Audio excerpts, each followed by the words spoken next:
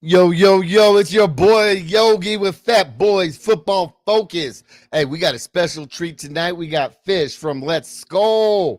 We got Travis from Viking Podcast. And we're going to have some more special guests coming in right after this.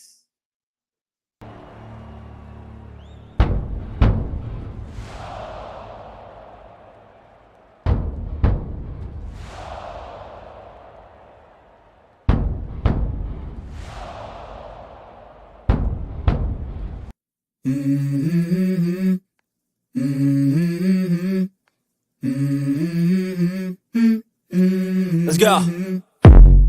I wake up to a little bit of drool on my pillow, feel like it's gonna be a bad day. Yeah, I'm tired of shit, and the coffee ain't hit yet, damn, ain't that great. I don't wanna go to work, cause my boss is a jerk, and I'm not even that paid. I need a change in my life, cause I don't feel alive, and there's nothing that makes me happy. Hold my beer for a minute, I'm about to quit my job, cash in for a ticket. I'm going on a trip and I don't plan to visit. I'm gonna stay there till I feel like I'm winning, and this is just the beginning. I need a big change, help me feel like living. I need a big swing, home runs I'm hitting, and I'll never look back. What's going on, man? What's going on? Welcome, fellas. Welcome, fellas. Hey, we got Fish from Let's Skol Facebook group. We got Travis from Viking Podcast. Well, since Fish, first time having you on the show, let the people know about yourself, about your group, what time you guys come on, and all that good stuff. Well, first of all, I feel a little bougie being here now, man. I feel like kind of stepping up just a little bit. But yeah, I'm from Western Kentucky. I've been a Vikings fan since I was a little kid in the mid to late 70s. I remember vaguely seeing Fran run around. He was like Superman, and unfortunately it just stuck, and it brought on a lifetime of misery, pain, and heartache like everybody else. Part of a closed private group called Minnesota Vikings Fans Uncensored. We got about 33,000 members, and a couple of trolls sprinkled in, but that's all right. And Keith and I, we just kind of put our heads together a little while ago, about a year and a half ago, and started figuring out ways to grow the community. And right after our playoff loss last year, we decided to go live for the first time. Just do a Thursday live call. We started about 8:30 Central, about the same time as we're starting now, on Keith Hansen time. You know what I'm saying? But so we've just kind of gradually grown this thing and brought on some more people and just make it as interactive and fun and entertaining and maybe just a little bit insightful, but more trying to be interactive and entertaining. And so we've just kind of grown it, and it's become something we've done every week for over a year now, and it's been a whole lot of fun. We love it. Hell yeah. Hey, let's get some shout outs of the people in the building. We got No Stop in the building. What up, No Stop? We got Skol for Life for Barber in the building, my guy. We got Old School OG Purple Papa on the JJ train. We got Just My Humbles in the building. What up? Give me 2 claps and a Ric Flair. Bob, hell yeah. Bob, Mr. I Want to Mock. We got to wait until next year to mock, but he's in the building. We got Mama Catch in the building. We got Chad in the building. What up, Chad? We got Viking Funeral in the building. Steve Barrett's in the building. What up? Welcome, welcome. Who else we got? Sal Dog, we got you. And Leonard Schultz. Hey, be sure to hit that like and subscribe button. I dropped the Facebook group in the description, and I dropped Travis's channel in the description. Be sure to do a like, follow, and join that group, because on Thursday nights it gets lit just like over here. So Travis, how you doing this night? I mean, we're what, a week out from the draft. How you feeling about it? I feel good, man. Ain't nothing to complain about. No complaints from me. We got our quarterback on offense. B-Flow got his quarterback on defense. All in the first round. We didn't have to give up much capital. Like I told Rap last week, we broke 100, got some change back. You know, we kicked the 4th round. Yeah, man, I'm excited, man. It's what I wanted, and like y'all were talking about on the Rap show, man. I'm just so glad the draft is behind us. I mean, it was a good draft, but I was exhausted. I was losing sleep over it, and I'm just glad it's over with. I'm glad I got looking at the mock draft for a long time. We got our quarterback. Next draft. I'm just gonna peek at it. I'm gonna watch it. I might be able to get on live with y'all if y'all go live again. I was too damn nervous and anxious this year, so I'm looking forward to next year's low key draft. Hey, we got Alyssa in the building. Hey, if you guys are on Twitter, you be sure to go give Alyssa Postal a follow because she is the vibe queen of Twitter world. We got my guy Skol Mafia in the building as well.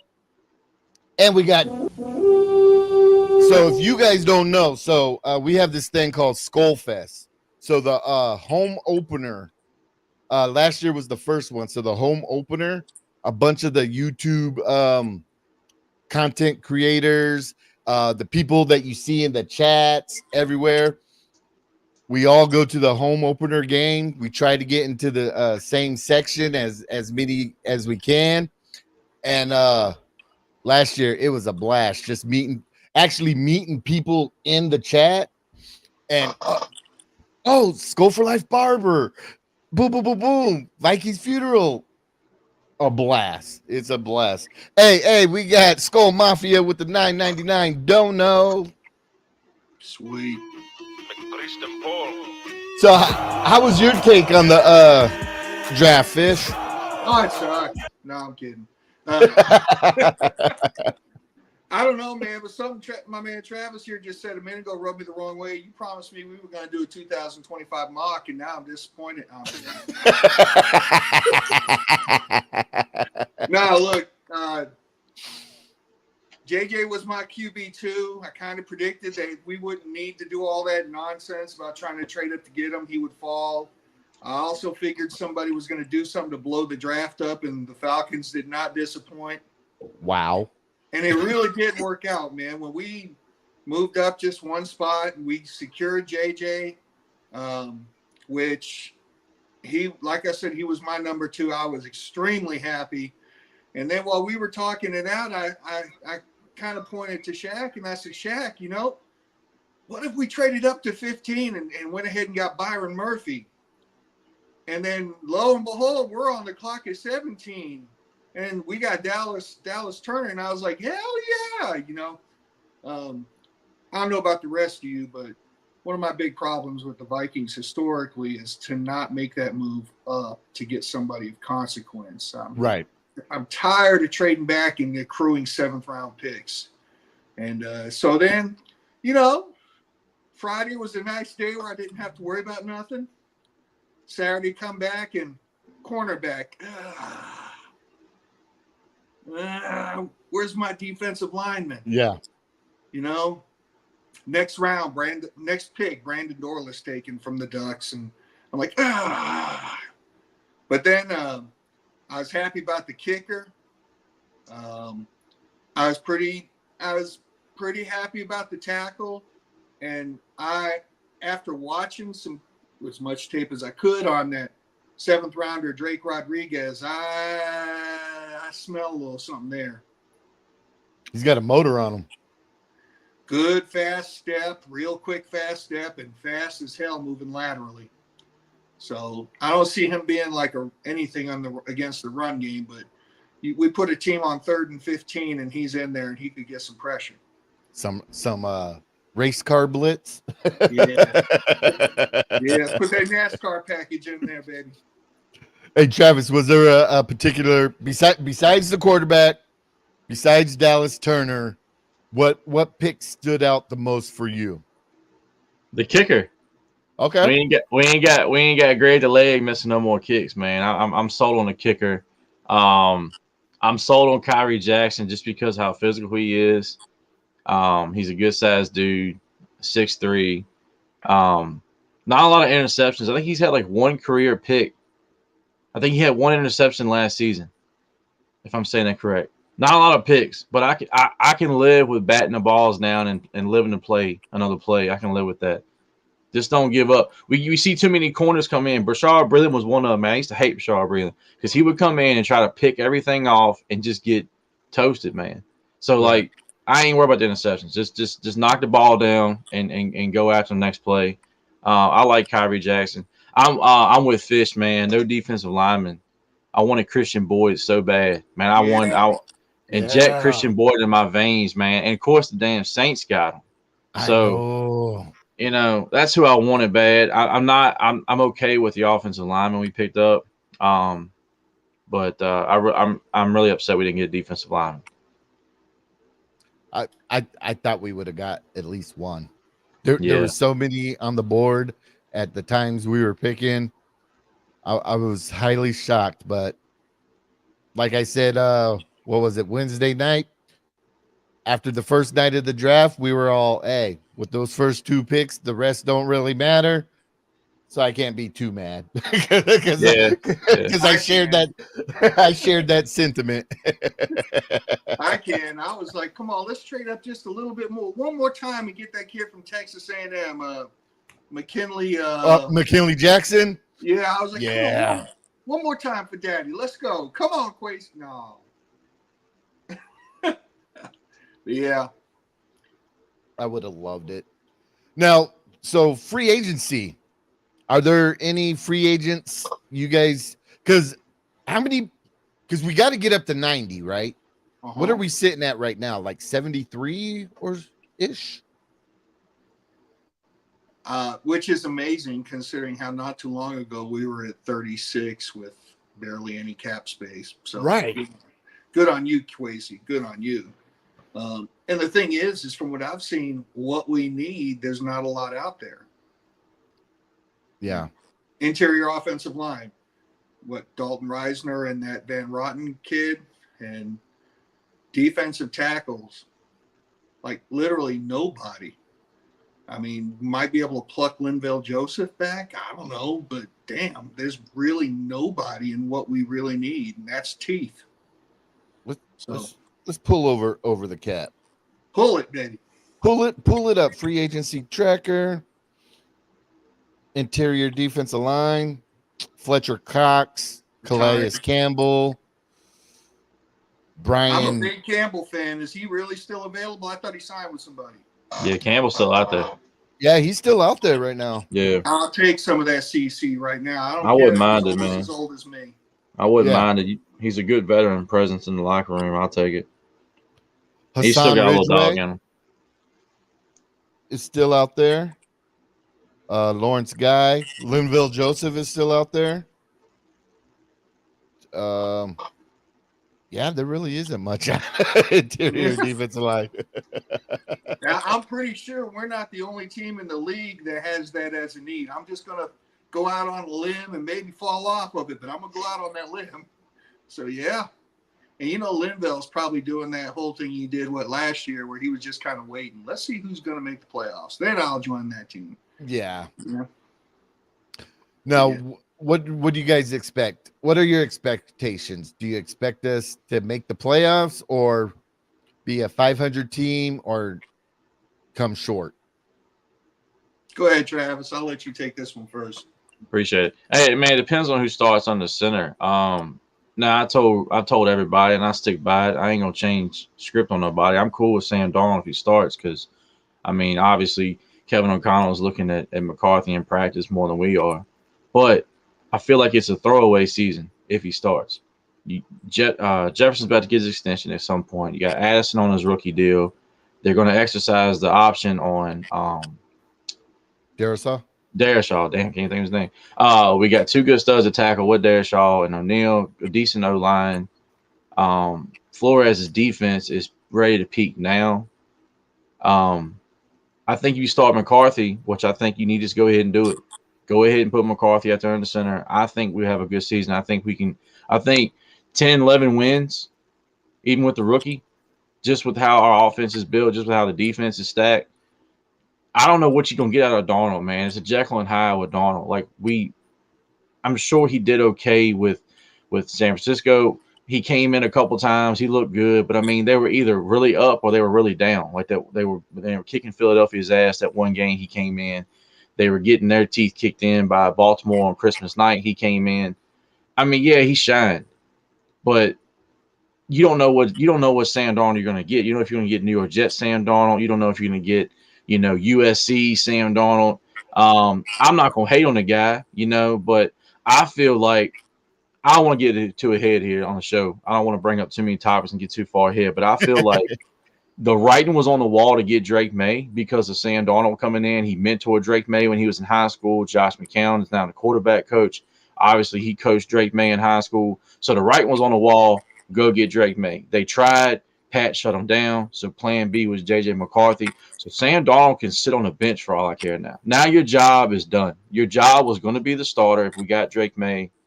Now your job is to hold the clipboard and make sure McCarthy's watching film and get his little tail ready. Let's go win 10, 11 games. Let's go to the playoffs.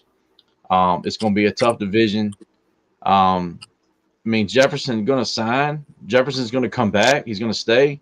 But we got to stop wasting that man's time here, man. We got to go now. So that's where I'm at with that. 10, 11 wins. Start McCarthy now.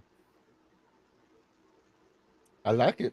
And I everybody knows, in my opinion, of the two, J.J. McCarthy and Drake May, J.J. McCarthy's option A. Yeah. That's just me. So I'm glad we ended up with quote unquote option B, because I didn't want to have to scream Mayday all day because I would have supported him, but I'm glad I don't have to. Now it's F you, Drake May, all day. Go on, Happy Feet. Carry yourself. Hey, we got Mr. Les Skol in the building himself. What up, Keith? Yeah, buddy. That's my boy. Give me 2 claps and a Ric Flair. Hell yeah.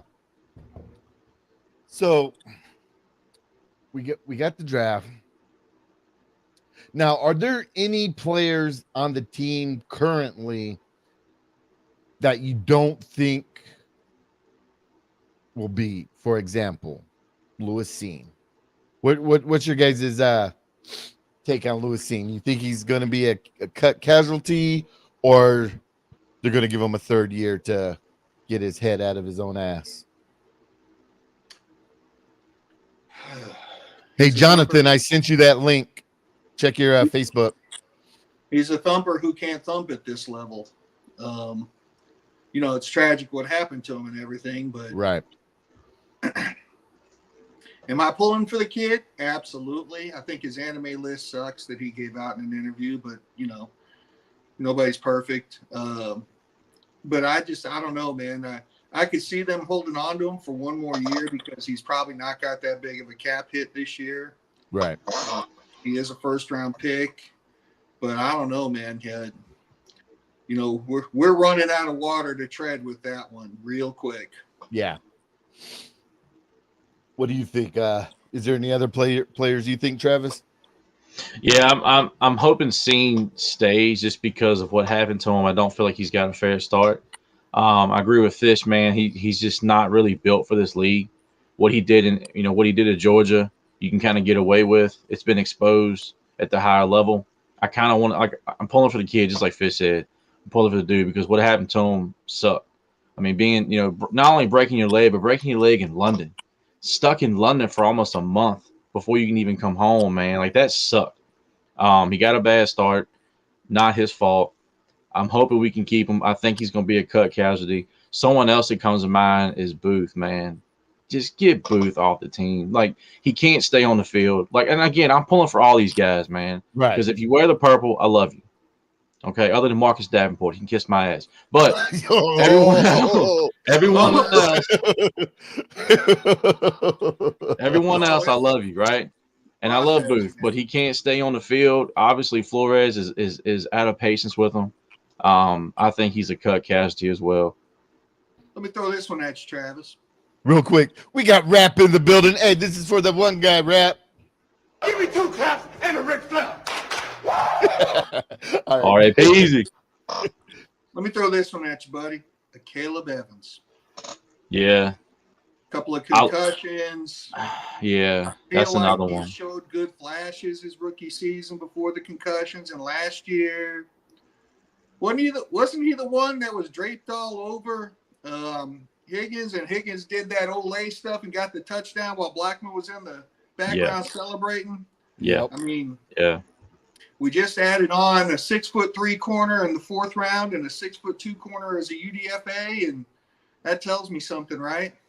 Yeah. 50 jump balls were a problem. Yeah. It tells me that Booth and Evans' days are numbered. And Evans is another dude I'm really pulling for. But like you just touched on, he can't stay healthy. He can't stay on the field because of health reasons.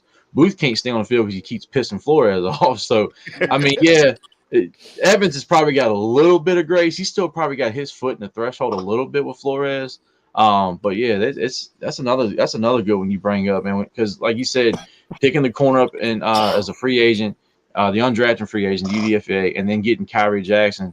I think Booth and Evans are feeling the pressure, right? They're kind of like they're feeling like Kirk is right now with Penix sitting behind him. You know what I mean? Oh yeah. I had to throw that in there. You guys seen Remember the Titans, right? Yeah. Yeah. So I say Caleb Evans is like Ryan Gosling of Remember the Titans. He's a casualty on the field. Yeah. Hey, buddy.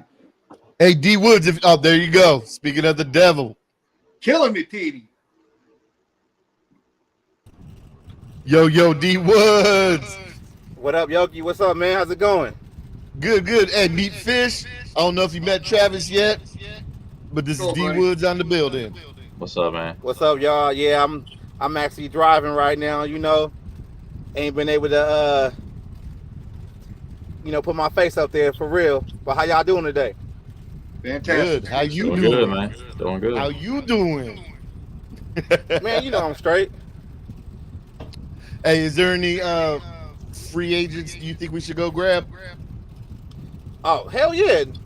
Hunter Renfrow, that's what I want. Okay. That's what I want for wide receiver 3, man.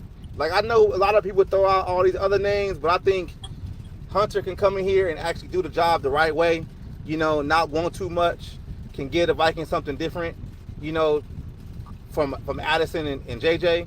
I think he fit the team, perfect. That's what I want. I want Hunter Renfrow. After that, just stat quo. Just go to training camp after that. That's the only position I really want to express a free agency. Wide receiver 3? Wide receiver 3. Okay. What was your biggest takeaway from the draft? What made you the happiest? Being aggressive. I think it didn't really matter what quarterback they got, but I just felt like the way Quasey was being aggressive, making sure he had a plan in the draft and he executed it no matter what. And that's that was the best part to me in the draft. Love it. Your boy Zoe should be popping on anytime soon. Oh shit! Here we go. We all throw out some love for our boy Sean Payton. Can I ask you a question?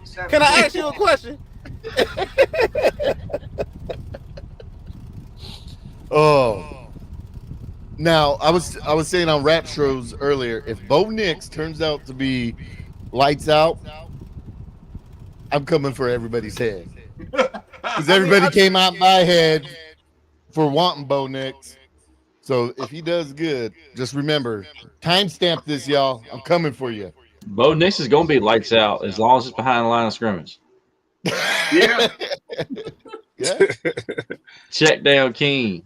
They're going to be the screeningest team in the NFL. I just feel this with Bo Nix. I don't even care, man. I'm just worried about JJ's development, man. I'm not finna sit here and compare the quarterbacks because everybody coming into different situations. Some quarterbacks probably gonna start day one, and JJ might not. So I'm not even gonna even try to be, on the comparison tip. I can care less as long as our quarterback do well. Oh man! As soon as I saw that throw against Ohio State, I said, "That's it," and he's starting. No, I'm with Travis. I mean, shit. Let's just go balls to the wall. Let him start. If he could beat Sam Darnold out in camp, Let the man start. Which he should. He should beat him out. I mean, I said it. I said to whoever will listen to me. I screamed it till I was blue in the face. JJ McCarthy was the most NFL ready quarterback in the draft. I don't care about Caleb Williams. I don't care about anybody else. JJ McCarthy ran the most NFL type offense in college. So the dude's a proven winner. He's won in everything. I mean, he's been in the college football playoffs all 3 seasons in college. And, and everyone knocks him for, for how much he threw last year, but they don't look at the first 2 years he was in college because all he did was throw. Because Harbaugh came to him this past season in the offseason, was like, let's run the ball, let's dial it back some. So, the dude's ready, man. He's going to beat out Darnold. I can feel it. I can't wait to go to camp. Yeah. I can't wait to go to camp. I went last year for the first time. It was fun as hell. I got to go to a game to the bank. That's where I got to go. I think my wife and I are planning something maybe this season. We're going to see what the schedule looks like next week. But I think we're going to make a trip to Minnesota this year. I'm thinking about it. Do it. Hey, home opener, Skol Fest, baby. Yeah. You'll be able to meet everybody. I know. I want to come so bad. And you can only catch road games out here, and we don't get many of them close to us. So, yeah. I'm glad. Yeah. I'm happy we're coming in. We're coming to Nashville this year because that's about 2 hours away. I'm ready. Yeah. They'll be in LA this year, so I'll be going home for that, boy. Can't wait. There you go. There you go. It might be a primetime game too. I hope not. Yeah. I hope not. I'd rather it be on Sunday because that LA traffic, man. I ain't built for it no more. But can we all agree that we want that Atlanta game to be primetime, right? Monday night. I want that on the first game though. I want that day. Yes. I want that one out the gate. I just want primetime Cousins. That's Week 1 Monday night. Week 1 Monday night. That's what I want. I want Greenard or Turner. Not a dirty hit, but a hit so hard that Penix will be starting week 2. Penix will be loosened up on the sideline. And the Falcons would have just test the veracity of his ankle in a legal manner. Yeah. And Kirk Cousins will be $100 million guarantee bridge quarterback. He's that now. He was that Thursday night. Yeah, he became that Thursday night. I've been saying that his 2 little boys learned some new words Thursday night, guys. Yeah. Oh man, hating on Kirko. Poor Kirko. Listen, man, I actually became a fan of his and all that, but I mean, I'm just saying he's not a Viking anymore. So nah. No, I love Kirko, man, because he was a quarterback. So I stomped for him, but the way he left and all that, ain't about the money bullshit, and then it was about the money the whole time. It's always about the money with him. It's always about the money. Yeah. Look, everything I hear, talking about coming to Minnesota, I ain't been to Minnesota before, but all I hear about Minnesota is Minnesota nice. Everybody's nice in Minnesota. Minnesota gonna boo the shit out of that man when he comes through that tunnel. They're gonna boo the hell out of Kirk Cousins. There ain't gonna be no Minnesota nice. Nope. US Bank needs to turn up. Whenever that game is played, I don't care if it's week 1, week 15, whenever that game is played, they need to turn up. That's playoff atmosphere. And there better not be no Viking Kirk jerseys in the stadium either. That's right. Oh, Yogi, if we lose to them and he gets to do that, you like that crap, you better not ask me to join your show right after. I'll be in a certain frame of mind if that gets to happen. Yeah, if he says you like that to us, I won't be going live that night. I'm like, hey, Chris, on the show, and I'm gonna be like, exactly. Oh, but it's gonna be real good. I mean, I haven't been more excited for a season in a long time than I think I am for this season. Even though I'm not expecting much, I'm still excited for the season. I mean, just Quasi. I mean, people can say what they want about Quasi, but he's put us in a position, getting rid of some of those old contracts. Standing firm with Kurt. Hey, this is the number we're willing to bring you back. You don't like it? There's the door. Standing firm with that. Where now we have a rookie quarterback. we could 5 years, build around that quarterback. Then when it's time for him to get paid, he gets paid. But by that time, we should have built won a Super Bowl. Hey, man. Hey, I got room right here for a tattoo of something. If we and do, if I ain't got room, I'll eat more and make room. Exactly. Sarah says, where's it at? Dallas Turner is gonna ask Kirk, you like that? Hell yeah, Sarah. Hell to the fucking yeah. Let's go. Yeah. So Yogi, what's your win total for next season? Man. For everybody, what's your win total for next season? You don't want to hear mine. Pre-draft, I said 6 wins. I'm going 10. I'm saying 10-7. Ooh-wee. After the draft, I don't know. Because, we did get, the best defender in the draft. So, I don't know. But pre-draft, I said 6. Right now, I'm going to either say 8-9 or 9-8. Until I see if we pick up any more pieces in free agency, and the final 53 is when I'll make my final determination or judgment. Okay. Yeah, I said before 10-11 wins. I'm gonna stick with that. I'm saying 10 wins in the wild card spot. That's how far I'm going. Okay. Now, is that with McCarthy or with Darnold? It don't even matter. Both they jerseys say Vikings. Oh-wee! Okay. Don't even matter. I like it. I'll take it. I will take it.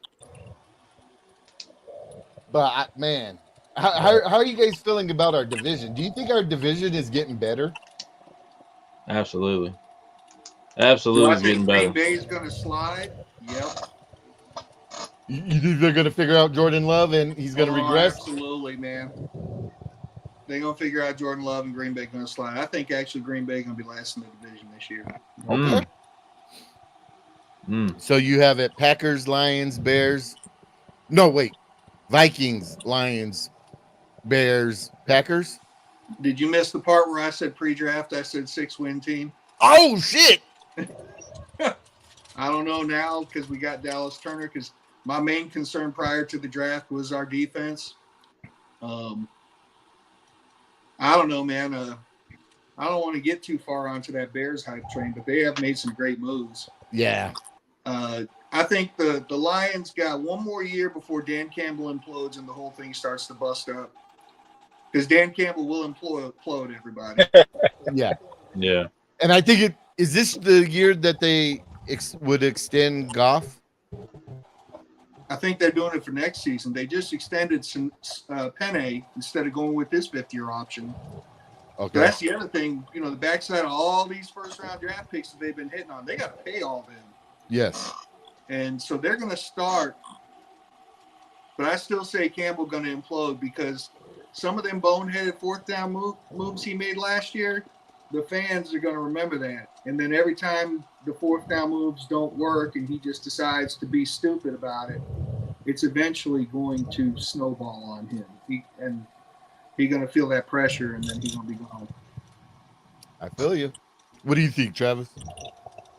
Yeah, I think I don't know about Green Bay sliding. I don't know about them figuring out Jordan Love yet. I think time will tell. Time will tell with that. I do agree, however, on the Lions. I think the Lions are going to have a little sophomore slump. I think they got their little taste of, what it feels like to be good. Like Fish was saying, they're going to implode, man. You look at their offense, yeah, it's explosive, right? They just paid a slot receiver a pile of money, but they got weapons on offense. I'm not going to deny that, but if you look at their offense, you look at their style, man, they just throw the ball short. Jared Goff is just checking the ball down, and just nobody can stop it for whatever reason. So they're going to get figured out this year. They got a little taste of it. Like you said, the fourth down calls, all the bullshit play calling and everything is gonna get figured out. It's gonna come to a head. Chicago, like you said, on paper they're making moves, right? They got a really good receiver. I had a Dunze over Neighbors. That's no disrespect to Neighbors. I just really like Roma Dunze more. So it sucks that they got either one of them.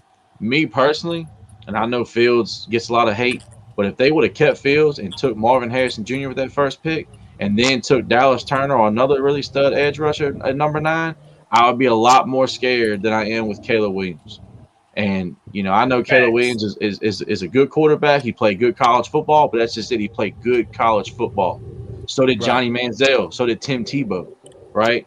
And he's just a little into himself. I've said this before. I think I said on your show last time I was with you, Yogi, but he's just a little into himself. You talk about imploding, Caleb Williams is going to implode, and I'm gonna be right here saying I told y'all so. And when it happens, because like I said, if they would have kept Fields and built around Fields like they were supposed to, I would be more worried about that team. But I mean, on paper they looking good. But speaking of Fields. Now, unless it's him going to the team saying he wants to receive kicks and shit like that, how do you feel about that? That's wild, I'm cool man. with it. You're cool with that, D Woods? Yeah. I'm cool with it because you gotta think about it like this though, right? Like he got Russell Wilson in front of him, and I'm not saying Russell Wilson is the same Russell Wilson that was in Seattle, but sometimes as a player you gotta find a way to get yourself on the field. And if Justin is trying to figure out a way that he can bring some kind of value to this team, outside of being a backup quarterback to Russell, I'm open for it. Like, why not? Try something else, That's just an asset for the Steelers to have. I mean, he is the second string quarterback. I mean, it's not likely typical for a quarterback to do that, but I just think he's trying to find ways to add value to his game. And nothing's wrong with that. What do you think? Hey, we got Sarah in the building. What do you think, Sarah? About what? Justin Fields receiving kickoffs and shit. Well, he can run.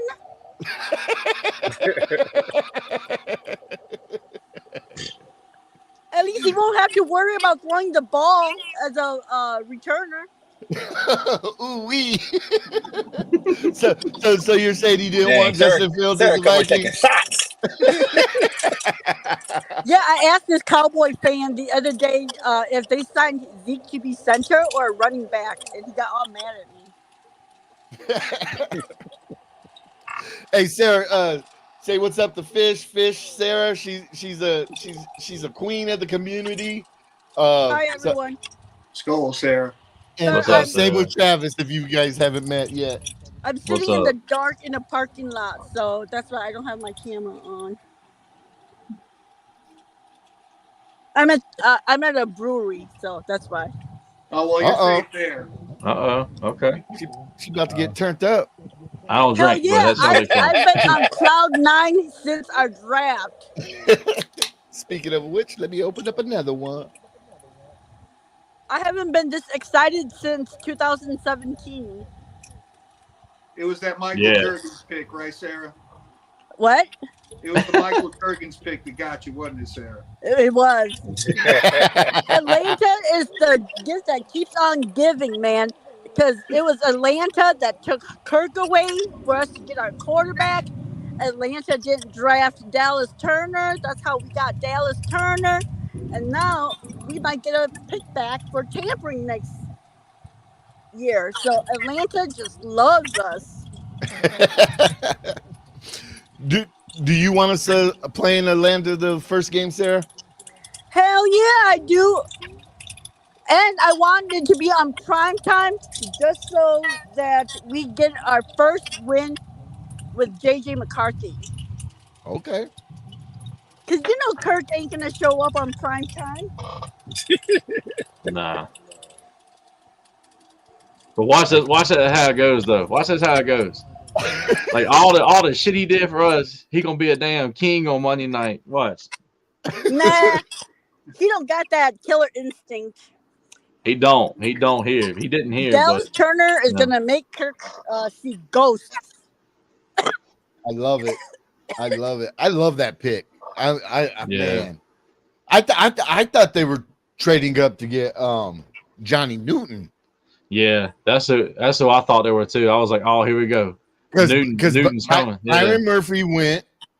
Then I saw, oh shit, we're on the clock. Yeah. Oh, we're getting Byron Murphy. Yeah. Then when he fell to the second round, that's when I was like, man, trade next year's first for 2, because there was like 4 teams with 2 seconds. I wanted to trade next year's first and 2 fifths for 2 seconds and grab Byron Johnny Newton and another second round pick. I would have been happy. Yeah, You just wanted to pick, take next year off.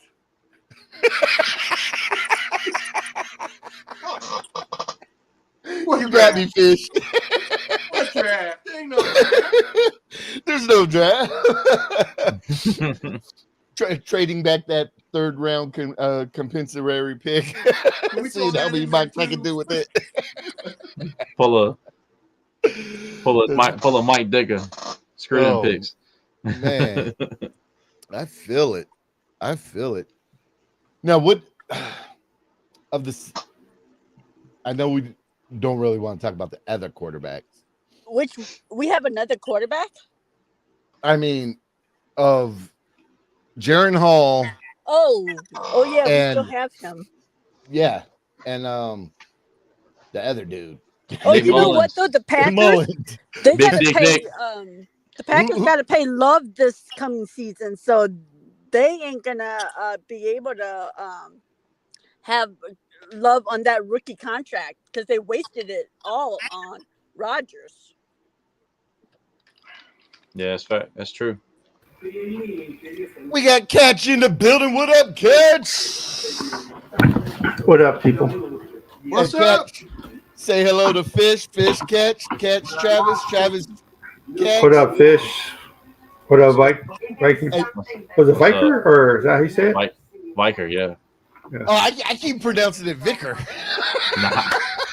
Biker, man. Biker. Vikings. Biker. Man, what are you talking about? Biker.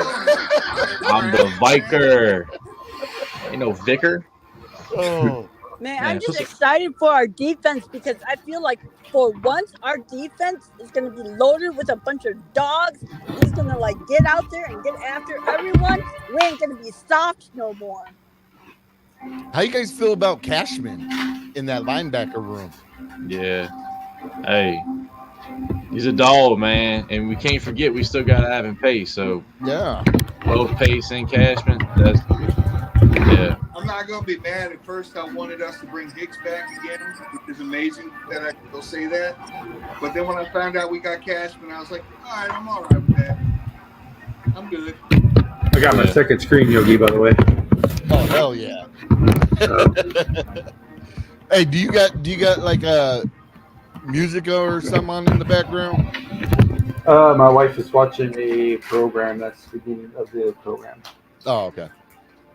Ain't it refreshing to have a quarterback who said that he was praying every day up until draft for us to draft him, and he wants to be here and all that? Not like our previous quarterback who just works here. Well, there was a guy who did an interview, and I can't remember who it was, but he did an interview with J.J. McCarthy before all the draft started, before pro day, before any of all that. And he said, of all the teams that drafted you, who do you want to play with? He goes, well, I'll play for any team that drafts me, but I definitely want to play for the Vikings. That's who I want to play for. He's like, I love the system. I love the players. I love the coaching. I love the, he's like, I heard nothing but great atmosphere. He's like, that's where I want to be. And that's crazy because most players, they won't give a specific team. Yeah.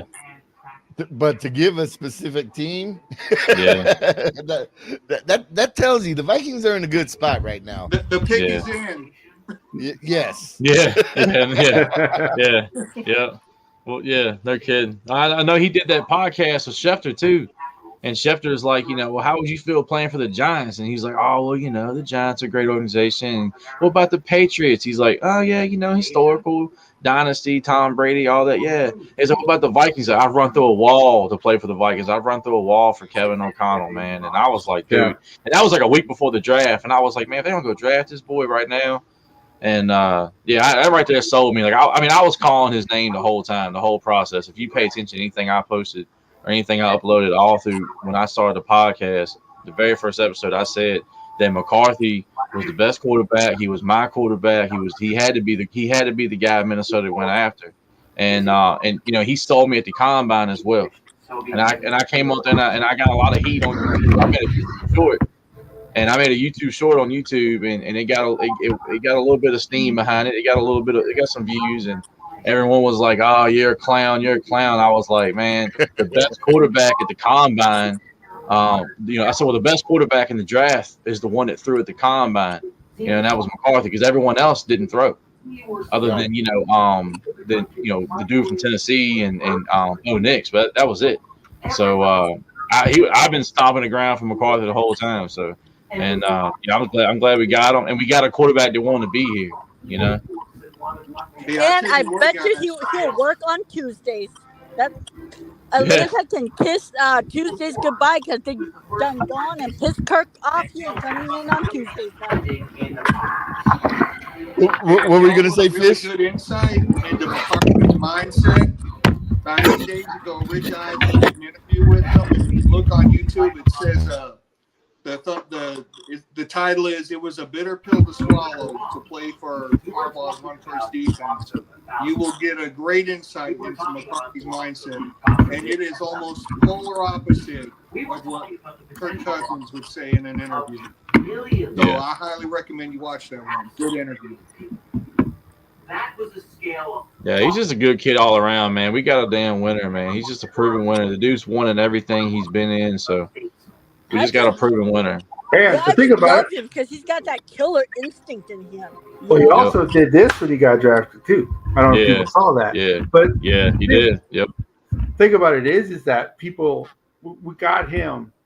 Like, if you would have told me before the draft that the Vikings are not going to trade up to get their core, they're not going to trade up, except for one pick, and they're going to get the top defensive guy in a lot of people's minds, and they're a future quarterback, and they would not have to give up the future, I would have told you were crazy. Because when you look at the value of what they gave up to get Dallas Turner and J.J. McCarthy, it would be the same as if they traded up to 3 just to get J.J. McCarthy. Yeah, exactly right. What up, everybody? We got John from Let's Skol in the building as well. What up? Welcome. How we doing, guys? What's up, man? How we doing? Doing good. Doing good. Yogi, I'm gonna delete that other thing in StreamYard. Oh, okay. Yeah. Sorry, some house cleaning, guys. Good. So how'd you come away with the draft, John? I said day one for sure, home run. My biggest thing before draft, I did not want to trade the farm away for J.J. McCarthy. And I said the only way I would be okay with getting him is if we waited until 11, which we traded up one spot, and he fell to us somehow, and we still kept our capital. So I feel like because he fell to us and we were still able to get the top defensive player in the draft, to complete home run round one. Because you mortgage your future away. Let's say we do trade up to 3, we get Drake May. What if Drake May's not the future? Well, now you just mortgage your other first, you mortgage your later first. We'll never know, but I'm more than okay with waiting, getting JJ, and now picking up Dallas Turner. That was a complete slam dunk. Yeah, me personally, there was only one quarterback I wanted to trade up for, and that was Jaden Daniels. And I would have been okay with Bo Nix, J.J. McCarthy, Michael Penix, any of them at pick 11, or trading up one spot, pick 10. So, and getting, I thought we were going defensive tackle, whether it was going to be Byron Murphy or Johnny Newton the whole offseason. But to get Dallas Turner. See, when we traded up to 17, I I was just before that. I was just texting my buddy because when Laitu from UCLA got drafted at 15, we were like, why did he go before Dallas Turner? And then Murphy went at 16. I was pissed. I'm like, all right. And then once I saw us get on at 17, him and I both thought we were going corner. And I was like, if we get Dallas Turner here, though, that would be insane. And once Goodell read Dallas, I started doing cartwheels in the living room. I'm like, this dude's an absolute monster. Well, I've Quincy been saying, read the room right because Rams wanted to jump up to get Dallas Turner to replace Aaron Donald. And so Quincy read that perfectly and jumped him. I think personally, Dallas Turner's Micah Parsons 2.0. And I might be jumping the gun, but I think that's his ceiling. Oh, and he's going to have a chip on his shoulder, too, so he's going to be pissed. I think I speak for all of us, John, when I say I hope Oh, look at that handsome son bitch. We got TB in the building, y'all. TB, John, TB, Fish, TB, Travis, TB, who knows more about Vikings history than the whole Encyclopedia Britannica. That just means how old I am. I'm with you, my friend. So how'd you come away with the draft, TB? I gave it an A. Yeah, I'm like shocked. I'm like, if Tony gave it an A, that means it was fucking damn good. I gave it an A. They needed the quarterback. They got the quarterback they wanted. You can't tell me they didn't want McCarthy. They wanted McCarthy. And I think they wanted McCarthy over May. Dallas. Yeah, I think they did it that way just so that McCarthy would fall. You know? And so yeah, there could be some truth in that too. There could be. But the icing on the cake, Dallas Turner. You moved up and got Dallas Turner. You got another edge rusher that you desperately needed on that defense. Now, granted, you didn't help the interior of the defensive line too much, but we'll see what happens in free agency. But you can't pass up Dallas Turner. You can't pass that up. So just on those two draft choices, it's an A. Even though they drafted a kicker, I gave them an A. Now, I want everybody to know the night before the draft on my final mocks night, I drafted that kicker. Here we go. In one of my mocks. And Tony was like, Yogi, what the fuck are you doing drafting a kicker? You get him in the UDFA. And I said, I have this gut feeling we're going kickers somewhere in the draft. And instead of pick whatever it was, I was picking them at like pick 212 or something. Yeah. You got that kicker.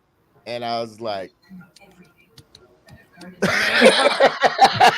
yeah. But you did say that you were not going to make a jersey swap for a kicker. You sure did, Yogi. And you know what? I did one for Parker Romo. I know because I was there. Romo. I don't know Fish. I don't know if you guys know this, but I broadcast every Viking pick live. Mm-hmm. Yeah, it was long. Saturday was on with us when they drafted the kicker.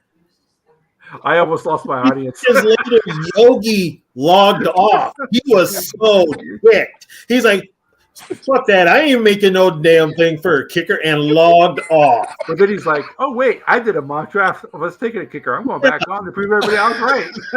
Yeah. By the way, Yogi, you still owe me a pizza because the Vikings didn't sign Akeem Hicks. And they were dumb for that, but yeah, I got you. Okay. I have a question. We'll start with Jonathan, go to Fish, then Travis, then work our way around. So besides Dallas Turner and JJ McCarthy, what was your most value pick that we got? Whether it was UDFA or the fourth rounder. I'm gonna say Kyrie Jackson for sure. It is rare to get a corner with that size, 6'3", almost 6'4", and that speed too.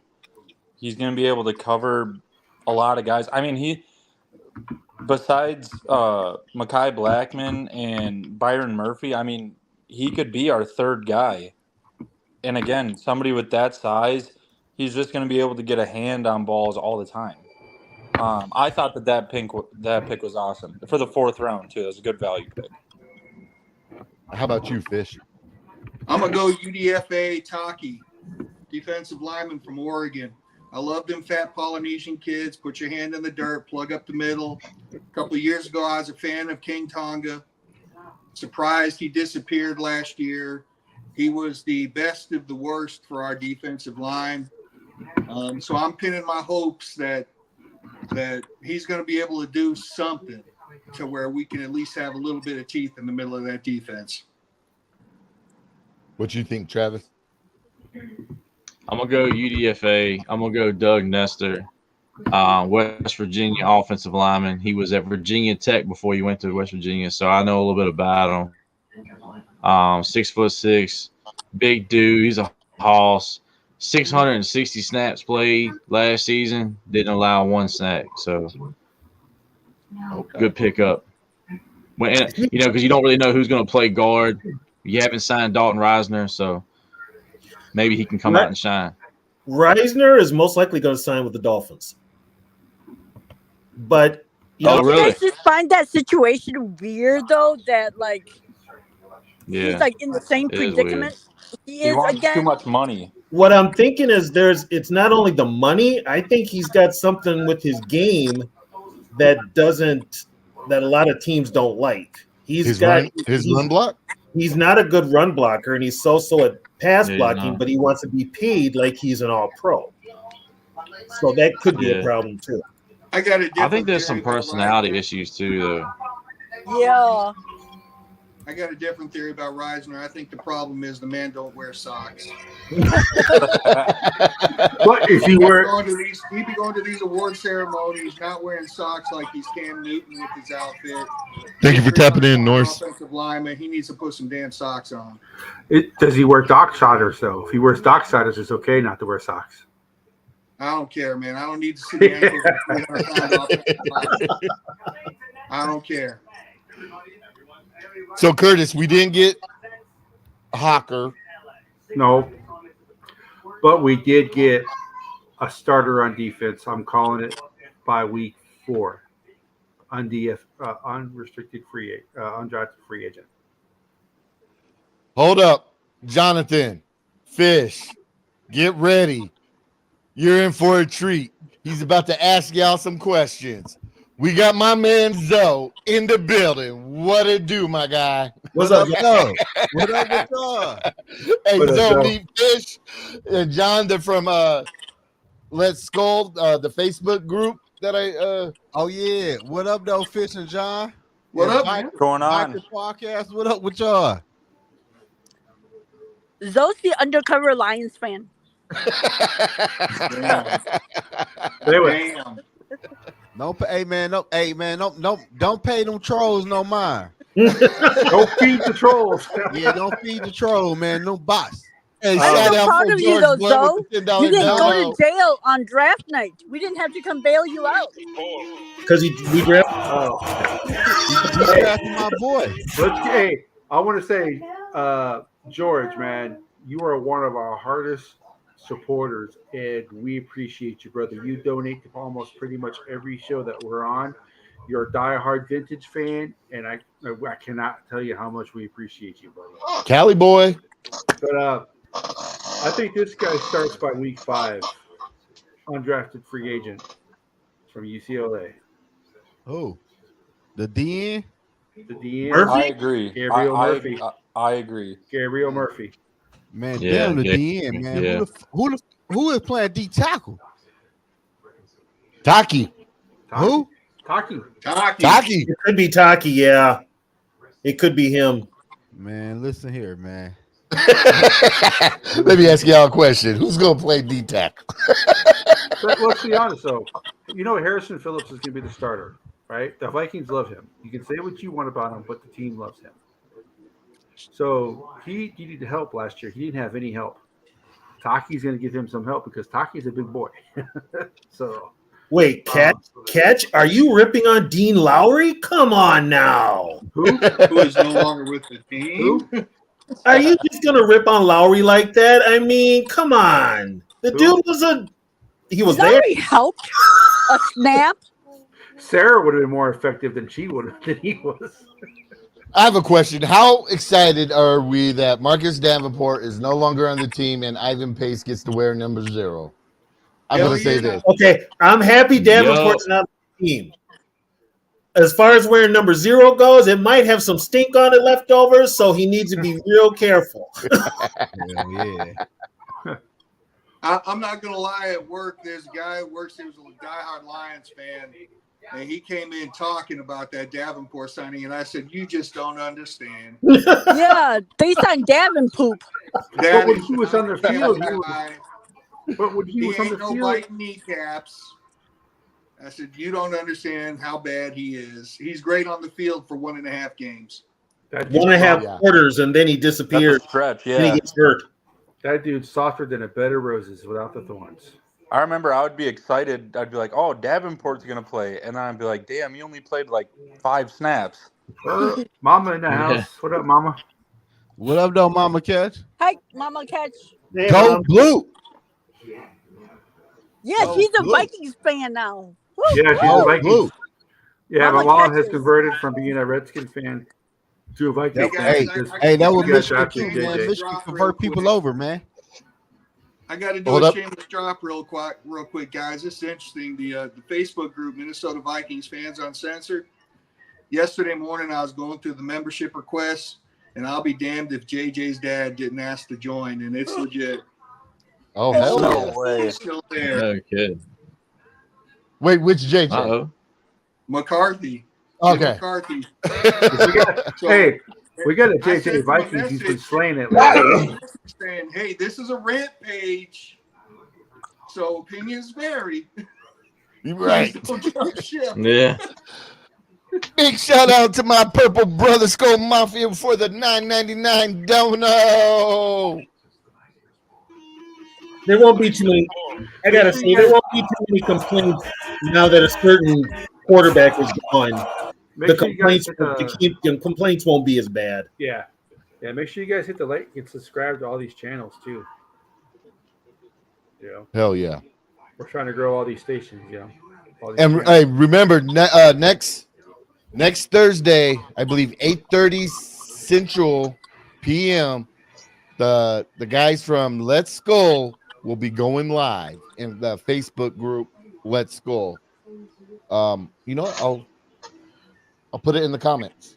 Yeah, I don't go on Facebook. I don't go on Facebook that much, but I'll definitely hit you guys up and join. Well, I will also tell you that we've got a page too that you can follow. We're trying to figure it all out, but there's a Let's Skol page that you can follow also.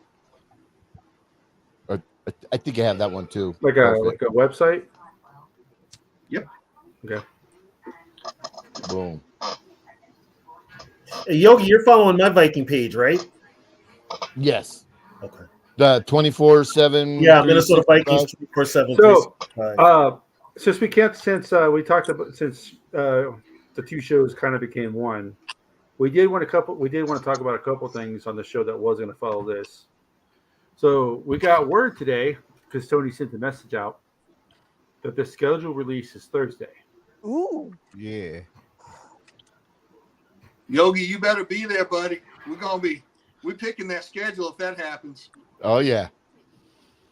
So who was that? That was Tony. What? Talking about 11-5. 11-6. I said 11-6. I said 11-6. I'm deep. sticking with it. I think by the way the schedule lays out, the Vikings could be anywhere between 7-9 and 11-6. I'm gonna be a homer. So and Sam Darnold is not going to be this team is not going to be a dumpster fire. Sam Darnold is not going to be awful. Why, I don't know why y'all got so much faith in Sam Darnold. I don't know. Hey, I don't know what y'all said. Fish said, the fuck you talking about? We win in only 6 games. Tell him, Fish. hell no, we couldn't even lose properly to draft higher. We couldn't even. I didn't need to pick a fight with Sarah. But no, they had Joshua Dobbs So I can't help starting but at quarterback notice last that year, and they still won 7. I'm kind of surrounded by some unhappy faces right now. But prior to the draft, I said 6. Let me tell you something. The defense, right? We lost a great pass rusher who could also set the edge on the run. Grenard and Chris Kringle, I don't know nothing about them. Chris Kringle was a second. He was second in the draft. He was second in the damn depth chart for the Dolphins, so that ain't impressive. Yeah, but that was after Van Flores. Ginkel will probably move into the middle. Van Ginkel is here for Flores. Ginkel probably move into the middle. And Flores drafted Van Ginkel in Miami. Yeah, but I'm just saying we lost a great one. We did. Replaced him with 2 good ones, so. We don't know yet. Like our defense We don't know yet, but you got to think about this. Hunter, as good as he was, is 30. He's not getting any younger. And there were games where he didn't show up. Okay, all right. So, but let's just talk about it. Was he or was he not great before he hit his threshold of his sacks to get his final bonus? Was he not great? So Danielle Hunter, before he hurt his neck. Before he hurt his neck, he was great. He was one of the top 2. Well, and if you think about it too, he didn't have nobody to help him last year. Here's the thing, Hunter on a defense that had nobody to rush the passer but him. Yes, he's going to look like an all-pro. Well, if you don't have any help, it's different. 3/4 of the way through the season is going to make him look like an all-pro. No, Fish, we're not disagreeing. I'm not disagreeing with you. I'm just we're not disagreeing on that. But I'm just saying we lost somebody who was great, and Bernard was on the other side of Will Anderson, and Chris Kringle was a second. He was a second. You really don't like Van Ginkel, do you? You don't like him, do you, Fish? I mean. Whatever. Well, Fish, I'm letting you know right now. You will get smoke from TV. Okay. So he will give you smoke. So look, I'm not ripping on him. I'm just saying he doesn't like Van Ginkel. He keeps calling him Chris Kringle. We don't know. See, that's the thing. Oh, you want me to call him Rip Van Winkle? Fish, you could be right. That's cool. Fish, you could be right. They could be a disaster. It could be a mitigated disaster, but it could also be great too. We don't know yet. That's the thing. I didn't even call it a mitigated disaster. I just said a slight step back. No, it's going to be awesome. It's going to be. Yes. Flores made nothing out into something last year. This year he has his guys. He's going to make something into something. With no D tackles. Don't worry about it. With no fat guys in the middle. Yeah, there is no. I mean, now that we got Dallas Turner, I got to reevaluate my paradigm. And we still have Roy. He ain't no D tackle though. He a linebacker. Roy's not a linebacker. I'm talking about Turner. Oh, Turner can play. He can play.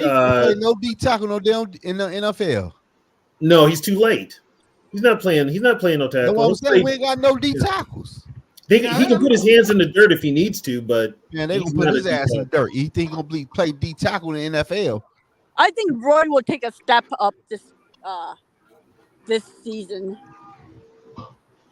Man, our whole defensive line weigh 300 and less pounds. What the fuck? No. So I have a question for Travis. Where do you think our defense is going to fall in the ranking next year? You think we're going to have a top 20, top 15, top 10, or top 5? Top 5 in my heart, realistically top 10. Okay. With no defensive tackles. I think we'll be all right. We're going to find somebody to play. Somebody will fill the gaps. We'll be all right. Yep, we'll be all right. Brian Flores. Yep. We're also going to Brian Flores turned. Yep. Yeah. Flores turned chicken shit into chicken salad last season. He'll do the same this year. We'll be all right. You right about that. He did. And the Eagles went for 200 plus on our defense. That was the second game. Okay. Yeah.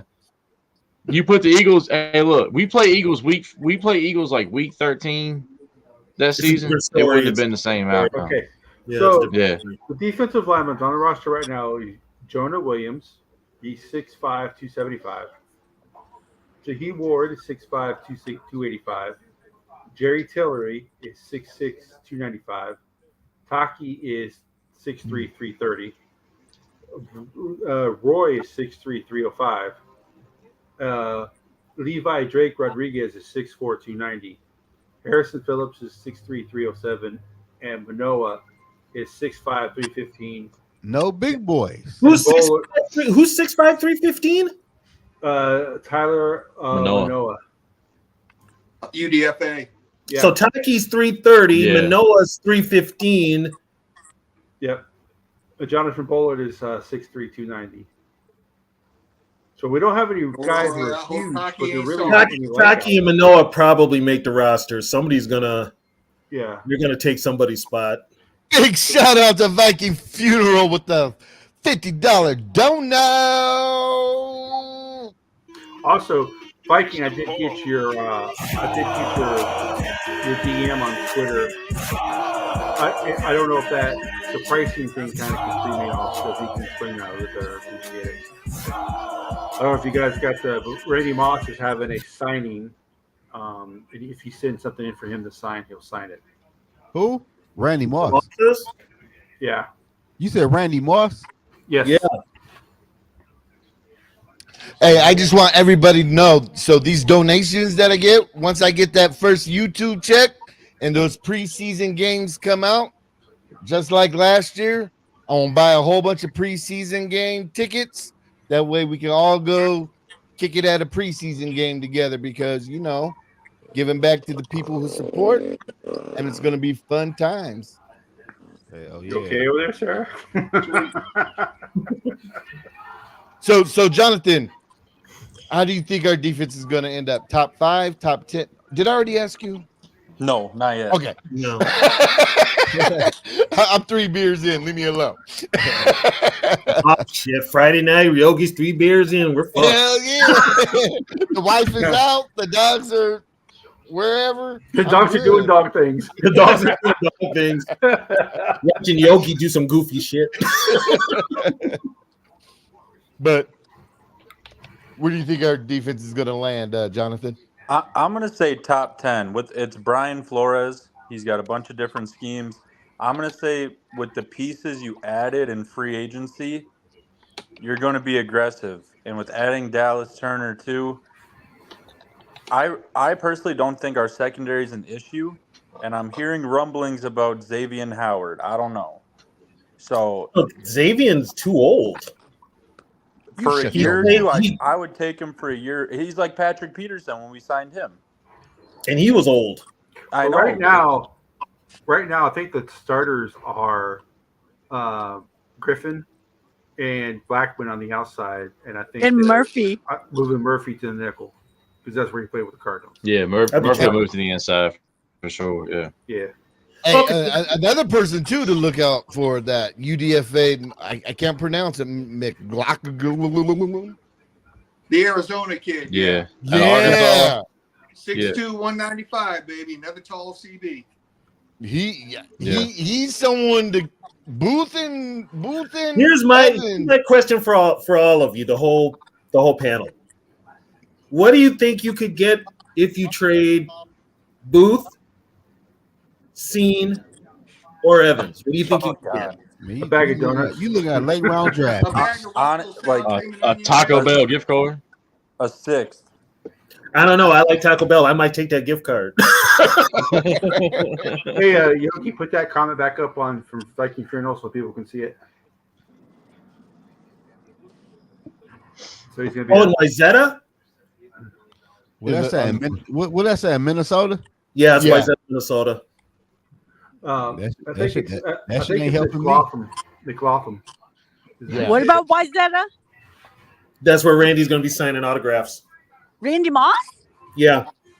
So right now the shortest corners on the team are 5'11". What is Booth? Booth is 6 feet 194. What is Evans? He's 6'3", I think. 6'2", 198. Oh. AJ, yeah. They also have AJ Green the third. He's 6'2", 190, 198. I think Blackman's the smallest one. Shaq, what? yeah, 5'11"? Shaq Griffin is Yes. 6 feet. Is 6 Yeah. foot. The guy they just drafted is 6'4", 194. Whoa! Did you say 6'4"? Yes. Kyrie Jackson, yeah. He's Yeah. 6'4". Holy Yeah. crap! Yeah. And then Yeah. McLaughlin is 6'2", 185. Byron Murphy is 5'11". Najee Thompson's 5'11". Oh, is Kyrie the one that had all the attitude problems? They said. Yeah. Joe Juan Williams is 6'3", and Williams is 5. So Williams is the shortest at 5'10". Blackman All is these 5'11". 6-foot cornerbacks just staring up at receivers, catching them balls in the back of the end zone. Yeah. It's going to be nice. It's going to defenses. I'm a little. All I want to see this year is I want to see KOC make better play calls and better game situation choices. We got a new punter too, guys. I don't know if you guys saw that. Oh, all right. Fish, John, and Travis, because we haven't heard you guys about this topic yet that TB just brought up. How do you guys feel about KOC's play calling and time management and stuff like that? Because we haven't heard it from you guys. He can look really good and he can look really bad. When he talks about winning in the margins and then he does a tush push on 3rd and 4th down. With the smallest guy on the team. Wide receiver twice. Yeah. And your softest lineman on the team, Bradbury. Yeah, I mean, At the first time he was trying to be cute, trying to throw him off. I get it, but the second time, yeah. Let me tell you, you run back the same formation. No, it just Mm-hmm. Let me tell you my biggest problem with KOC being a play caller. When you look at last season and Cousins goes down, right? Mm-hmm. And when Dobbs is forced in, Dobbs was doing that Superman stuff where he'd run around, win against Atlanta and all that. And this is a problem with calling KOC a quarterback whisperer too. He did not adjust his game plan at all to Dobbs' skill set and tried to make Dobbs a pocket exactly. passer. Dobbs ain't a pocket Oh my God. Please exactly. say that louder for the people in the back. KOC, I will say it louder, my man. Yeah. KOC it might be a fraud on the quarterback whisperer nonsense because he had Dobbs, whose strength was running, and he said, "You ain't running." well, thank you. He hated it with Josh Dobbs, which is why. Yeah, because he fumbled the damn ball.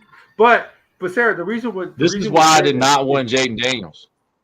The Chicago Bear game. That's why I didn't win Jaden Daniels, man.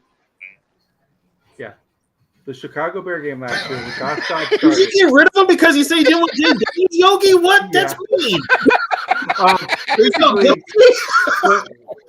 Going to his point, going to Travis's point, the Bear game last year that they lost that game because Josh Dobbs. Well, KOC tried to turn him into KOC instead of letting Josh Dobbs be Josh Dobbs. If Josh Dobbs is Josh Dobbs, they beat the Bears. That's simple. Yeah, and then Denver would have gotten JJ McCarthy. So, and see, JJ will run. I hope that it is for JJ's sake. What up, Eric? Change Eric in the building. I hope he doesn't change it. I don't believe that he's this quarterback whisperer or whatever, because this is the first time he's done this.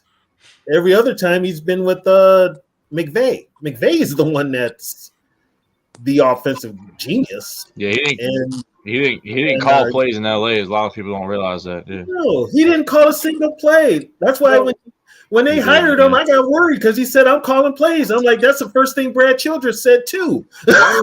Well, my question is, why is KO loved so much outside of the Vikings organization? Huh?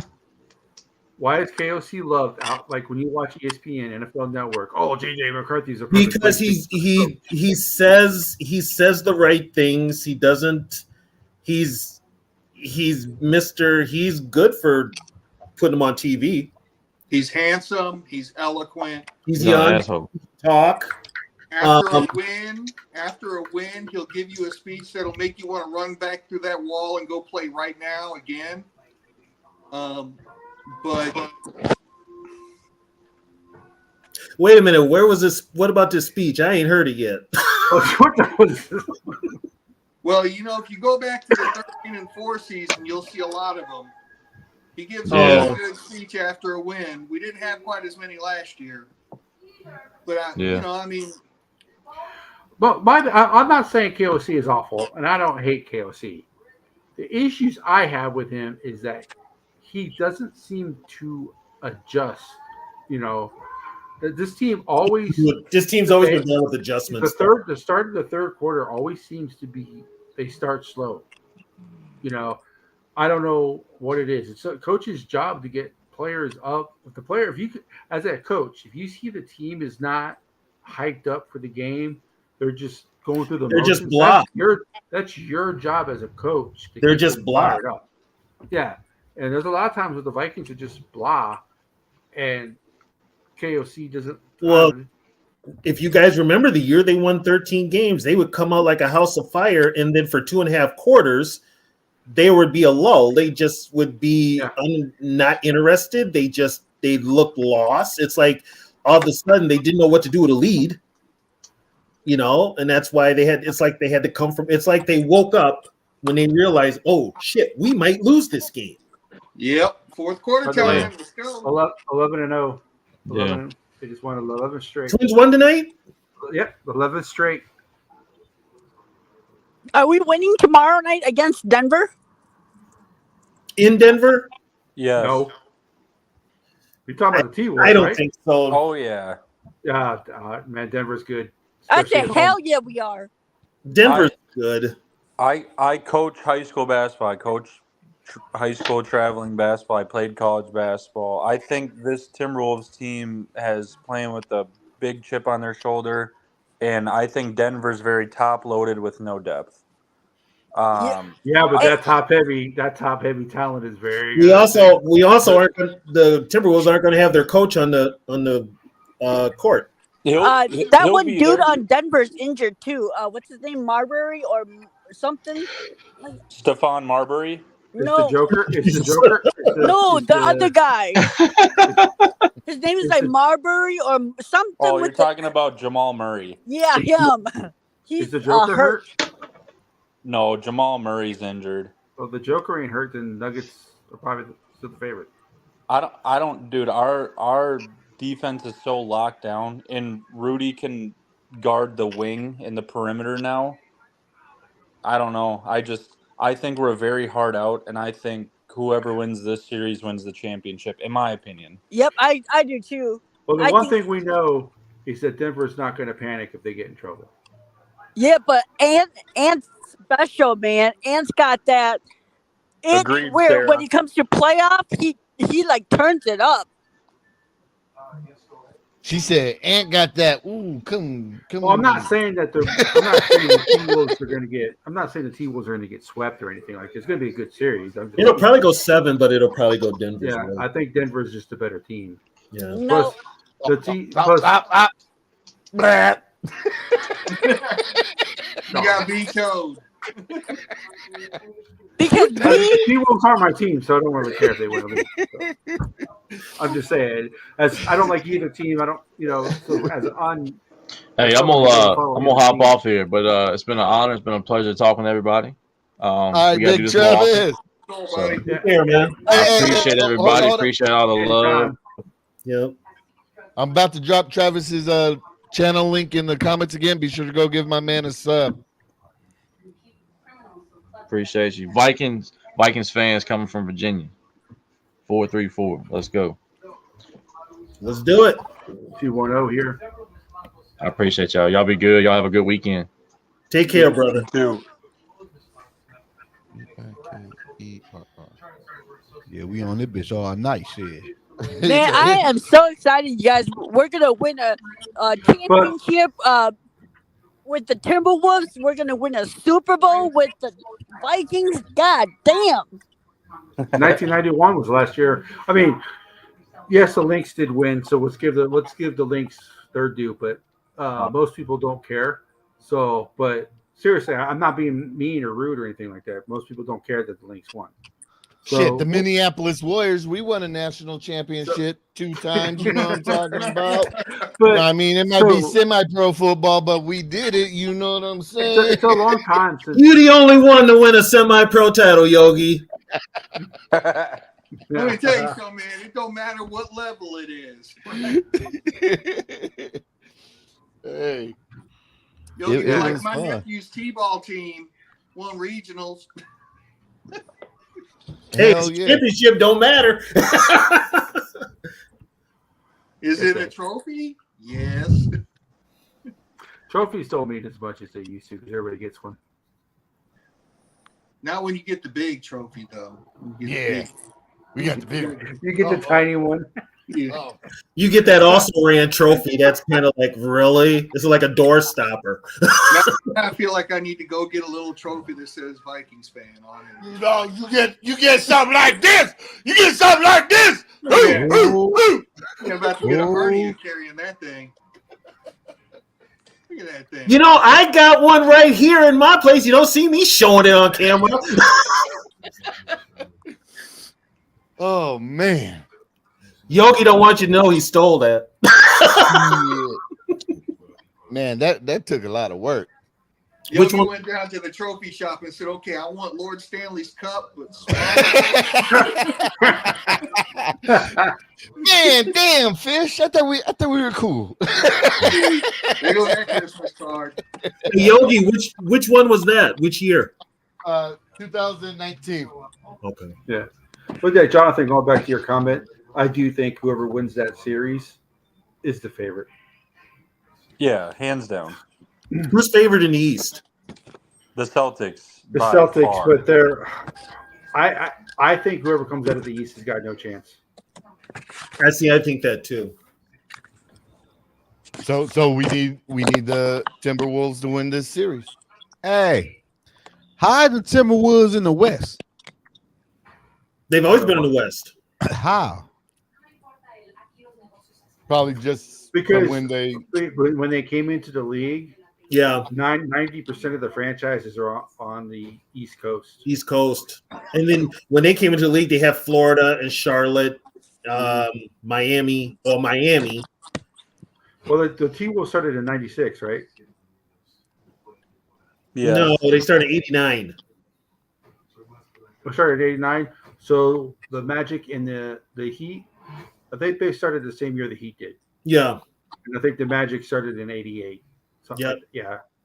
Yeah, Not that's to crazy. mention the fact that the Lakers were originally a Minnesota team and they were in the West. Yeah. So Yeah. That's Yeah. crazy. now Yeah. do we, So didn't you say we were gonna get I mean, bounced technically first it's round? Huh? Didn't you say the T-Wolves ain't going nowhere? We were gonna get bounced in the first round. I think a lot of people thought that.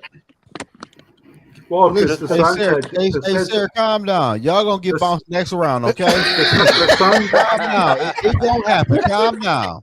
the No, Suns we Y'all got- ain't. the bump. I didn't think y'all gonna play the Suns.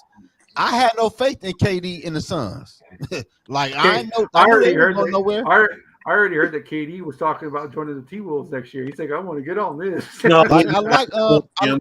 I like 8 No. Man, Ant-Man, and I like Cat though, but y'all ain't got a chance. I think Jamal Murray and my man gonna dog walk y'all. Oh, Murray's hurt. Yeah, Murray's hurt. They said the other day he played against the Lakers. Midnight back in the building. What up, D Wood? What up? I just saw my boy Zoe on here, so you know I gotta bother him. What up, Zoe? What up, though? You can't bother me, man. You can't bother me. Hey, how many questions you asked yet? I ain't asked none. Oh, okay. Yeah, Those Not yet. corners, you guys, your team drafted Zoe look pretty nice. Oh, They go. Aaron Arnold and what was? oh, he's talking about the Lions. Oh, he's talking about the Lion shit. There you go, man. Yeah, here it goes, man. It Wait a wasn't minute, me this wait a time, minute. though. Who It wasn't. Good night, Eric. Good night, Eric. Thank you for tapping in. Who signed Davenport? Did the Lions sign Davenport? Yeah, Yeah. they did. Yep. Yep, they went to Zoe's team. Cause you know Davenport and Campbell played. They coach together, wherever that shit is in New Orleans. So you know. Man, I can't I'm wait. surprised. I'm surprised the Lions signed Davenport because he, like I said, he's soft. That Campbell boy. Yeah. Hey, Yeah, you would know, I swear to Hunzo. God, if he goes to Lions the said that. Lions, Lions fans said that. You worry they about went the to bum. You, Super hey, Bowl. D Woods. You worry about the bum ass Lakers and find the head coach. I know you're not talking about nobody's basketball team. When the last time your Pistons ever did anything? That's why down here. D Woods. That's why when it comes, I want to be D Woods. I want to be the one. one. Y'all last time we won. We dog walked the Lakers with Shaq and Kobe. We don't want to hear about your both that was like 20 years ago, though. You talking about history? You know what the funny thing is that Zoe doesn't care about Vikings history. We don't care about Viking history. But when you talk about the Pistons, you go back to damn Fort Wayne. See, that's right. I told you guys he's an undercover Lions fan. Bro, the Vikings ain't never won shit. Y'all talking history like they done won a championship. They did. They won the NFL championship. They did. I'm talking about Super Bowl. Hey, my bad, y'all. I didn't mean to come on y'all live and cause all this trouble. See what you did? When it comes to basketball talk, I'm kind of like the Homer Simpson going into the hedges because my team's been so bad for so long. No, in terms of basketball talk, I just say to D Woods, "You're welcome for us selling you a basketball team." That was just a couple years Man, ago. you know one thing I hate about being a Minnesota Viking fan is What? all these Minnesota Timberwolves fans on my timeline talking about the bum ass Wolves, man. I just hate it, man. I ought to be thanking us for the Lakers because if you didn't have the Lakers, you wouldn't have a basketball team. 2 more weeks. Don't worry, D Wood. It's okay. Just think. I got a question. If the Lakers were still in Minneapolis, Woods would be a Clippers fan. Dallas Turner going to get Defensive Player Rookie of the Year? Hell yeah. He going to be in conversation with my man from the Rams. Yep. Dallas Turner going to get it. Barring injury, he should. I think the one thing that people don't know about Dallas Turner is Dallas Turner dropped in passing too. He dropped back to play the pass too, so he may get some picks as well. Yep, he's gonna be catching balls from Caleb Williams. Man, fuck all that. What is that offense gonna look like? Also, I would like to say Sarah has a deeper voice than Caleb Williams. I what? He has a deeper voice than Caleb Williams. He has a deeper voice than Caleb Williams. Have you heard Caleb Williams talk? I can't bear to look at the brother, to be honest. Me neither, man. Y'all tripping on Caleb Williams though. Why? Man, he about y'all tripping, man. Why? Hey, Tony, you said the same thing about Jordan Love, and I told you just wait. What did I say about Jordan Love? He was trash. Just wait. Well, you know what though? He was good last year, right? Yeah. Nobody cares what you did last year. It's what you're gonna do this year. Nobody care what Caleb Williams did in college. It's what he's gonna do in the NFL. And with that Bears team, you never know. Hey, so let me ask you a question. Here we go. Here we go. Hey, so let me ask you a question. What's your win said no. for the Vikings this year? I said no. No, I didn't ask. You did ask the question. I said no. Shit. Damn, I can't even ask no questions. Just real quick, for Fish and John, you guys don't know. D Woods loves to come in, dig it in, and then take off. D Woods will start some crap, and then he'll be like, "I gotta go." The baby crying. I gotta go. What you want to say, D Wood? What up? I don't forgot now. Shit, I gotta go. What their records gonna be? What the Viking records gonna be? Yeah, what's the win-loss record? Man, probably about 6 or 7 wins. Damn, that's he's on the fish train. I'm not gonna say that till I see the schedule because depending. I ain't gotta see the schedule. I know who they play. I got a question for Yogi too, though. This is for Yogi. Yogi, so Skol Fest is normally the first home game of the season, right? Yep. Right. Mm-hmm. Right. Is there an option if the home game of the first home game of the season if it's not Atlanta? What if Atlanta comes like the third week? Would you move Skol Fest in? Because that's gonna be a big game. Let's see the schedule first. I was just asking. It's just a hypothetical question. It's an accent, you know. I think it's gonna be the first game of the season, but it might not be. I'll bring it to the chat. Just something to think about. Yeah, Yogi's gonna have to bring it to the tribunal to vote on. I need to know I'll get to the top of the mountain. I need to know because I got to ask for time off. So. Yeah, me All I too. can You say know, is if it's the Thanksgiving, if it happens to be a Thanksgiving game, I'm gonna be like to my family, sorry y'all. Save me some turkey skin. I gotta go. Shit. I hope they play the Lions on Thanksgiving. Only reason I say it's probably the first game of the year. It's Kirk coming back to Minnesota. That's a headline. Also, it'll probably be a primetime game. True. Yeah, run the rain. So it's gonna be a Sunday night. I would say right now, if you guys Sunday night or Monday night. If you guys make Skol Fest around Thanksgiving, I'm out. I ain't going in that cold ass weather. No, that's too late. Oh, what a wuss! Soft. Man, talk about soft. Talk about soft. Hey, Jonathan, are you in Minnesota? We're 95 Yeah, degrees. I next live up week. in Ramsey. Oh, okay. Oh, Okay, he's in Ramsey. Yeah. Yeah, we're hitting 95 next week. Yeah. So D Woods. What up, Zoe? So what's your record for the Vikings this year? 12, 11 win, 13, 14? 10-7. 16-0, baby. I got it 10-7. going 17-0, man, until the season starts. Like I said, it depends on the schedule when the bye is. If they have like 6 hard games in a row, you know, stuff like that. You don't know how, but we don't know how people gonna be though. So the schedule don't really mean. I'm going with 11-6. What up, Jesse? Damn, Tony. Hey, I'm on Tony live is right now. optimistic, Talking man. about I'm Viking loving fans, this. you know, talking about them bum ass Packers. He really want to talk about the Raiders. Well, I'm just glad I'm not the only one on this call that's in reality, my friend. So right now they play, of course, the Lions, the Packers, and the Bears at home. Huh? They play the Texans at home. The We Niners better, at man. We home. got rid of Dalvin. All right, bro. The Jets at home. You too. The Cardinals, the Colts, and the Falcons at home.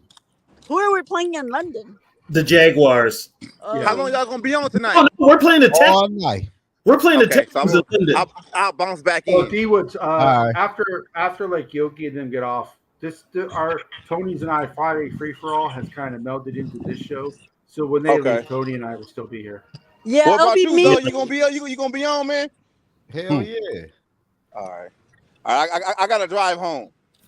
All right, man. Hey, man, let's drink and drive, man. He's out here to get out the car He's in real quick California. to give you some shit. He's in California. He'll get home at midnight. Hey, he had got the car talk about the Vikings. Damn, bro, you talk about the Vikings, bro. That's what Bro, they do you to know, me, man. That's what they do, man. I hear Vikings, know- I stop everything, man. Shit. you know you're a Raiders fan. Why you talk about the Vikings for D Woods? See, there you go, Zo. There you know go, what I'm man. saying? Hey, Yo, Yogi, that shit only works on you. Yogi, let's talk about the Vikings. I'm like, bro, you know you like the Raiders. Why you talking Yeah, about the that's Vikings? right. When I get in the car, I'm All gonna right, D listen Wood, to we a see Raider podcast. we see When I you get in later, the car.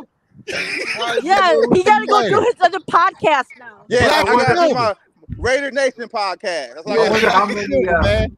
I wonder how many Lakers stickers he's got on his car. He probably got no Viking stickers, but he's probably got 20. Hey, look, catch. I get in the car right now. Look, I'll show you right now how I roll. I get in the car right now. Back seat. Shit. Back seat. That's in the back seat.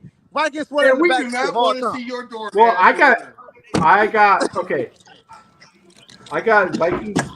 Minnesota Who the other Vikings sweater license around my license plate. I have a Viking on my back of my car, one of those metal ones, right? Touch, you're for real. You got a tattoo. Yeah, I got a tattoo too. So I don't know what D Wood's talking about. Oh, I got a this in Viking my bag. nipple ring. Oh God! I'm out. I'm out. I'm out on that one. Damn, yo, Hey, man, I'm kidding. I'm about to say, damn. Yeah, for Fish and John, if you guys don't know. John's on what the? That's right. That's my fuck did I tattoo. get Sarah's into? That's what Sarah's talking about right there. Oh. Oh my God! Hey, we win a Super Bowl. I'll get a Vikings tattoo. Hell yeah. Thank God. on my motherfucking face. Thank God we didn't win a Super Bowl with Kirk, or otherwise I would have had to get a Kirk. You know damn well Kirk. Well, you know damn well Kirk wasn't winning no damn Super Bowl. I know, that's why I betted that if we did, I would get a Kirk tramp stamp. I mean, come on, the man went to Capitol Grill instead of Manny's. Would it say you like that? Yeah. Kirk ain't winning shit. I betted that because I knew it wouldn't come true. Question is, where would she put you like that? A tramp stamp. You know what a tramp stamp? It was going to be a tramp stamp. Yeah. Oh, man, I was thinking maybe on the other side. Like y'all acting bad tonight. Right, dog. I ain't got shit to do with it. I know my girl watching. I ain't got shit to do with the conversation. Oh my God. That's come on, so you know women are more raunchier than men when it comes to anything, stuff like that. Man. I don't know shit. I don't know shit to try to know. Yeah. So I have a question for Jonathan. So, Jonathan, did you grow up in Minnesota and always be a Vikings fan? Yeah, I've been here my whole life. I played college ball out in Iowa and then moved back after I graduated, and I've been out here since then. You say you live where? I live in Ramsey. He's in Ramsey. Hey, yo, how far is that from the Viking Stadium? Now Probably like 40 minutes. 40 minutes, yeah. Oh, okay. I just moved like a month ago. I lived over in Minneapolis. I lived like 5 minutes from downtown. You live by me. Or me. Because I'm right off of Franklin. Oh yeah. And Nicollet. You on Franklin, Tony? Huh? You on Franklin? I'm like off of Nicollet and Franklin. That means that Tony can watch the Super Bowl parade from his apartment because you know he was down Nicollet. What's that, Catch? I said when they win the Super Bowl, you know you can watch it from your house because you know the Super Bowl party is going to go down Nicollet. Oh yeah, I'll watch all the destruction from my apartment. My boy JJ about bring that Super Bowl to Minnesota, man. Just hold on, wait. Just wait for it. It's coming. Yeah, the argument against JJ. People have a good night, Viking. Well, he don't throw the football. He ain't throw the football a lot. Oh yeah, the stuff that well, we haven't seen a lot of it. Well, to me, when I watch JJ, and no, it's not just a Washington game that people like to say. I just watched the Washington. No, every time, even in that game against Penn State when they ran the ball 50 times in a damn row, he only threw the ball 8 times. I don't know though, Catch. You low key a Michigan hater though, bro. No, I just thought Washington was going to beat him. I don't hate Michigan. I just thought Washington was going to beat him. And I told you it wasn't, no, bro. What I'm saying is every he didn't throw the ball a lot, but when he threw the ball, it was usually on third and long or third whenever they needed him to make a play. No matter what game it is, he made it. That hardball offense. So let me ask: so would you rather have a guy?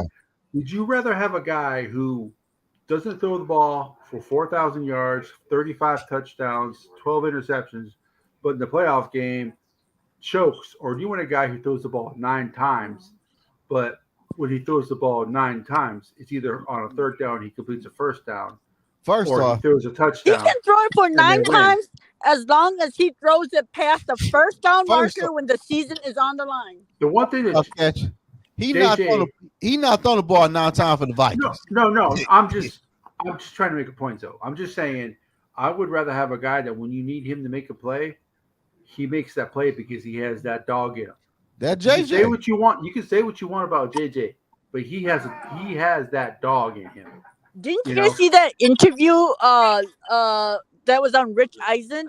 And Rich Eisen was asking JJ about that. And JJ was saying how like he went up to Harbaugh and he like was asking Harbaugh like, can we open up the playbook?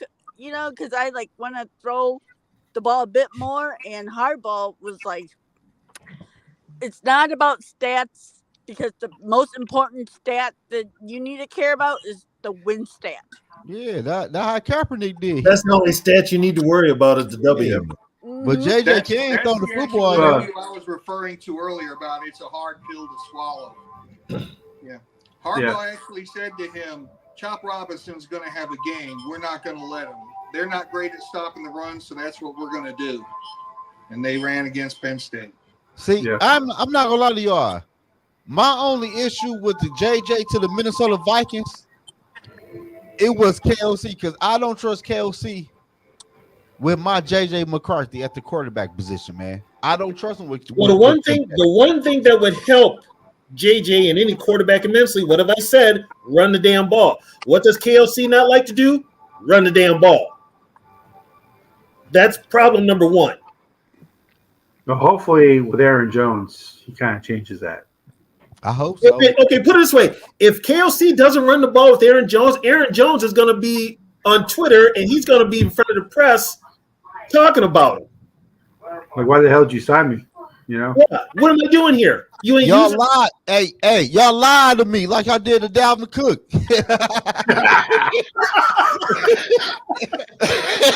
Well, last year Ty Chandler runs for 130 yards, and then the next game he has 8 carries? Yeah. Yeah. When he ran for them 100 yards, what we do on 4th and down, on 3rd down? We tush push with the quarterback. Like, what the fuck is we doing? Like, why not give the ball? Well, not only that, you use the smallest guy in offense to do the tush push with. I'll tell y'all this much. And not only that, you went behind the smallest, the weakest guy on the offensive line in Bradbury. I'll tell y'all this much.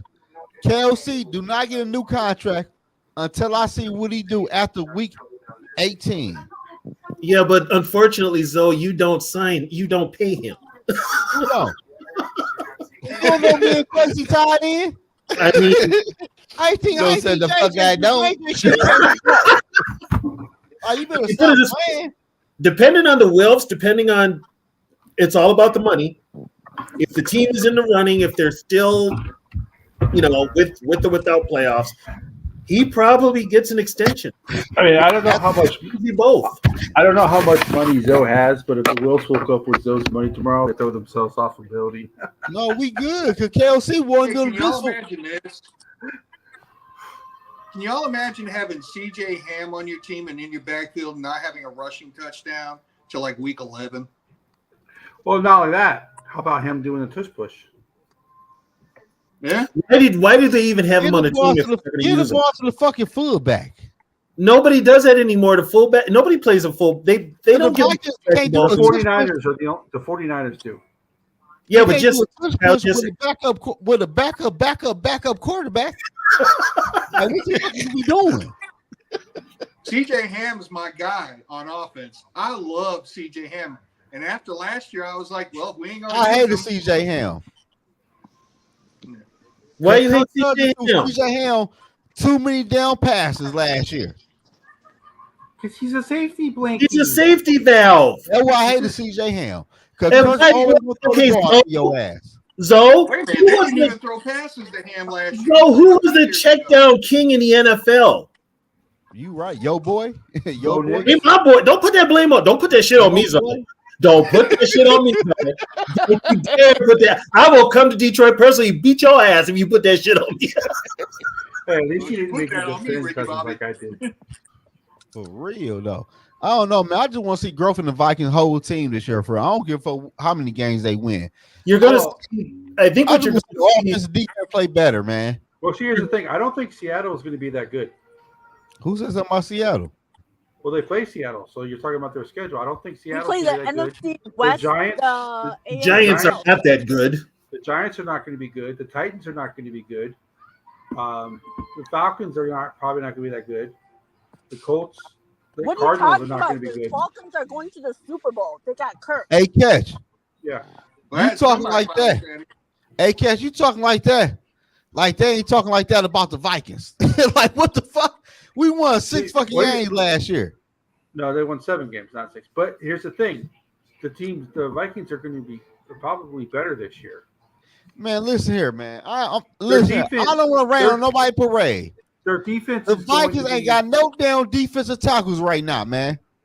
Their defense is going to be better. They didn't have any. Dude, quit worrying about that. It'll all work itself out. I trust Flores 1,000%. Yeah. To get this defense. I'm not worried about the defensive tackles. Listen, new games we played. Hey, listen, new teams we played last year where we did good against the run wasn't Russian teams. People is going to run against the Minnesota Vikings next year because they seen no tape last year. They cannot stop the fucking run. Preach. But that was last year.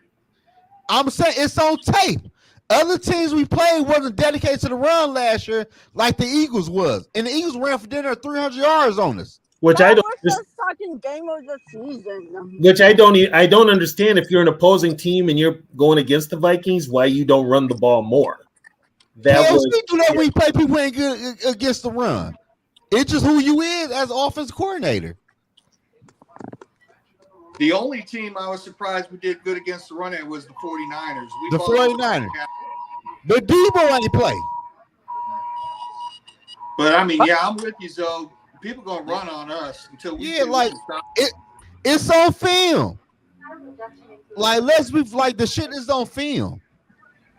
When we play the Vikings, just know, hey, quarterback, you might have only 10 pass attempts or 15. We run on these motherfuckers. We ain't passing the ball. Yeah, but you don't need just defensive tackles to stop the run. Your defensive ends and linebackers. You also need linebackers. What your DN's gonna do? The DN's on the outside. You run the inside.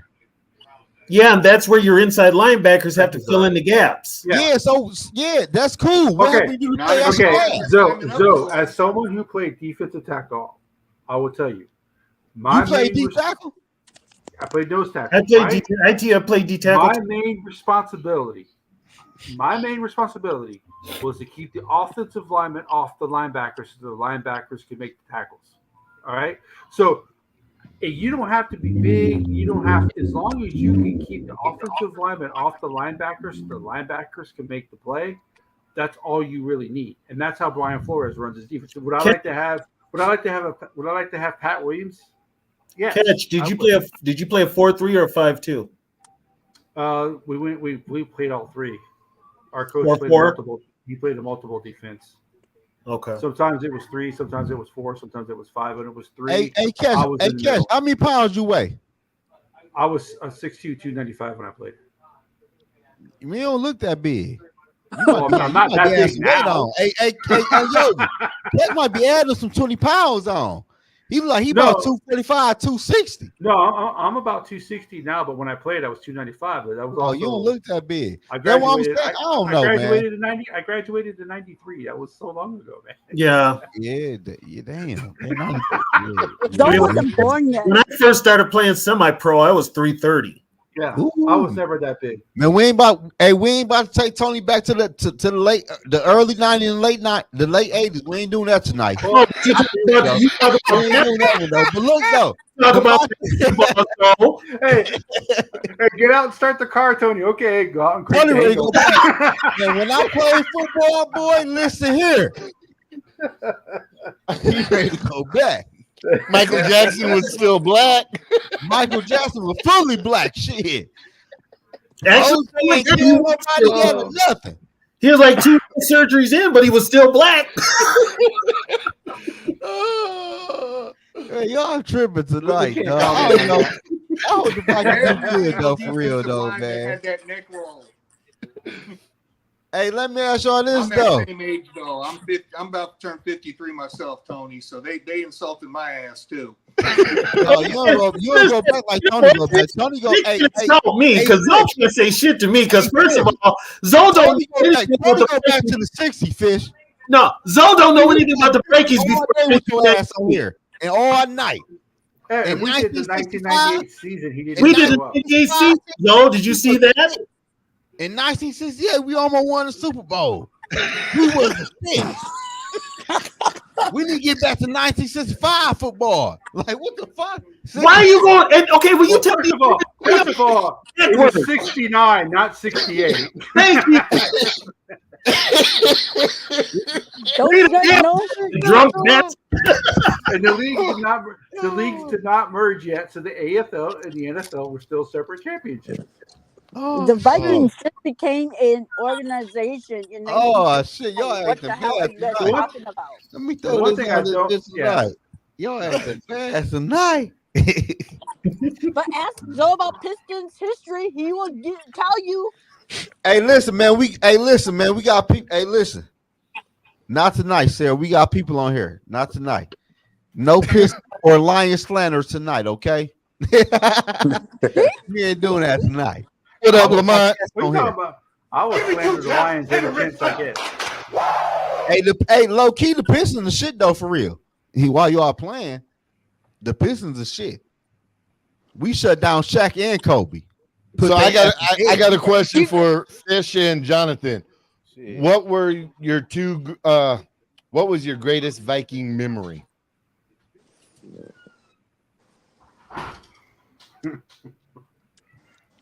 Or disappointment, maybe. Oh, wait a minute, Yogi, you didn't say a good memory or a bad memory? Yeah, either or. Yeah. Either or. It could be. I mean, I'll go good and bad. Bad, Favre's interception against the Saints. Oh. This is the Super Bowl, not Detroit. Good, Minneapolis Miracle. I don't know how that you can't do that. I still remember exactly where I was, what I was doing. I was like, this shit's over. And then Diggs caught it, and I'm yelling, get out, get out. And then he goes in. I'm like jumping in the snow and shit. Shit, get out. I'll be yelling, run. Fuck that kid. I'll be yelling, run. I thought there was a defender behind him. That'd be the first time ever. Don't you guys know that play scarred Sean Payton so bad that last year when the Broncos played the Bills and they were down to it was like 15 seconds left and he ran the clock all the way down to 1 to kick the field goal because he didn't want to have another Stephon Diggs moment with Sean Payton ain't that good of a head coach to me. He's not that good of a head coach at all. That was but we scarred him from that play. Fuck him. I'm gonna give you all my greatest negative memory. It's 98, but it ain't what you think about 98.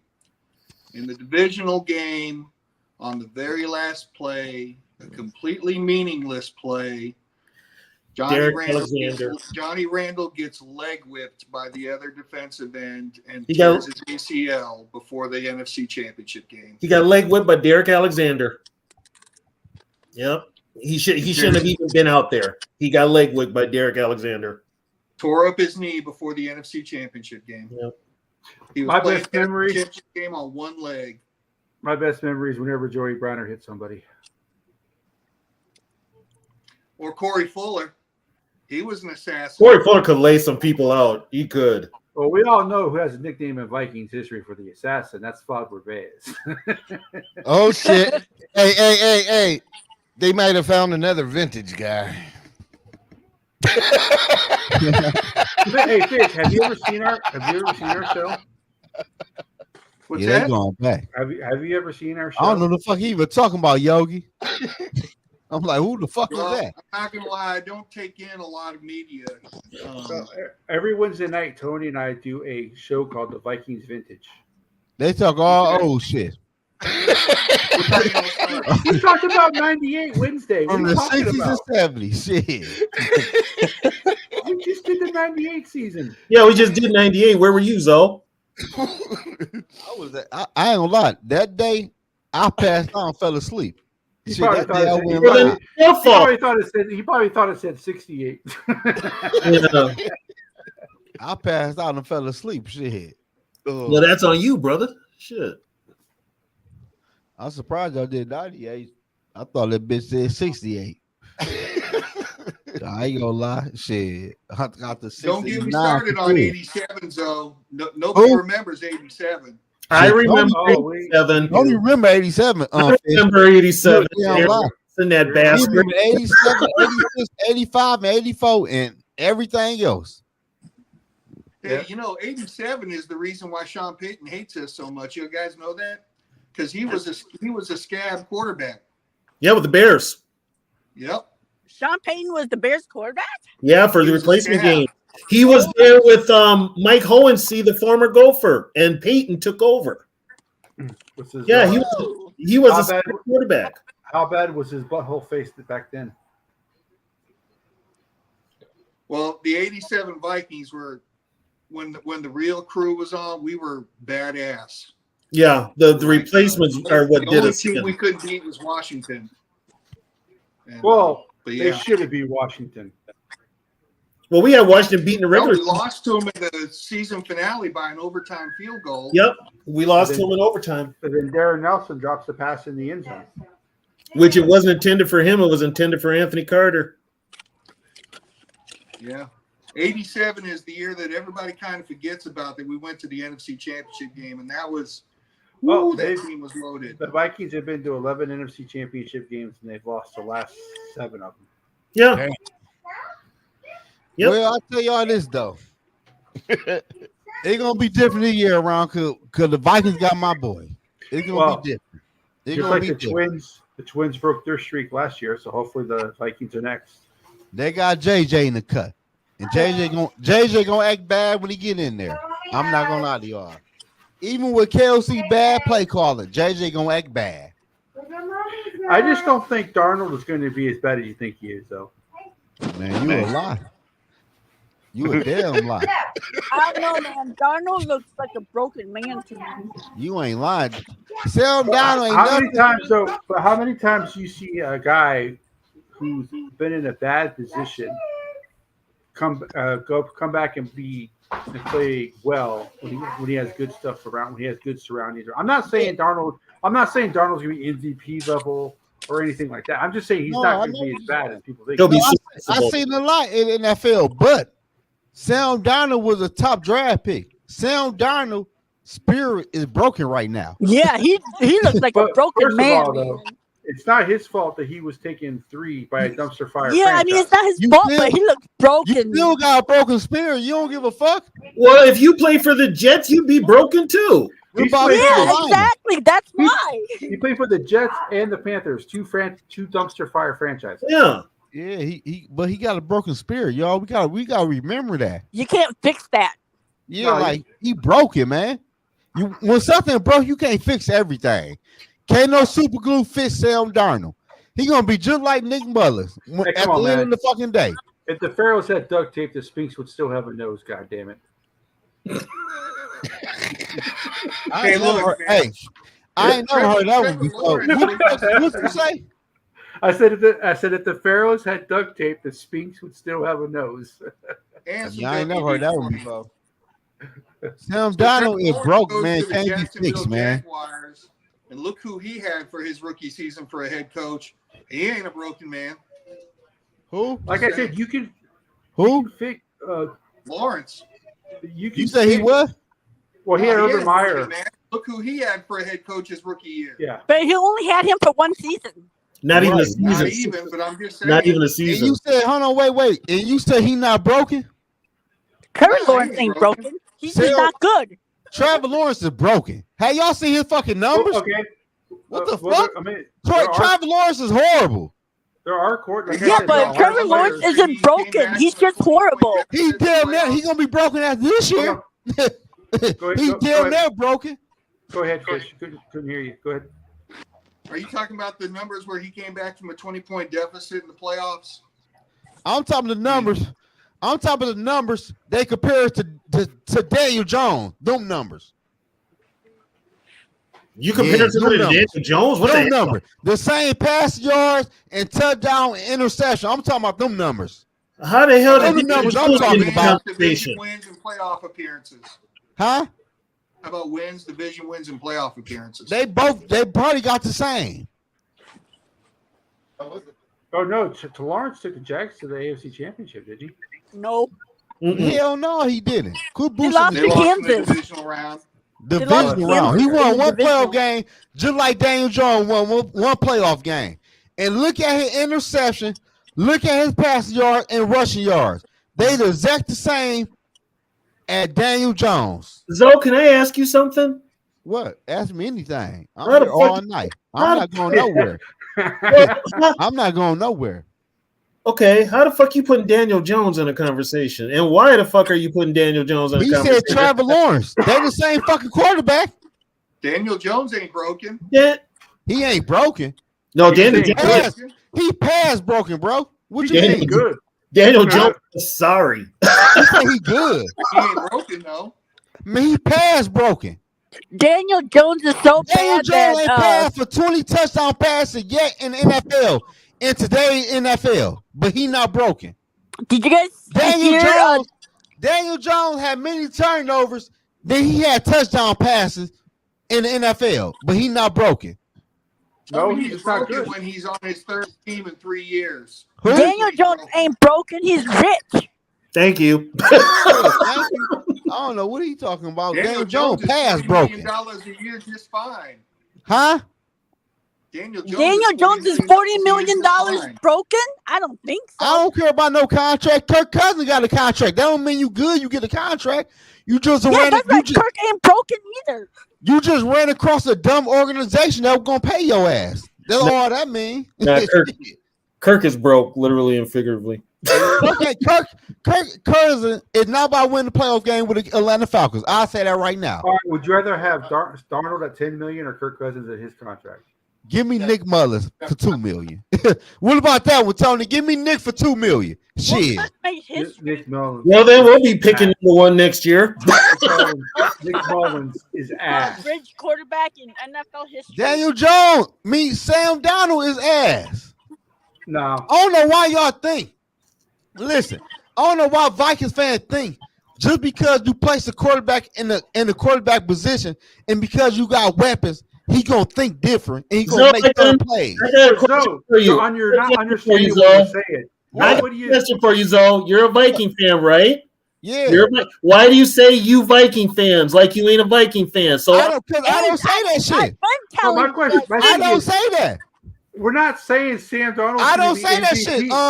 We're Tony, not saying you ain't hear one video of me talking about Sam Donald. He's gonna be the saver. He gonna play good. Sam Donald gonna be ass. Let's be for real. I never said that. I asked you all together, dude. You just it flew over your head. You didn't understand you didn't understand my question at all. I asked you. You consider yourself a Viking fan, right? Right. Okay. When you said what you said, that statement you made, you said you Viking fans, like you're not a fan. Cause he ain't. I'm not a fan of saying Sam Donald gonna be good. I never said that shit one time. I wasn't putting Sam Darnold into the equation. I'm saying. That's what I'm saying. I have Viking fans telling me Kirk Cousins gonna win a Super Bowl. I'm like, what the fuck are y'all talking about? Totally avoiding the question. I answered the question. I think what Tony's trying to say is, what do you mean, you people? You Vikings fans. They delusional. See, they. Because I'm not delusional. I'm not a delusional Viking fan or a football fan. Yeah, but when you say, but Zoe, what you're missing is what you're missing is that you're saying you Viking fans. You know who says you Vikings fans? Fans of other teams who are talking about Vikings fans. Lions fans say you. That's what Tony was trying to say. That's what Tony means by that comment. You can say some of my fellow Viking fans are dumb when they talk about Sam Darnold. You can say stuff like that. I'm referring to the Sam Darnold shit. But Zoe, here's another thing. I am not saying that Sam Darnold's going to be MVP. I'm not going to say he's going to throw for 4,000 yards, 28 touchdowns, 5 interceptions. What I am saying is that Sam Darnold is going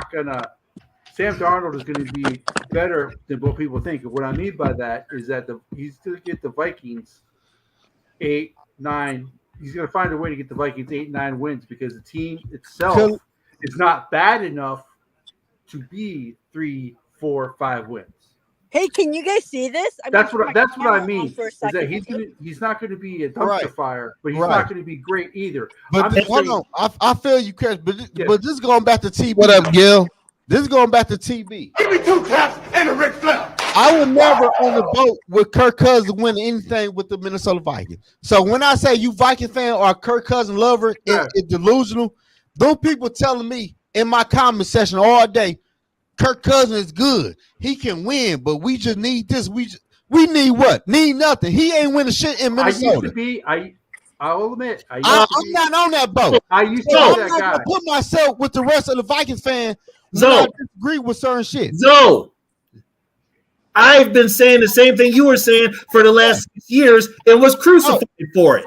I'm not saying you're wrong, but the JJ McCarthy, are we on that boat? I'm all in on hey, yo, now that's Let's my not boy. talk about the Vikings. Let's not I'm talk with the about Vikings fans on that one. Okay, let's not talk about the Vikings in a boat. But let's be for real though, Yogi. Hey, Yogi and Cash and Tony, let's be for real. I get on Viking Twitter and the shit are all toxic. That's why you don't go on Viking Twitter, dude. I don't go on there. I don't go on there no more. There are a lot of armchair. Hey, I got a question here for Yogi. Yogi, how many guys you know are playing for the Minnesota Myth indoor team? 2, right? More than that. Okay. They ain't got paid yet, dude. No. The who? The league hasn't paid the players in the Arena Football League. It's gonna fold. They might go on strike. They might not. Who you coach? Hey, Yogi, who you coach? So this is the AFF situation. The AFL that just relaunched. Who pays them? Hey, Yogi, who you coach? The Arena Football? Yeah, Arena Football League. A different league. Different league. Yeah, so who pays them? The league does, but nobody's been paid. Hold on, wait. I'm not done with Tony yet. So they don't have. Hold on, wait. I'm not done with Tony. Excuse me? Tony questioning my Viking. Why are you arguing with someone who agrees with you, Zoe? No, hold on. Cash. He questioned my Viking authority, though. Like, I'm not a Vikings fan. I didn't question your authority. I just made that point. Like, Yogi, my whole room ain't purple and yellow. Like, I don't agree with the fuck they I tell D Woods all day. Hey, a Viking fan said, I said, bro, pay no motherfucking no attention, bro. I don't pay them no mind. You know what? Okay. I will say this way, if I really wanted to test your Viking fandom, you do the old shit on me. Yeah, and you have to fail. Right there, you're fucked. Don't really. I pay from 98 and above. Light a cigarette and shut the fuck up. You would pass. I ain't like that shit though, Yogi. He gonna tell me you ain't no Viking fan. You would fail I bet you I would pass that fandom test. No, you wouldn't, Sarah. Jonathan Fish. He gonna go back to old school scare Sarah. You weren't even born. Welcome to the madness of the late night. For real though, Yogi. The later we get, the crazier we get. You said Vikings fan. Are you really a Vikings fan? Like, what the fuck? You see my room? There's a little box up in the corner. All I see is in the zone. That's all I see. For real though. I'm just waiting for the part where you know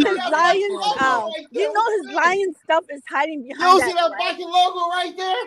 Yeah, I see a Viking logo on your head too. No, exactly. Stop playing. What color is my room? Purple and yellow. Stop playing now. Okay, so look behind me. Do you see my wall? I see pictures, bro. That's all I see. You can change the picture every day. I see pictures. This shit can't change. This right here is what it is. That looks like Barry Sanders in the back. Like Barry Sanders, Amon Green back there, Brett Favre on the touchdown pass. I don't know what the fuck those pictures is. Hey, y'all you see how my wife lets me hang this in the living room. That's what they say. What they say? Catch go blue. What is that behind me? No. What does it say? Oh, I ain't see that flag. That motherfucker's not seen that flag. Okay, that's because I'm sitting. I never seen that. By the way, your big old head was blocking it. Yeah, hell, your head blocking that bitch, bro. I never seen that shit before we went live before, bro. All I see are pictures. Tony, that picture behind you. Hey, I got that as a t-shirt. I'm thinking it's on my green back there. Brett Favre, Charles Batch, all type of motherfuckers back there. Charles Batch? I don't know shit. Yeah, that old school right there, Cat. Who's Charles Batch? I know Charlie Batch. You know Charlie Batch. Shit. That's old school for your ass. Shit. What about Rodney Peete? Okay, Zoe, you're a Viking fan and you don't know who the Purple People Eaters are. They're my guys. Who are they? They're my guys. What's their names? No, not you, Sarah. No, I'm proving my fandom. Do you know who Alex Karras is? I just want to know this though. What? No, I'm proving my fandom. With Jonathan and Fish. What's y'all prediction for the Vikings record this year, man? I've been trying to say it for 5 minutes. You got an ally in me. I'm a 6-win guy. You my guy, Fish. I fuck with you, bro. We gonna go live one night. I'm not gonna make a schedule. You my guy. I'm not gonna make a prediction until I see the schedule. So I don't need to see a schedule. Just like me and Fish. Something tells me this team, now that KLC has the team he wants, I think they win 10, 11 games. History also shows that this team is not going to be awful. This team's not too bad. What was the team last year? A team he just adopted? 7-10. Okay. Oh, all right. Okay, you know, when I say KLC's got the team he wants, I got to explain this to dumb. I could fuck with you. I'm done fuck with you, TB. You my guy. Hey, TB, you know we locked in, though, bro. You came on me sideways, though, bro. You came on me sideways. I ain't like that. I said, I'm going to fuck with him all night, but you my guy. Here's my question, though. When I say no defensive tackles, so that way the other team can control the ball on us, and with suspect cornerbacks to be determined, I don't see it yet. I trust Brian Flores, to see it, but I don't see I it. got us going 12-5. Hey, Fish. I trust Brian Flores, though. Hey, Fish, my whole problem is it ain't the defense. It ain't the defense. Offense. It's that damn regular ass offense with Sam Darnold. Yeah, I mean, pre-draft, I'm 6 wins. I feel you. I mean, I don't think he's gonna be horrible, but I think McCarthy ends up starting by the 5th game.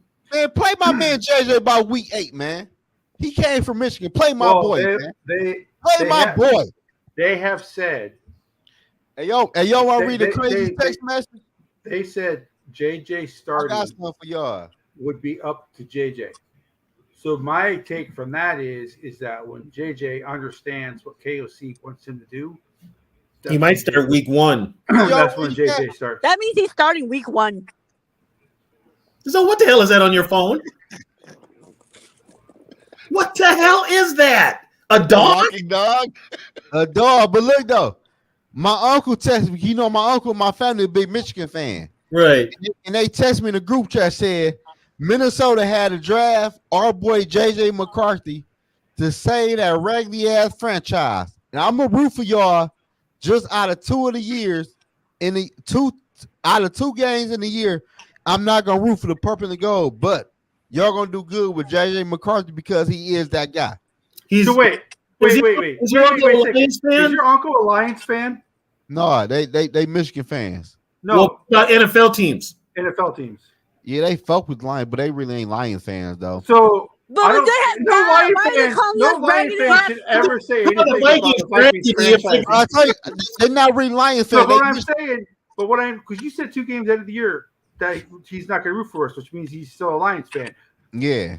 There ain't no way in hell a Lions fan should ever say anything to a Vikings fan about saving the fucking franchise. But a lot of people in Michigan told me they room for JJ to succeed in Minnesota, even though he played for the Vikings. No, that's how deep Michigan is in Minnesota. I get that, but Lion fans shouldn't be saying JJ needed to save the Vikings franchise when you're a fucking Lions fan. I got what you said. Yeah. They have me remember, Catch, the Lions win the division every 30 years, so right now they think they're the best team in football. Yeah, that's why I said if y'all can't say, I said save us. Yeah. Exactly. Fuck you mean save us, but I'm happy for JJ, man. I'm happy. Take a little of that residual Natty Championship love. I'm happy, man. I'm happy for the new era for the Minnesota Vikings, trust man. me. Between Zoe and my mom, Fish, I have heard. I'm kind of JJ'd out. Hey, I'm happy for the new Vikings, man. I'm happy. My mom's a Michigan fan, so tell your mama. Hey, Catch, tell your mama we might not repeat at national championship, but we will win the Big Ten this year. You can bet that. You gotta watch out for them goals. Well, that ain't too difficult. Ski you mob, bitches. Ski you mob, bitches. Who y'all said the Gophers gonna win it? Well, his nephew just transferred. His nephew just transferred to the U. Okay, so y'all think they're gonna win it because he transferred? No, I just told him. I just wanted him to say Sky Yamaha because his nephew's there now. I'll say before I say roll the boat. You're a Michigan Wolverines fan? Huh? Am I correct? You're a Michigan Wolverines fan? Yes, sir. Hell yeah. I'm from Does it. the I name live in Ja- Detroit. does the name Jamie Morris mean anything to you? Jamie Morris. No, that's too far back in Yeah, history. that's too far. Yeah, that's too He's far like back. top 5 in the school's rushing yards No. still. He ain't do No. shit in NFL. Yeah, He he probably played. doesn't Now, even. He I'll probably tell doesn't you what even he know how to did do. pronounce Tim's name. He is in the Guinness Book of World Records. The Redskins in a preseason game handed him the ball 70 times and then cut him that week. But Jamie, Joe wasn't born yet. Hey, Joe, do you know how to pronounce? He was a running back who wore 21 for you guys. His initials were TB. If Zoe don't, Damn. if Zoe don't Jamie know, that Moore- means he wasn't born yet. Yeah, I was. finishing my point. I was Jamie born in Morris- '88 though, Fish. I was. Jamie- I ain't.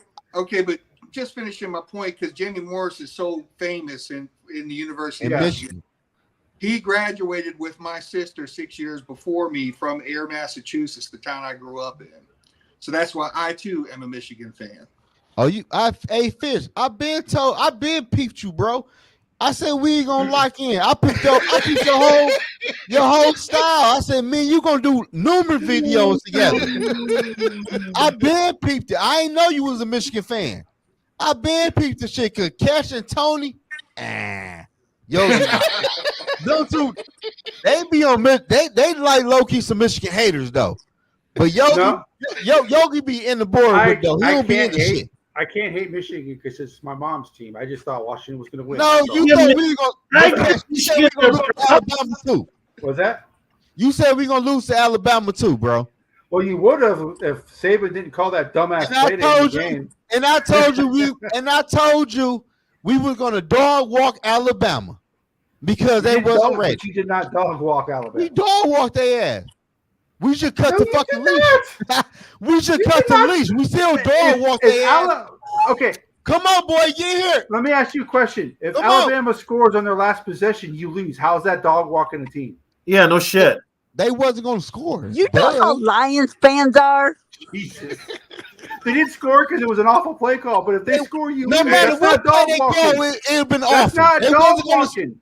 They wasn't going to score no matter what play they call. They wasn't going to beat us. Fish, I agree. It doesn't matter if you win by a point or 30 points, but not winning by a point or winning by less than one. That ain't dog walking. That's not dog walking. That's not dog walking. Come here, boy. You got him off the leash. That's only different, Yogi. You guys win one championship. They was off the leash. See, you're just like the Lions. You win one. I got a question for Jonathan. 30 years, you act like you're the Alabama.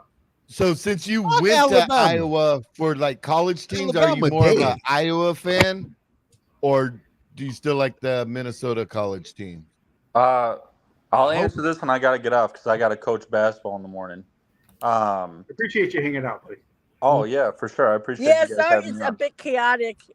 Oh, they get wild. They don't get mind. wild on Friday and Saturday nights, man. My bad, Jonathan. They get wild, bro. I love it. Yeah, the lead instigator's apologizing. Tony and Cash get wild. Let him speak. I'm an Oklahoma Sooners college football fan.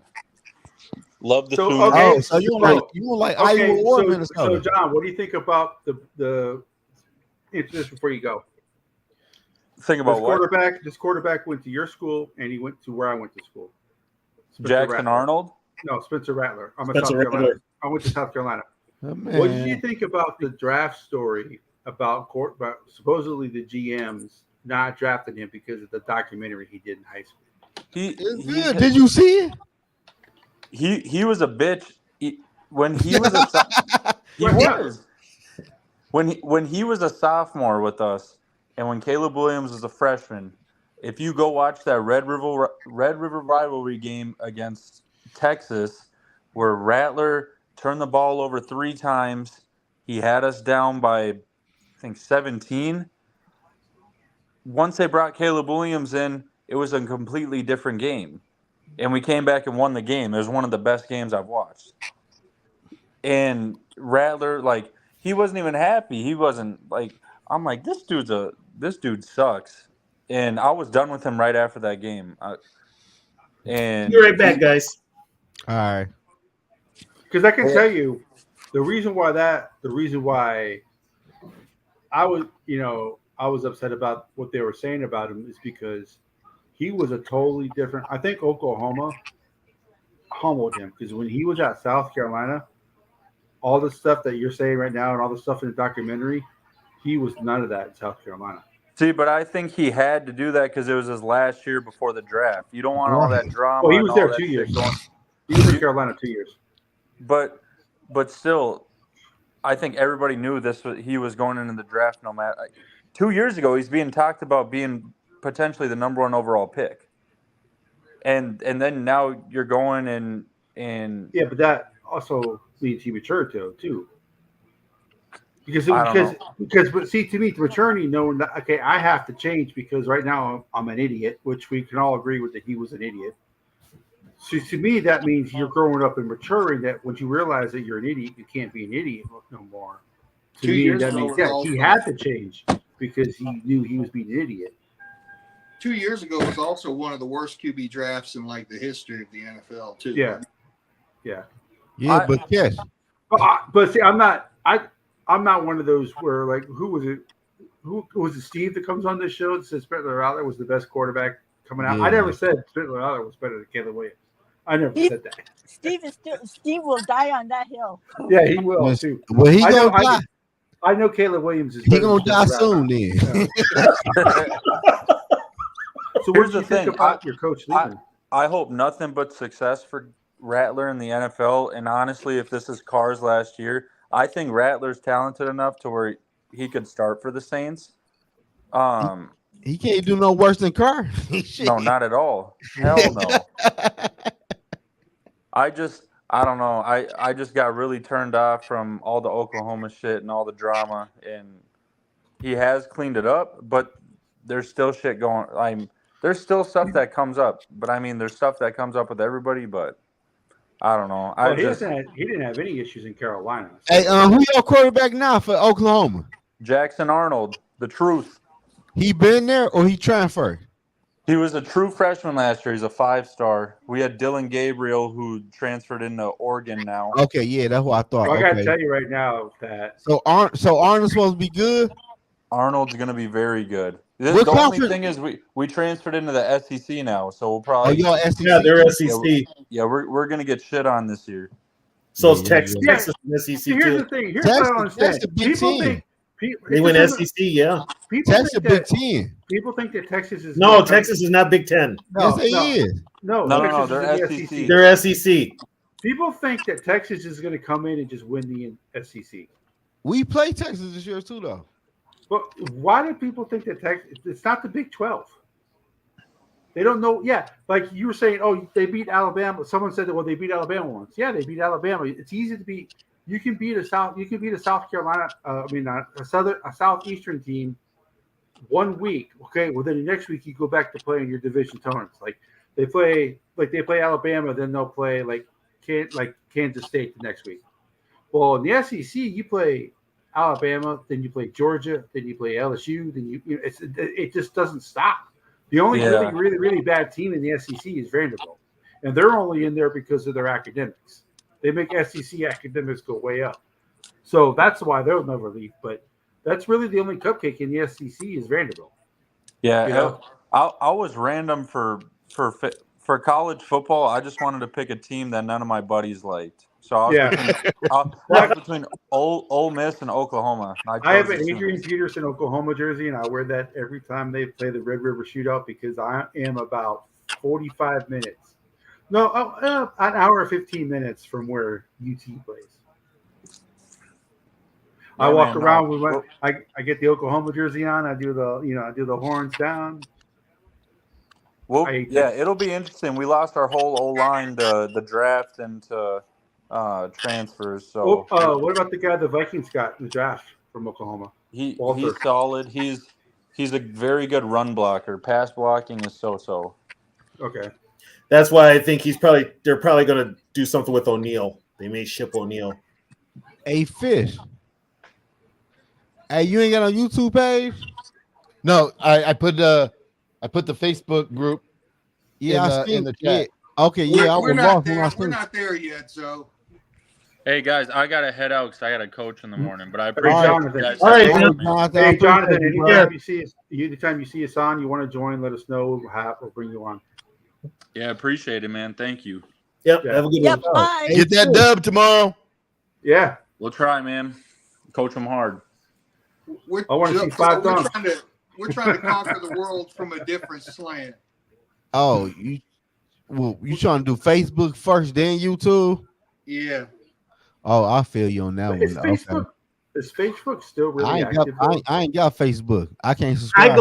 I go on Facebook and post, but I'm not on there as much as I used to be. No, George, he ain't got no YouTube page. He just got like 5 Facebook. years ago, I was on YouTube all the time. Is y'all gonna make a YouTube page though, Fish? We're getting there. See, Keith actually runs the show, Keith Hansen. And I don't know what it is. I'm the guy. Keith has an inside joke with us. Keith says that if he ever says, I'm thinking about moving, the next morning there'll be a moving truck out in front of his house from me saying, get going, and so we're getting there. We're going to different platforms. Like we just started using StreamYard a few months ago. What y'all used to use? Facebook Live. Oh, Facebook got a live? Yeah, Facebook has a live. It's awful. It's awful. Oh, I ain't know that. See, like we were just exclusively in Minnesota Vikings Fans Uncensored, and just recently he made a Let's Skol page and a Let's Skol business page, and so now we're starting to work on going to multi-platforms while we do our stream, and that's the path we're taking. Okay, and I got pretty, you. Keith, Keith is the one that's driving the ship. And I'm just like that. I'm that trophy wife on his arm. hey, Fish. Yeah. You need to tell Keith we need a YouTube page ASAP. We're getting there. You got a lot of people gonna subscribe to your channel off of YouTube. Yeah. Like I've been doing this less than a year on YouTube, and I think I have around 55 subscribers. And that's more of me because I pretty much only do live. I don't do anything pre-recorded. I think if I did shorts or did stuff pre-recorded, I'd probably have more subscribers. You would have more. But I just because I got a degree in TV and radio broadcasting, so live is what I know and what I do. So that's mostly why I do live. Now that I'm starting my new job, so that kind of keeps you from doing. But I'm eventually going to start doing like pre-recorded stuff. What's your page name? I just You just said it. Yeah, we just said it. But no, my shit just got a whole bunch of numbers. It don't say no name. That's the Facebook page. Oh, Let's go. Let's go. Oh, let's go. Oh, okay. See, you Let's know, go, say man. that what I'm looking at, it you got. Oh, numbers. you know what? Here, I'll send it to you in Twitter. Yeah, send it to me. But yeah, though, Fish, if y'all make a YouTube page, bro, you gonna get people off of Facebook and people off of YouTube community. Y'all shit gonna grow fast as fuck. Yeah, Hey, that's Fish, the plan. y'all slowing up the money. Y'all slowing up the money, Fish, and me and you locked in. You and we like this. Every once in a week, we go live once a week. Cause they ain't Michigan fans. They Michigan haters. 2 of them is. Hey, so you. How did I get to be labeled a hater? So You ain't a what fan. made me jump on that McCarthy train, though? Yeah. Was that Ohio State throw when he put it right over that linebacker's shoulder for the touchdown? Hey, man. That's Hey, when my- I said, "Oh, What down? Hey, Fish, what down? I do not like Ohio State. Put it that way. I do not like them. You remember what down it was, though, Fish? Second or third down. You remember? excuse me." You remember what down it was? I think it was a third Was down. it a 4th down? It was either a third or 4th down. It was Yeah, late, my boy- yeah. Hey, That's my why boy, I said Hey, Fish, my boy make a lot of critical throws on third down. that was my People not comment. talking about. So that Wait, was my and you know comment. what else he does earlier. though? He makes some pretty damn good runs on 3rd down too. And he know how to Which run. is something that the last quarterback we had, who shall not be named, would never do. Yeah, Yeah, exactly. the Who is that? young man does a lot I of don't things know his that we name no haven't more. seen in a while. I ain't know the last quarterback name we had last year. What is Dobbs? Josh Dobbs, Josh Dobbs, Nick Mullins, Mullins. All Jared I'm Hall. running with. Jared Hall. Yeah, Jared Hall. I'm not speaking on other You guys dog think he's names no gonna more. get cut? Yes. You think Jared Hall? I think. Yeah. It sounds like now they're going to let Hall go. I want to let Hall go. I let Sam Darnold go. After the report that came out today, it looks like Hall's gonna be the quarterback who gets. What they say about Hall? Oh God, there was somebody. I saw a news story about. I can't remember if it was from Bleacher Report or The Athletic. Was one of those two saying it's Hall's time done in Minnesota, and at the bottom it said ... probably. And then when you read the story, RP my boy Hall, man. I had high hopes for Hall. I think Mullins is probably. They probably want Mullins there because he's been in the offense multiple years and he understands it, so he can translate it better to JJ and Darnold. I think that's why they're keeping Mullins over Hall. That's the only thing I can think of. Should be the guy to go. Who? Mullins. Mullins should be. I agree, but I think that's the reason why they're keeping Mullins, so he can translate the offense better. I mean, I understand, but we got a QB whisperer for a head coach, Catch, so we don't need that. I know. We also have McCown. A quarterback whisper? Josh McCown. Man, come on, Fish. Hey, Fish, we was on good terms. That was sarcasm, Zoe. I know, I'm fucking with you. I seen you laugh with that. I know, I seen you laugh with that, though. Man, hey, man. I hope KLC do good though, because I don't want to restart the whole shit again. Well, here's the thing though. Why do you want your head coach to fail? Because if your head coach fails, that means your teams fail. It's like it's like the the president of the United States. Why? Here's the thing. Why do you want the president to fail? Because if the president here's what you're missing, Catch. Here's what you're missing. If KLC doesn't work, the fact that they didn't hire Jim Harbaugh is that much glaring.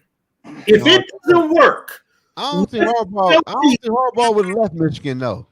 Harbaugh was gone, dude. Yeah, he was gone. He would have left Michigan. He was gone. Your ass would have been bitching and moaning. Let's say this is a pen. He was gone. Hey, so let's say this is a pen in my hand, right? My coach, bro. Let's say this is a pen in my hand. Let's say this is Harbaugh's hand, right? He's getting ready to sign the contract. Here comes that one Vikings guy who didn't like Harbaugh. No, it wasn't a Viking guy. It was a Viking woman. Yeah. Wasn't me.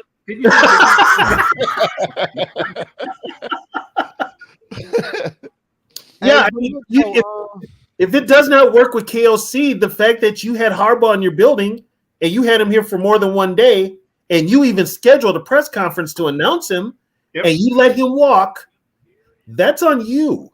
All right, y'all. Can we all just hope that KO and JJ will have a very good working relationship and get us to a Super Bowl? Absolutely. No, of course. Would you guys I'm be not happy? hoping KOC fails. Yeah. I'm just saying that last year kind of made me go, There's a lot of things with KLC that make you question hiring him in the first place. Would you guys just want He to never call plays. Exactly, that's one of them. Like, And you guys? Hey, Cash, my bad, Cash. I ain't mean to cut you off, bro. I just want to ask y'all this though. Like me personally, I was happy when the Vikings drafted JJ, but I wasn't happy because what quarterback have we seen KLC develop in the NFL? None.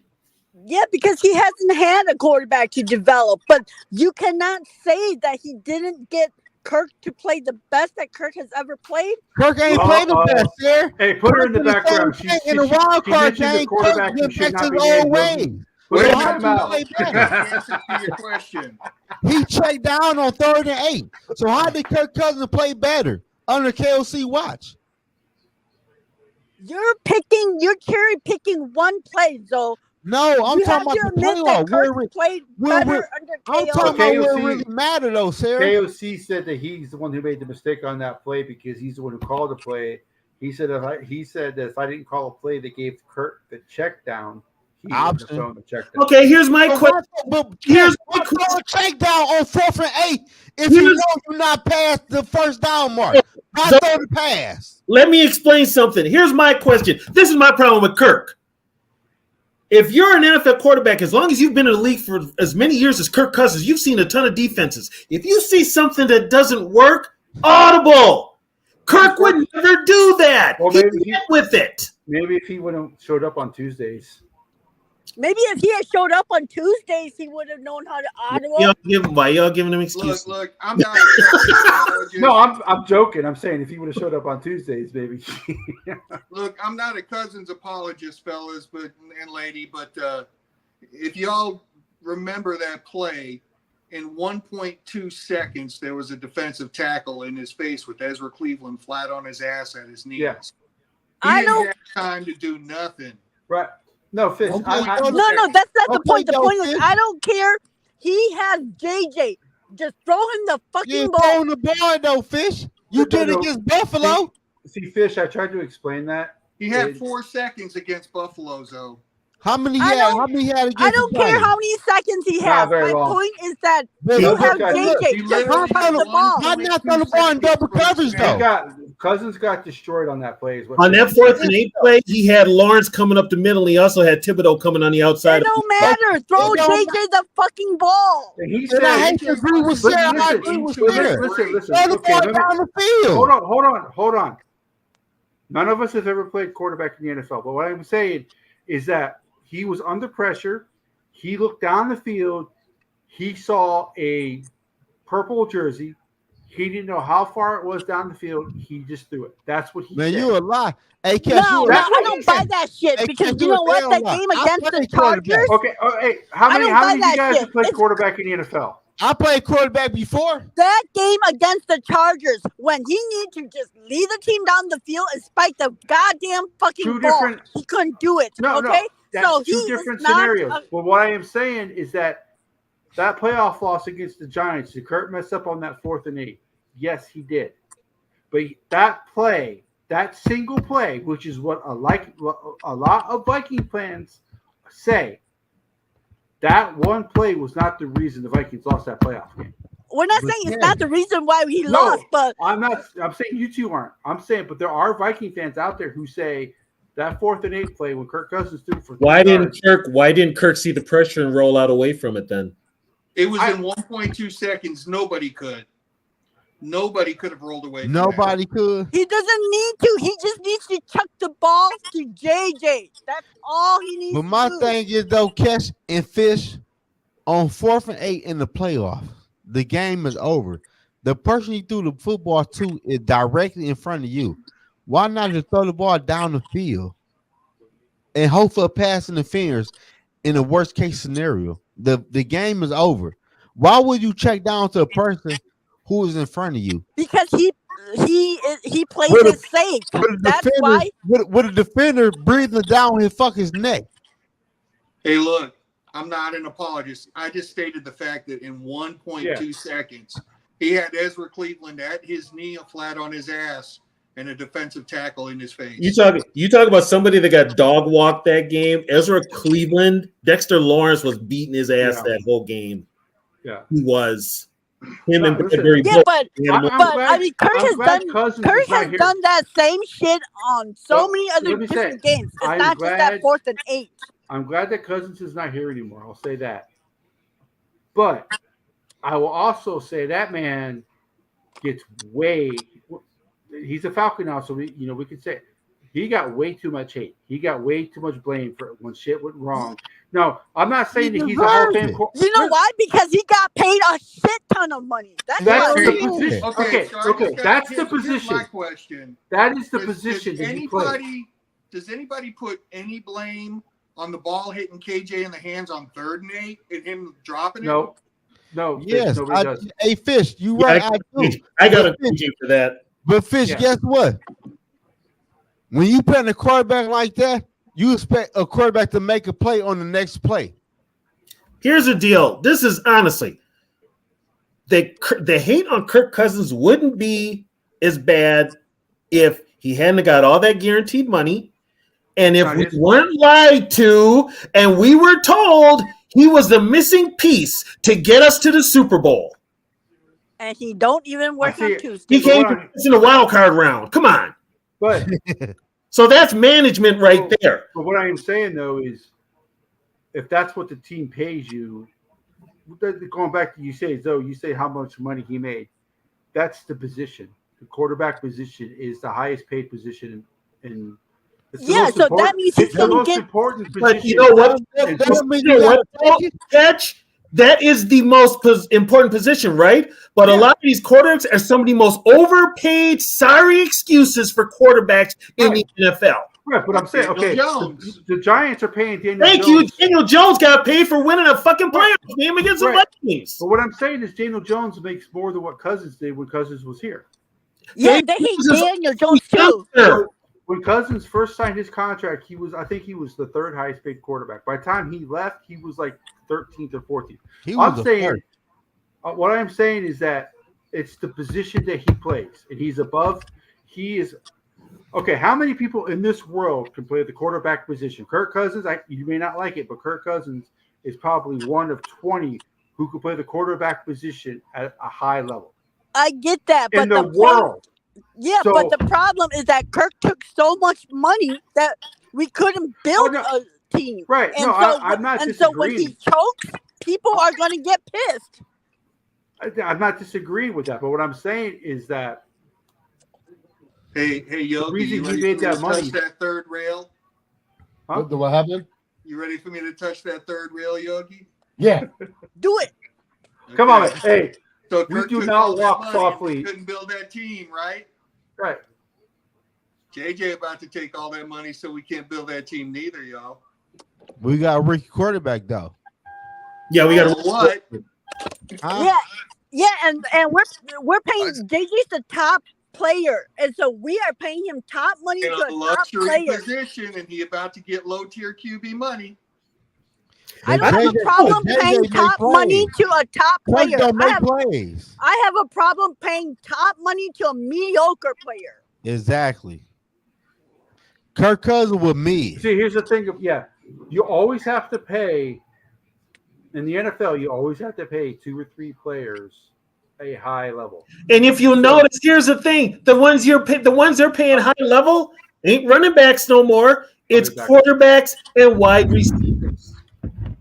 Unfortunately, because that's what the NFL's doing. Like, I'm sorry, but JJ deserves the money that he's going to get. Kirk did not deserve the money that he got. So 2 years ago, before he got in the non-injury year, in the 13-4 year, JJ directly affected 12% of our offensive plays. You want to give him $35 million a year? I don't. Yeah, because he's the top receiver. But the receiving position isn't worth that. It's a luxury position. Now, if you told me we had but if we don't pay JJ, who are we going to pay? Because we have to pay players. You pay good players to stay. So you. But what he's saying, Sarah, what he's saying, and I've said this before, he's playing a position that every year there's another player that comes out that plays just. I understand that, but I disagree with that. I understand that, but you need good players on your team to win, don't you? And so if we're gonna be paying top money, it better be to the top player of his position. How did the Bengals make it to the Super Bowl? All those guys are on rookie contracts, though. Yeah, they're not anymore. Guess what? We're not on rookie contracts anymore. Guess what? Cincinnati's paying.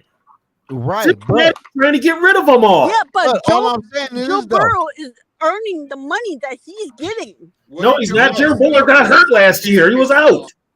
No, all I'm saying is though, the Vikings could have drafted a wide receiver high in the NFL draft, and could have did exactly what the Bengals did. Well, they got Addison last year.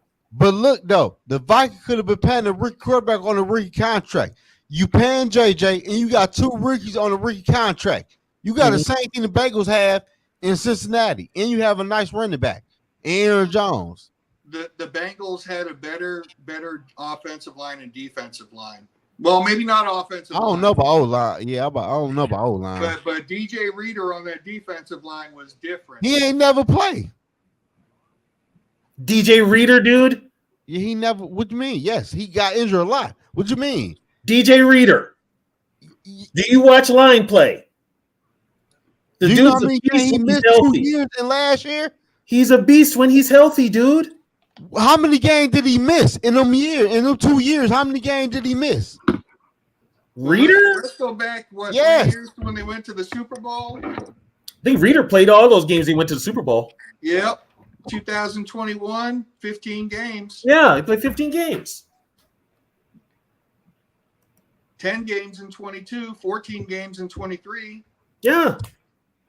What Bengals are you watching, Zoe? He got hurt. I watched the Bengals, but Are he you got thinking, injured. are you thinking of Hendrickson? He's a whole season guy. Hendrickson hurt. Dog got hurt a lot of them games. He got hurt. He walked out of them games. He ain't playing a lot of them games. He ain't finishing a lot of them games. Okay. But I'm just saying that they had Burrow and Chase on rookie contracts. Yeah. And that's when their Super Bowl window is. And I can't help but now that they're getting paid, I can't help but notice that they ain't making it to the AFC Championship game no more, are they? Exactly. Hell no. Well, Taylor's not that good of a coach, Zach Taylor. Yeah. I'm just saying that if we were to invest our money in, more of the, it sounds old, right? To say quarterback, left tackle, and edge. It sounds old. Nobody wants to hear that, but it's still true. It's still very true. Yeah. We got that right now, though, don't we? Yeah, but the thing is, Darisaw's he got a 5th-year extension. There's a certain team that was in the Super Bowl last year, even though they lost.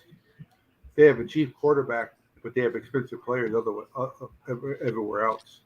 So and look at the Eagles. The Eagle paying everybody. So why we can't? Here, let me throw this stat at you guys. What? There's a difference between high paid and the highest paid, right? Mm-hmm. The last time a Super Bowl winner had the highest paid receiver in the league was the 12 Seahawks with Sidney Rice at $9 million. Who didn't play. And when you look at it, right, so the cap has gone up like 90%. It's almost doubled from then, but the wide receiver pay has tripled. Yeah. So you're paying your receiver. How many years ago was that? More. Yeah. And this is a problem.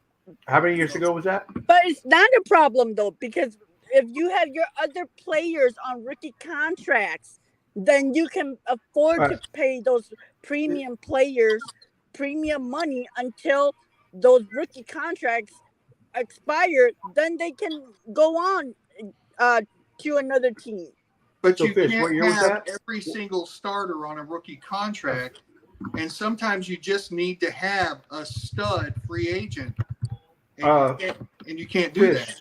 What year was that? But us paying JJ, hold on, we are still going to be able to get us free agents.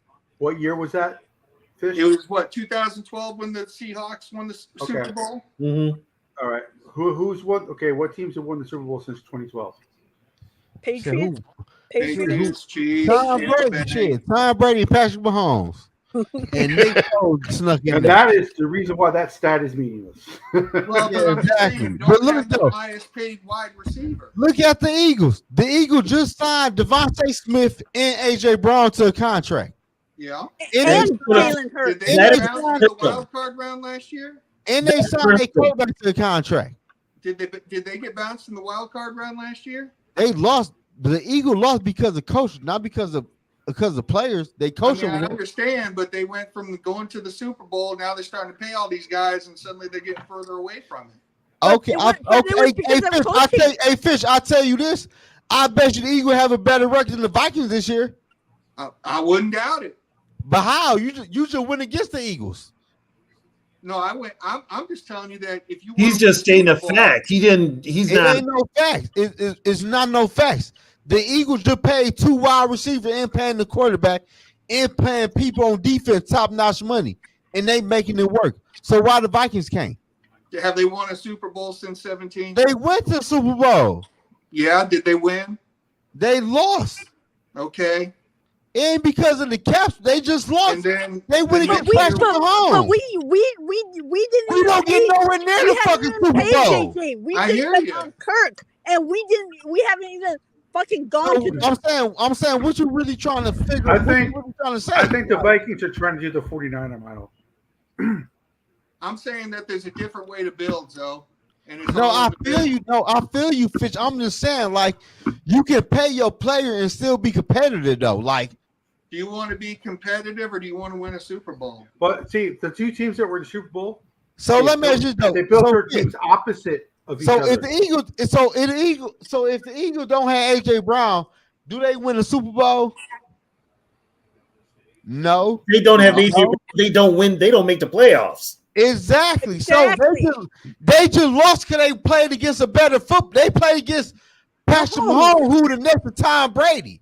You just lost. Yeah. He's the second best quarterback in NFL history, probably. And the reason why the Chiefs don't need to pay receivers is because they have fucking Mahomes. So until we have a Mahomes and Kelsey, they're paying Kelsey a hell of a lot of money. Yeah, they are. They're paying Kelsey now. They should. Which comes back to he's a pass catcher. I mean, he's a tight end in name, but he's a pass catcher. Yeah, but the Vikings also block. But I'm just blocking saying the wide receiver is more of a luxury position. I don't want to invest that kind of money in that position. But why not? Like, what you mean? Personally, for me, wide receivers are a dime a dozen. I'm just gonna put it out there. How you gonna say that though? Like y'all say that like y'all say that like the Eagles, like the 49ers ain't trying to keep Brian Ayuk. Hold on. Yogi, am I wrong? No, that's old school thinking, bro. Okay, so let's talk about. I'm sorry, I don't think like they do on Madden. Why don't you explain it to me? I explained it to you. I'm happy you said that. The 49ers. Hey, so do you hear me? I said I will. Look, all I'm saying is though, for real though, the 49ers is trying to keep Brian. What's his name? Ayuk. Brian Ayuk or Brian Ayuk. Who? Ayuk and Debo. They trying to keep both of their wide receivers. They trying to keep everything intact. And the Eagles just signed Devontae Smith and AJ Brown to a big contract. You need wide receivers to compete in the NFC. So, the AFC is different. You got Patrick Mahomes. Hey, Tony, you and Fish can play wide receiver for Patrick Mahomes and win a fucking Super Bowl. Go back to Fish's point. Patrick Mahomes. So the shit will be different. Yeah, so going back to the Super Bowl, you need top-notch wide receivers. So going back to Fish's point about highest paid receiver. So the Seahawks won the Super Bowl in 2014. All right, so 2015. We talking about lately, Catch. We talking about give me 4 years. No.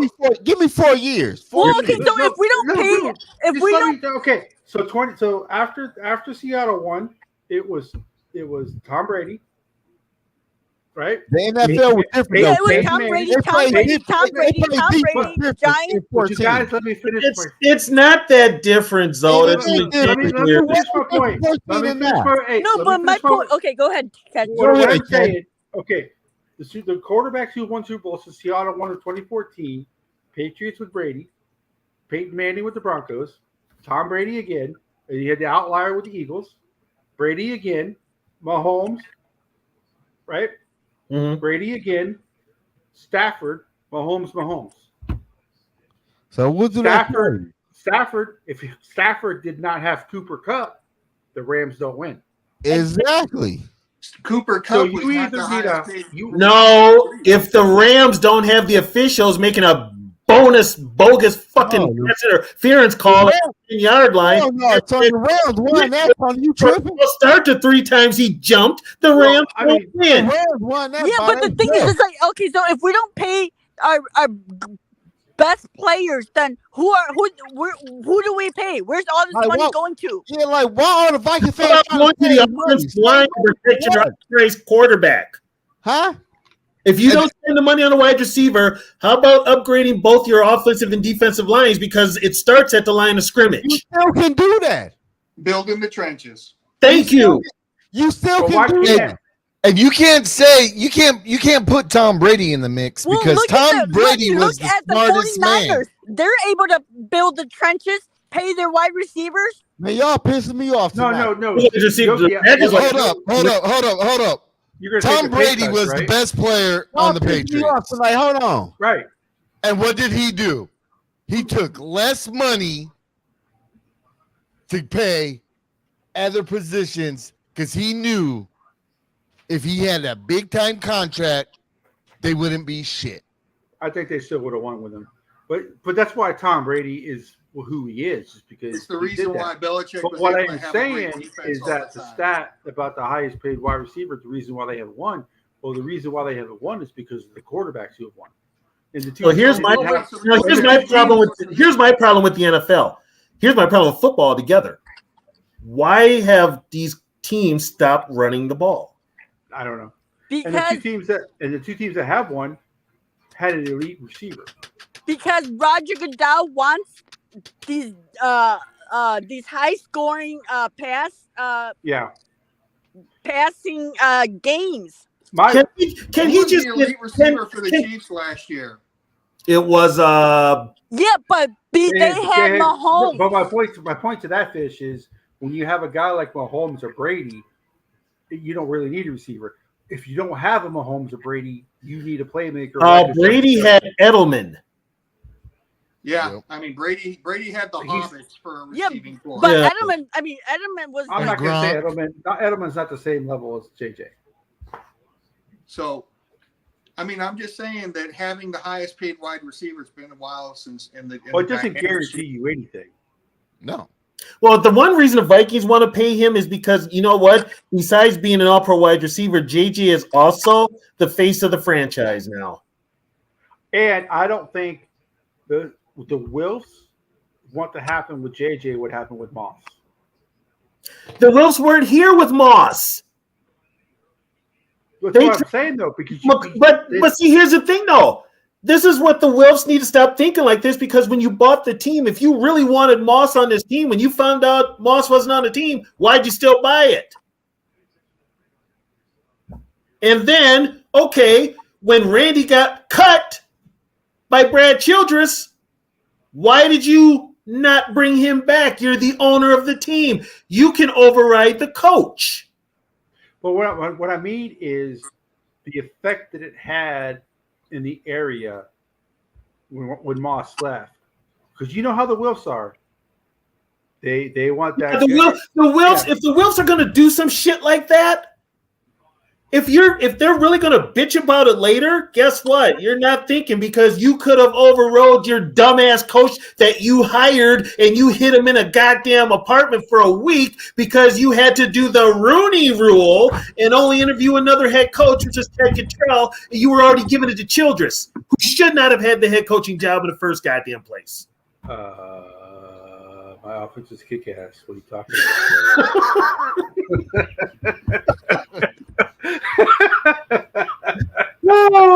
about? My God! I tell you what, we've only had 11 head coaches in the Vikings history. But all the coaches that have ever had a press conference, the hardest to listen to was Childress. Yes, he was. Oh, he was terrible to listen to. He was drier than Malta toast. Oh my God! At least my I have a question for everybody. Would you rather have JJ or Christian Wilkins and T. Higgins? Christian Wilkins and T. Higgins. What's JJ? But I don't understand why you can't have JJ and Christian Wilkins. Yeah, why can't you have JJ and Christian Wilkins? Because you can't afford both of them. Why can't you? Because everybody else is making nothing. You're about to pay Darisaw. Yeah, they got to pay Darisaw. But by the time they pay Darisaw, the cap is going to go up. You can trade O'Neal. I'd rather have Thank Darisaw you, than Zoe. both of those guys. I would trade O'Neal right now. I would rather have Darisaw than both those guys you mentioned, Yogi. Then Wilkins and Higgins? You'd rather have Darisaw? Yeah. He's going to miss more important than both those guys. He's going to miss about 4 games this year because he gets hurt every year. The left tackle is more important than both those positions. I mean, I'm with Patch on that. I thought we were saying, would you rather have Justin Jefferson? Well, you know what, though? The other guy can play left tackle. The guy we just drafted. I'd rather have JJ and Wilkinson, and I know we can pay for both of them because our quarterback is on a rookie deal. Our other edge rusher is on a rookie deal. Our team is young. Most of them are on rookie deals. it's weird. The Vikings have gone from one of the oldest teams in the league to one of the youngest. They're now one of the youngest. in Yeah, like 2.5 years. just that, and really all it took was letting Cousins. And I don't have a problem paying them Letting right Cousins now, go. but if letting JJ that turns out to be quarterback and Hunter walk. if JJ Max turns out to be who we think he could be, then once it's time for him to get paid, then I don't have a problem with JJ. Yeah, see, the way I think they structure it is they pay JJ, they front load his contract, and by the 5th year option for JJ, Justin's money is not going to be that big of an impact. So you can pay Justin Jefferson, you can pay JJ McCarthy. What year is he in? Is he in his 4th year, 5th year? Justin Jefferson, yeah, Starting his 5th year. Yeah, he's in his 5th year, so they got to his 5th year. I think it's what is it? I think it's like $19.5 million for his 5th year option. Oh no, I'd rather we would have traded Justin Jefferson to the Bengals for a first, second, T Higgins. Yeah, but then the Bengals would have been in trouble because they would have had to pay him too. I wouldn't have cared about that. Yeah, yeah, but they wouldn't have taken the trade. The what? The Bengals wouldn't have taken that trade because they can't pay him. Mike Brown ain't paying that money. You know what though? If Joe Burrow went up to him and bitched and moaned and said he wanted JJ, I bet he would have got him. Yeah. No, because Joe didn't take less money. Because I would rather have T Higgins at a $20 to $23 million a year contract, and another lot. Then you go try to get like a Surtain. I got a question for you, Yogi. Yeah, give Brandon Ayuk. Justin Jefferson has proven to be a number 1 receiver. Yeah, that's cool. T. Higgins is a 3rd receiver on that team. I'm saying that's cool though, Catch though. But hey, you got Tyler Boyd ahead of him. But hey, Catch, imagine T. Tyler Boyd's the 3rd. Imagine he's gone too. Higgins gets injured. He's been injured a lot. Yeah, he gets injured a lot. Hey, you know, the Detroit Lions don't really have a number 1 receiver, and they were like, the number 3 offense in the league last year? Well, Amon St. Brown's the number 1. They got Amon St. Brown. They think he's the best receiver in all of football. I mean, I love him. So they got an offensive line. He's a 1. He's not. Yeah, but you have to remember the Lions are a young team. Most of their team are all on rookies. Yo, let my dog back in, guys. Hey, Yogi, imagine T. Higgins, Jordan Addison, and Tyler Boyd, and T.J. Hawkinson, and A.J. Brown. No. Yeah, that's a nasty I wouldn't work with that. That's a T. nasty Higgins is injured a lot. He's not going to be playing full season. T. Higgins got injured 1 year. I'm probably sure he got injured because of the fucking contract. The year before last, he didn't get injured. But no, for real though. Like the year before last, he didn't get hurt.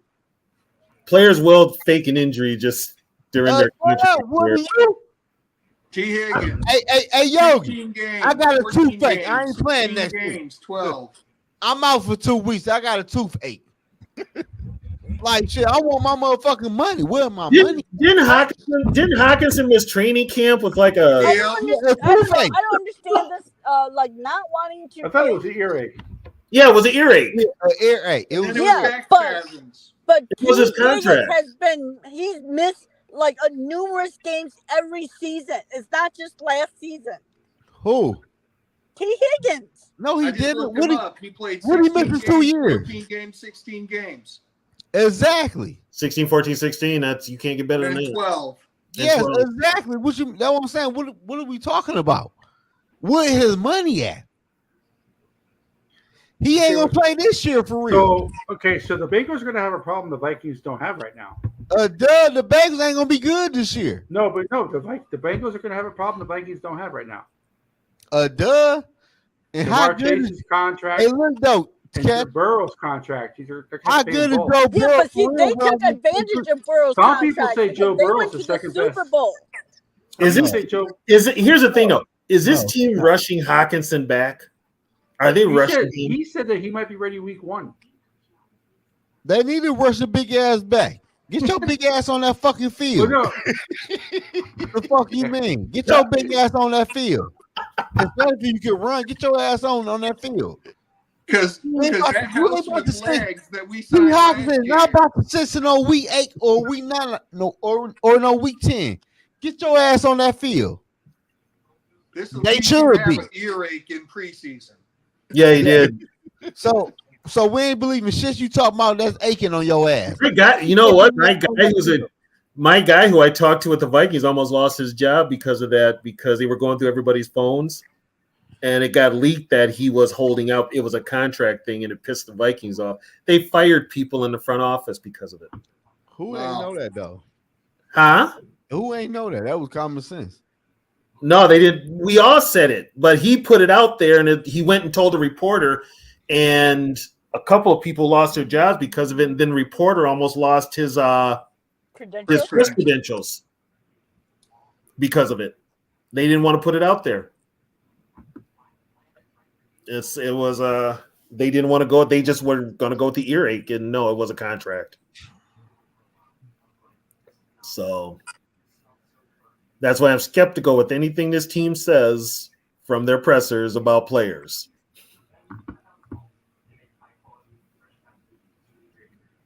But yeah,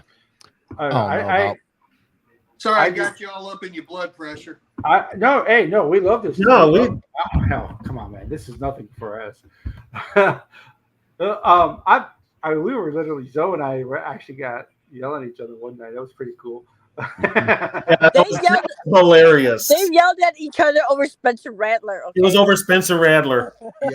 Yeah, it was over. It was the funniest thing you probably will ever Steve hear. was on, and Steve said that he's the best quarterback to come out of this draft, and Zoe was not having it.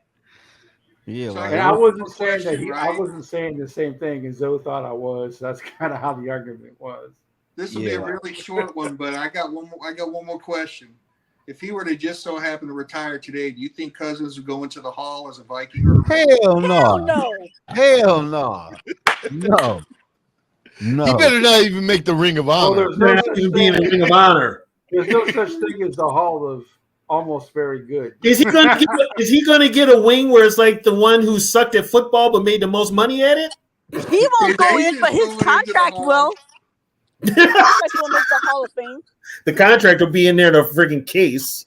He would go into how to make money in NFL Hall of Fame. Exactly. No, put it this way, Kirk goes in the Hall of Fame. Oh, you guys know who Michael Penix Jr.'s agent is? His what? Kirk Cousins' agent? Yeah, Michael Penix Jr.'s agent is the same agent as Kirk's. That's wild. Mike McCarthy? Yep. Kurt? Oh my God. That's crazy. That man gonna make a lot of money. Michael Penix Jr. about to be set. Yep. Oh, they're already talking about Penix starting this year. But damn, already? Yeah. But here's the thing, though. Not my problem. History shows that of these 6 quarterbacks, 2 are going to be very good, right? Possibly 3. And the other 3 are going to be trash. So, McCarthy and who's going to be good? I would say Daniels is probably. I don't I'm gonna say Daniels, and I'm kind of curious. The one that's intriguing to me is Bo Nix with Peyton. Drake May is either going to be the best quarterback in this draft or the worst. I don't think He's there's any in between. I don't think May's gonna be. Unfortunately, he went to New England and he has no weapons. I don't think there's any in between. The Patriots will be drafting Archie Manning. Oh, that's Arch Manning or Quentin Years. The Texas quarterback. That's why I laugh when the Patriots are like, who knows when we're going to be in this position again? I'm like, next year.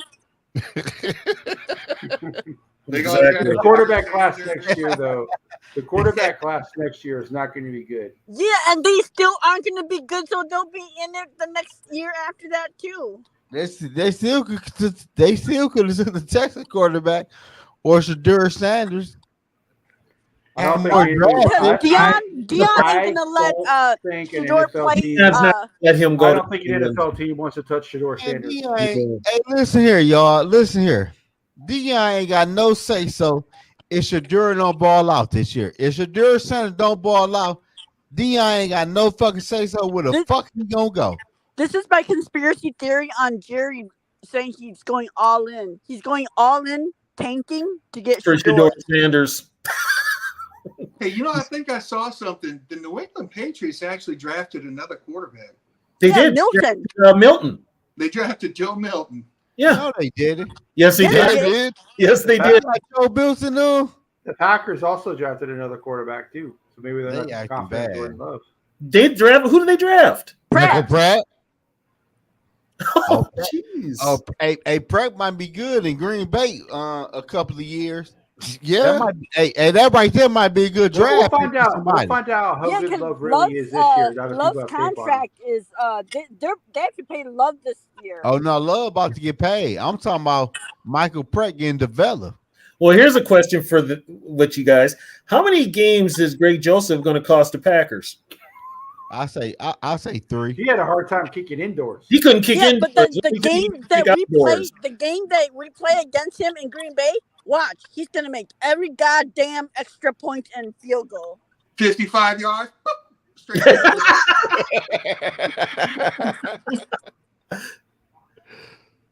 He would do that shit.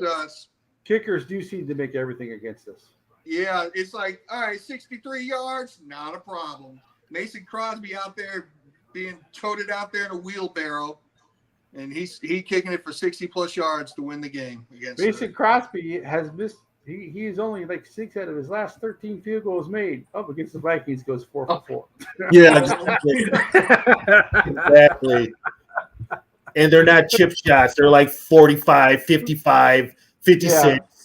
I heard that Malik Neighbors is not happy about getting drafted to the Giants. Would you be happy about getting drafted to the Giants? No, I'm just saying. He doesn't want to play with Daniel Jones. Ain't nothing you can do about it. I don't think he is, though. I don't think Daniel Jones going to be the Giants quarterback this year. That Italian kid again. DeVito? What's his name? D'Amato, D'Antonio, or whatever? The monster? No, it ain't that. I got Drew Lock being their quarterback. Well, yeah. He was okay. You talk about Sam Darnold being ass. Drew Lock is ass. The Bills are so desperate for a receiver. Guess who they signed? Chase Claypool. Yeah. Oh my God. That's wild. Yeah, they signed Claypool. Yeah, that's wild. Hey, the only Claypool I know is the lead singer of Primus. That's the only one I know. There are 2 Minnesota Vikings tropes that are without fail, and that is the kicker ain't going to miss against us no matter how far it is. And their third-string quarterback can come in, and he's going to look like Joe Montana against us. How many times was Chad Henne did it with the Chiefs? What's his name? Miami 2 years ago. Remember Miami 2 years ago when Teddy started and got Teddy threw for 300 yards. And the other dude coming and threw for over 300 yards? Yeah. Chase Daniels. Yeah. Mitch Trubisky. I'm out here, Yogi, and y'all. I'm going to get on y'all. Hey, you might go live tomorrow night? No, I got chores. I'm not. No. You got chores? Yeah. You got chores? Man, I'm out of Yogi fucking way, dog. Yeah, I got to head out you guys. About to turn into a pumpkin. All right. Hey, Fish. Everybody. Great convo. I appreciate y'all bringing on y'all channel tonight, man. Yogi said he got chores tomorrow, man. Hey, Yogi, man. Don't get in trouble, man. Get no punishment, man. I'm out of here. Later, Zoe. Appreciate were you guys gonna stay on? Yeah. Yeah, we'll stay on. All right. I'll head out too. I got control, Yogi. They gonna be on all night, man. They ain't getting off this bitch tonight.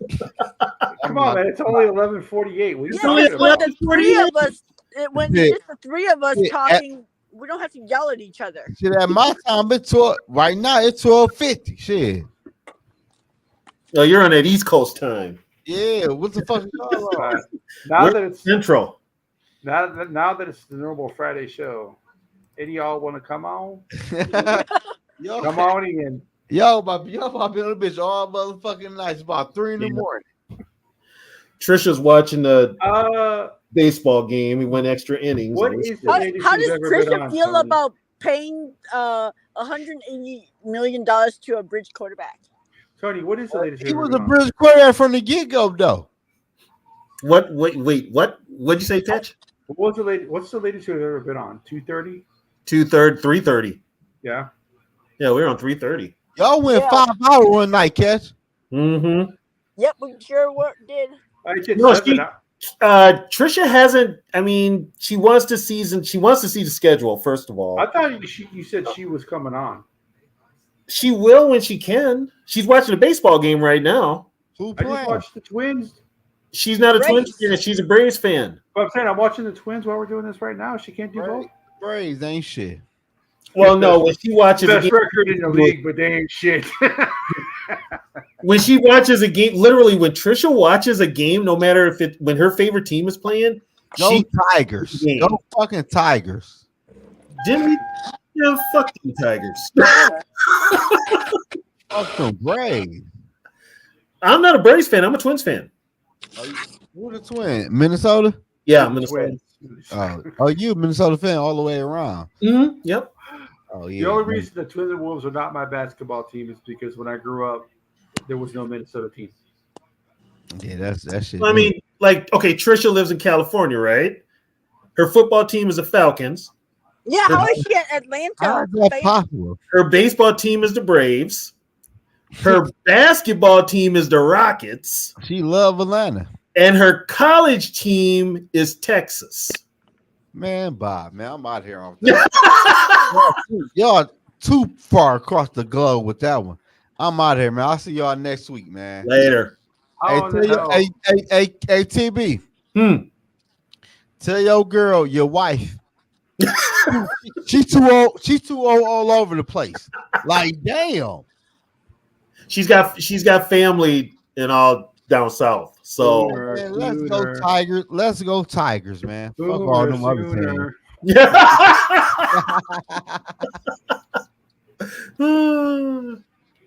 So yeah, but she's watching she's watching the Dodgers game right now. So You know, I'm like really glad we drafted like JJ just to piss Lions fans off they're gonna have to pay Goff here pretty soon. because they love JJ, but they can't stand us Are they? When's Goff's contract up? now. They're gonna need a quarterback unless they're gonna keep paying Goff. They got Hendon Hooker, man. Oh yeah, he was part of that Hawkinson trade. He was that choice they made for Hawkinson. Yeah, I'm sure his broken leg is healed up now. Yeah, and he would play behind that offensive line. So the offensive line is pretty good. So, but yeah, I mean, Do you think they're gonna pay him $50 million? Who? Goff? Goff. How old is he going to be? I think he's 30. I think he's the oldest quarterback in the division now. The Lions Isn't will that pay him. weird? The Lions will pay him just to. They don't have the high turnover. Put it this way, if the Lions go from 11-6 to like 6-11 this year, we could see some changes. We would not be shocked It wouldn't shock me at all. because then this is year one of the next 30 years before they win another division. Okay. How arrogant was it for the Lions in their draft room on the final day to all be wearing black Dan Campbell jerseys? How stupid. Well, you know what's stupid was we were getting so much shit for our draft, and they gave up a 3rd round pick to draft a guy in the 4th round. Oh, but they aced their draft. Oh, I noticed there were a lot of people just tanking the Vikings draft. I'm like, what is there to tank? Yeah, like their argument is, well, we gave up the equivalent of a first round draft. We gave up a non-existent pick to get two guys. Yeah, Like, they're looking at what we got next year. We've only got 3 picks right now, but fuck them picks. that probably changes. Well, the thing about it is when you look at the totality of what the Vikings gave away in the draft, it equals to what they would have given up to move to 3. Oh, to but get JJ. And they got 2 players. Yeah, they don't want to look at it that way because then it's good. The fucking idiot Sean Payton. Oh, I tricked the Vikings into thinking that we really wanted him. Yeah, I know. Isn't that dumb? He's like, I'm like, so you tricked us into taking the guy that we were gonna take anyway. Anyway, so that we can give a team in your conference. Here's the funniest though. The Jets thought they pulled one over us when they made the trade. They were all grinning and laughing, and they're like, Minnesota took the deal. It's like, hey, we don't have a 40-year-old quarterback who might not make it through the first quarter. Well, I mean, I think Quasey knew that going into that draft that he was going to lose some picks. Yeah, he was, but he wasn't going to give up that 23rd. But they're mid-round picks. Yeah. They're 4th and 5th round picks. Who gives a fuck? Most of them are going to end up getting cut or they hit it like 50. They hit like at 15%. Right. Exactly. You know. Yeah, so we gave up a 15% chance to get a franchise quarterback. I'm not crying about it. We should know that from all the picks that Spielman had in the 3rd and 4th round, and how many exactly. I mean, that one year we had like 15 draft picks. Where are they now? Oh God, yeah, because we had all them 4th, 5th, and 6th rounders. God. That's right. I said I'd rather take quality over quantity because I don't care about 4th, 5th round draft picks if I got 2 guys in the top 10. Exactly. Yeah, it's I don't know. It's like they're just it's like they're just ripping the Viking. I'm like, really? Come on. We got our quarterback in the future, plus we got an edge rusher. That right there. What some people consider the best defensive player. Right. Oh, Atlanta fans were pissed. They were pissed. There were videos running. Everybody that was at the Mercedes-Benz thing for their draft, when they announced Michael Penix, they were literally like, what the fuck? They literally were like, what the fuck? We just got Kirk Cousins. They were literally like dumbfounded. You know what's gonna piss them off even more? If this season they don't go far into the playoffs because they didn't use that premium pick on the player that they needed. Well, here's the thing. The fact that they play in the NFC South, they could probably win it. So they could win the NFC South with a 9-8 record or an 8-9 record. That's how bad that division is. I think Tampa's still going to win. Did Tampa make any? I mean, did they get anybody? I mean, yeah, they got a really good center, Barton. Okay. And you know they got Tristan Wirfs, so it looks like they beefed up their line. Oh, to protect Baker.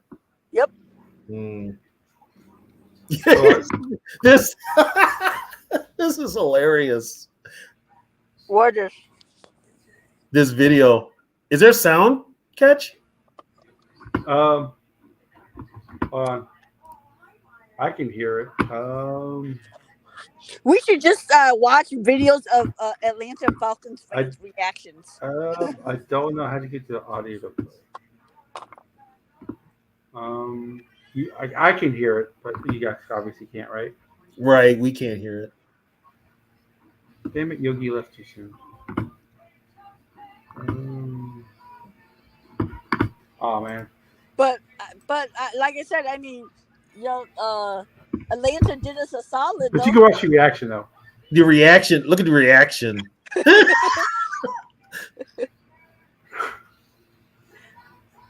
Well, so much for Kirk's press conference. I like it when the Look at that one guy shaking. Oh, he was the one that was saying we drafted Kirk Cousins. No, watch the guy behind him sitting down.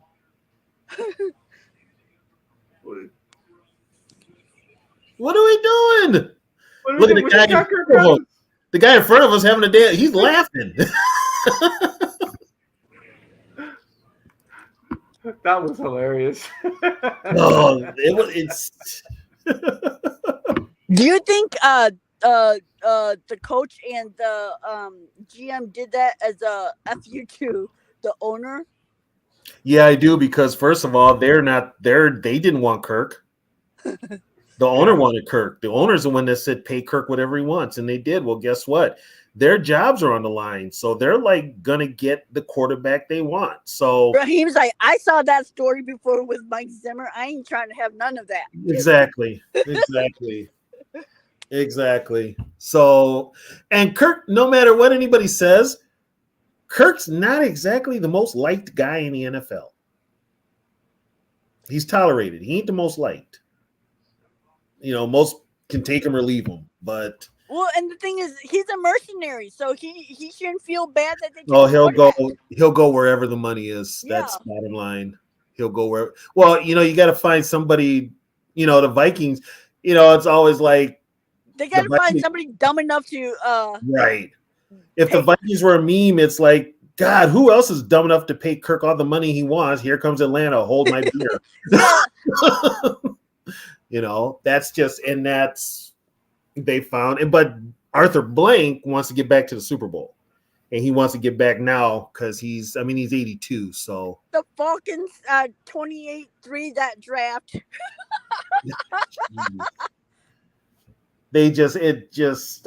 My God, that was.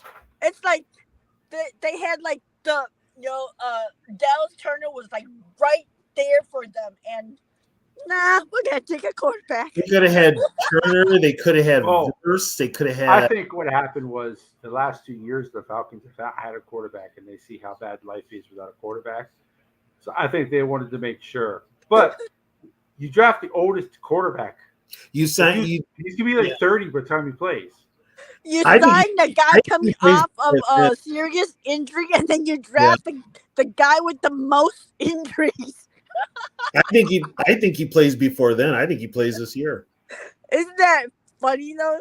It is. Well, put it this way: Kirk is now in a position where he's not going to get coddled.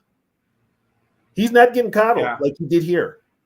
He was coddled for 6 years here, and he's not going to get that in ATL. I'm just glad the stands are gone. Never brought in a serious backup threat. No, they threaten because he doesn't like to be threatened. Yeah, and look how he handled this situation. What? Yeah. What? Yeah, he's like, they didn't consult me on this. Were they supposed to? Well, especially with the agent. They're the same agent. They have no loyalty to him. Yeah, okay, here's the thing. Okay. Did your agent tell you, Kirk? Yeah. You got the same guy. Well, he can't tell him that would make just an awkward conversation.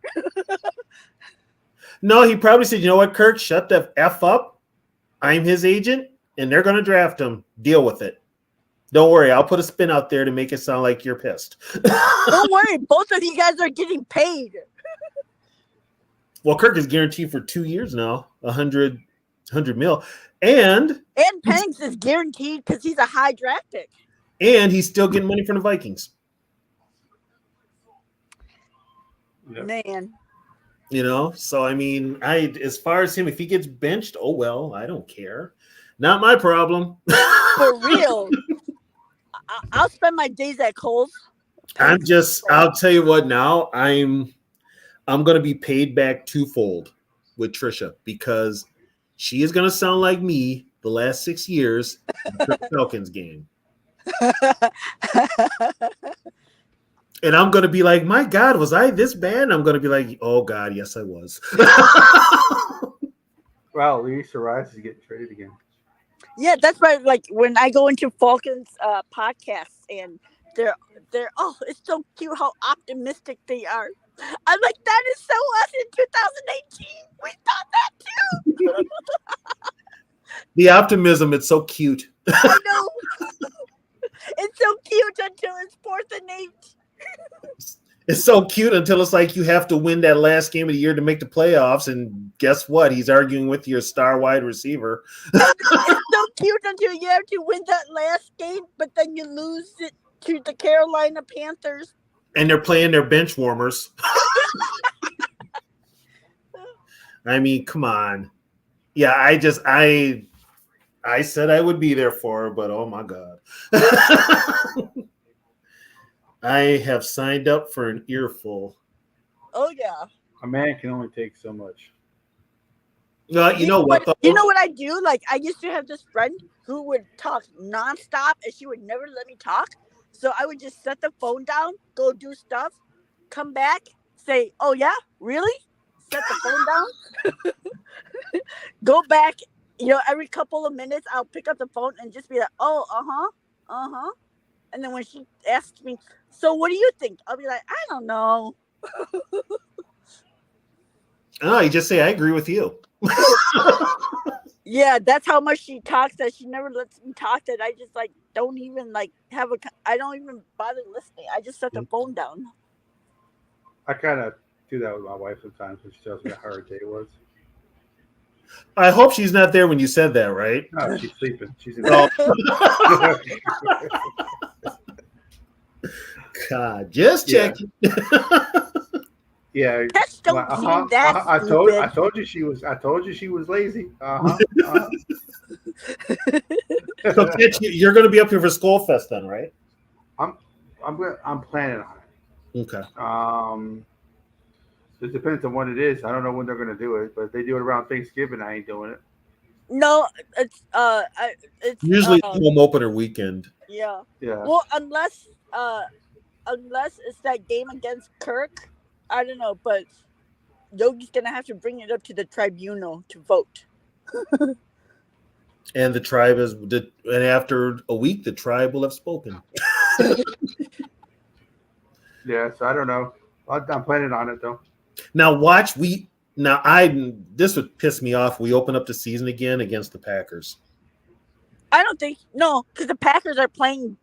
They're in Brazil. That first game of the year? I don't know, but they're playing in Brazil on Friday. Oh, that's opening day weekend. Yeah. Who are they playing? Eagles. Did you see the stuff about them trying to get out of playing an international game? Who? The Packers? Packers. Why? Our airport's not big enough for. Well, why are they hosting a draft then? Yeah, no kidding. I don't know. They should never be hosted a draft because they shouldn't. No, they shouldn't. That's gonna be a nightmare for the NFL. I'm sure hotels are already reserved and booked up. Yeah, that's gonna be bad for the NFL. If they didn't talk bad about Green Bay before, next year, they're gonna rip on Green Bay. I mean, they talked about the Minnesota being too cold for the Super Bowl, which I kind of agree, but you don't even have to go outside. Yeah, the Super Bowl's indoors. You can go to all them skywalks. Yeah. Exactly. Uh-oh. That's like the coolest thing about Minneapolis is that it's all connected by Skywalker. Well, look at that handsome son bitch. What up, no stop? Man, look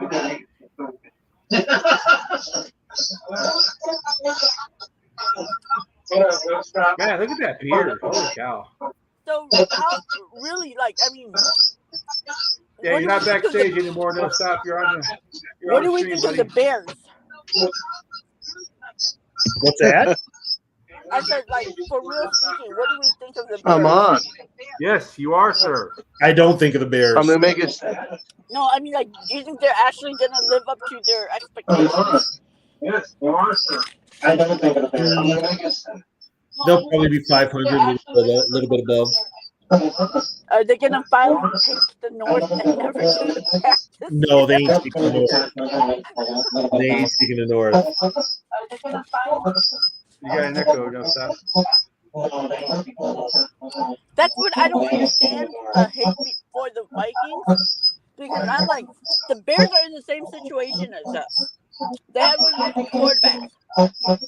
Why are they instant contenders and we're a bottom of the barrel? That's the national press. Yeah. That's the national media. So what's your thoughts? No stop. I mean, at least my quarterback doesn't wear nail polish and a skirt. What's your thoughts?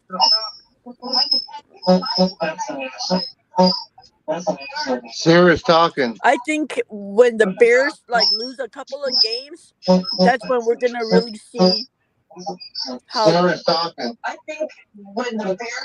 Caleb is gonna be like. Are you Yeah. frozen, Tony? You're not moving. We get a lot of feedback from No Stop.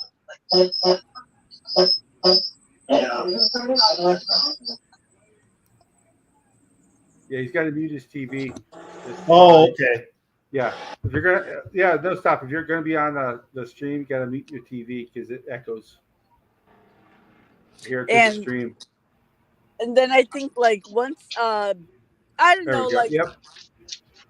Great just, podcast so, as usual. Tired of this. Like, why is everybody sucking on the Lions' balls? Like, I don't give a shit like that they were so bad for 30 years, okay? Sarah, that's why, because they've been so bad for so long, they're finally good. People want to give them props. The NFL. Boo-hoo! I mean, it's like I'm not gonna feel sorry for you because you were bad for 30 years. You should have done something fucking about it. She's got a point. Yeah, no, I agree. I'm just saying. Yeah, she's got a point. I mean, Like, but no, the NFL. it's like, what are we like? This Lions fan was talking shit to me today. Like, oh, it's so cute that you guys think JJ McCarthy's gonna come save your team and whatever. And so I was like, I don't know why you're talking shit. Like your team don't need saving.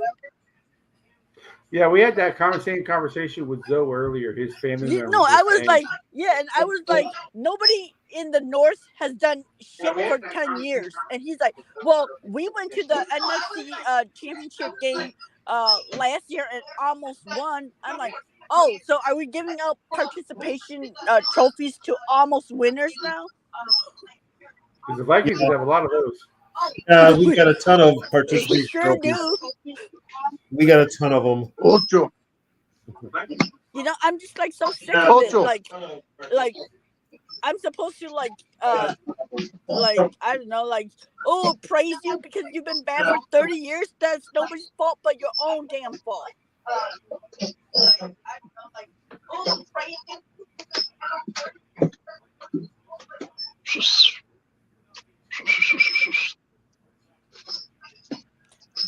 Like there's this Lions podcast called Woodward Sports or whatever, and there's this guy on there. Oh my gosh, he's just so fucking annoying. I can't stand him. Is he that bad? Yeah, he's the guy who was spieling about how Amon-Ra St. Brown is way better than JJ because he can do what JJ does, but JJ can't do what Amon-Ra St. Brown can. Well, is he the one that called you a dyke? No, that's not. Wow. I'm like, awesome dog. No stop. Look at that. Look at that. what are you guys watching? The Black Lab. Black Lab with a white chest. No, it's Black Lab. You just wanted to show his dog out. Yeah, no, they think that they're just gonna have a cakewalk to this division and be repeat champions. Well, good luck. They'll be lucky. They'll be lucky to win 8 games. I'm like, if you count back to back once every 30 years, I guess you want a back to back division. But I don't know. I'm just like, oh my lord, one good season and suddenly you're the Chiefs. Like, oh, Trisha's on. Hey, babe. hi, Trisha. How'd your Braves do? Twins have won 11 in a row.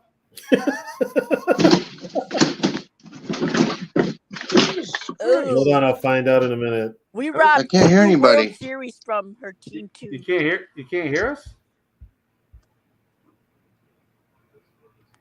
Can you hear us, Mostap? Can you not hear us? Can you hear it? You should be able to hear. He's not muted. No.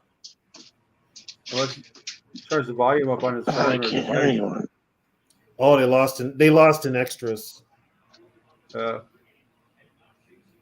last time I watched the You got it now? Braves, Can you hear us now?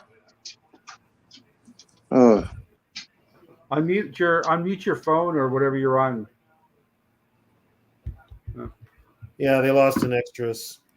Oh, I'm looking at it right now.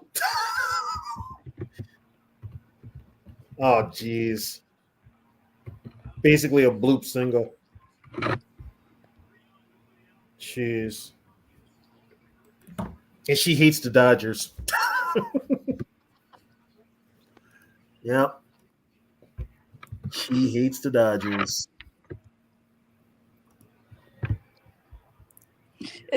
I don't know. Do you guys really believe that Owatani didn't gamble and it was his interpreter that Did the gambling for him? Yeah. Yeah, that's 50-50. I know. All I know is it pays to have an interpreter. That interpreter got a gambling problem then. No, I'm just saying, like, I mean, that's like, I mean, if it was him, then he sure got away with it, because he had an interpreter. Well, his interpreter has to translate. He wants to put so much money down on over-unders. I mean, yeah. I mean, there's way. It all depends on how hands-off he is with the money. Like, did he just completely let the money guy control the money? He doesn't have to worry about it. Right. Then I can see him not knowing. But there are some people out there who, even though they have a financial advisor, they still those financial advisors have ripped off a lot of people. They've ripped off a lot of people. It's like they're advising you what to do with your money so they can spend it for you on what they want to spend it on. Yeah. That's why AP wants another shot at the NFL. He wants another big payday to make up for the money he lost, or soften the what you call it.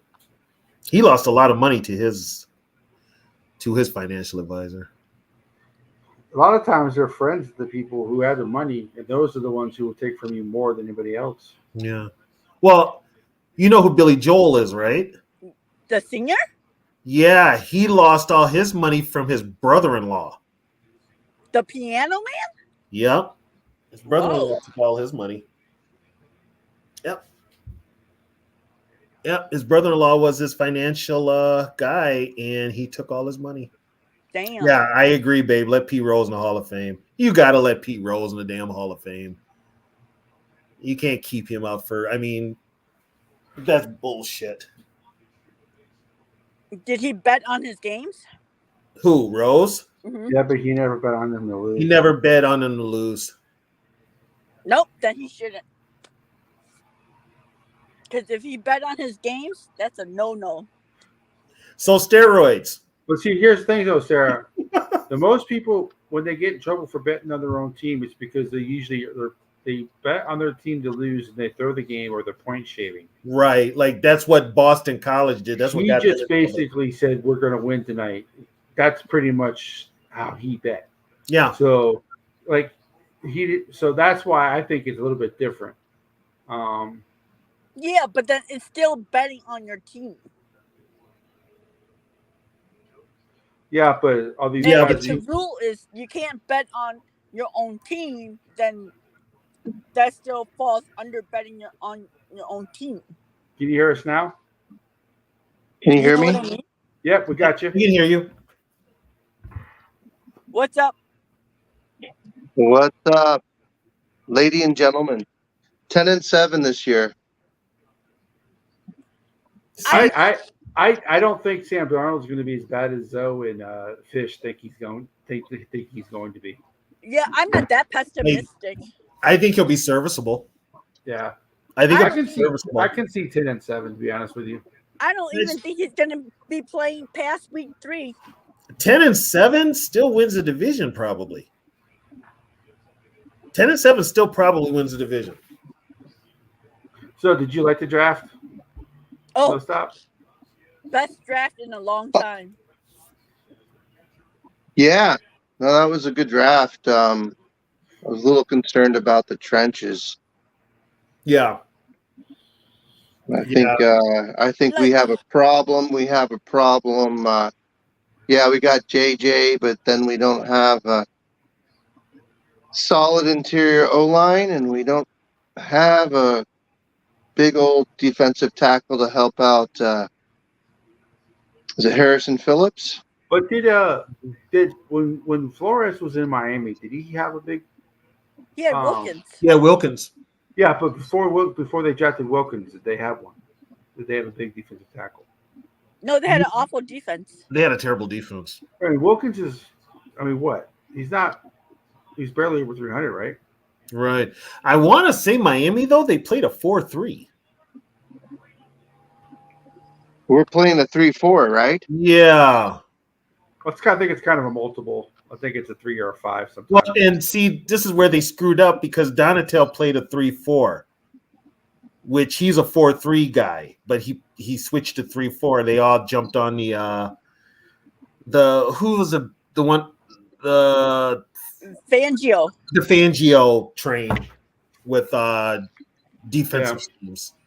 But yeah, but with Flores, he will run a 4-3, a 4-2, 3-3-5. I think if the game calls for him to switch it, he will. You're right, depending on how many receivers are on the field. Yeah, because that's what real coaches do. Yeah. What, Donatel wasn't a real coach? No. Donatel shouldn't have even had that gig. Was he second choice again? Huh? He wasn't the first choice, right? No. I don't even know how he got that job. He was already in place, kind of. They had already hired the coaching staff before they even announced KOC.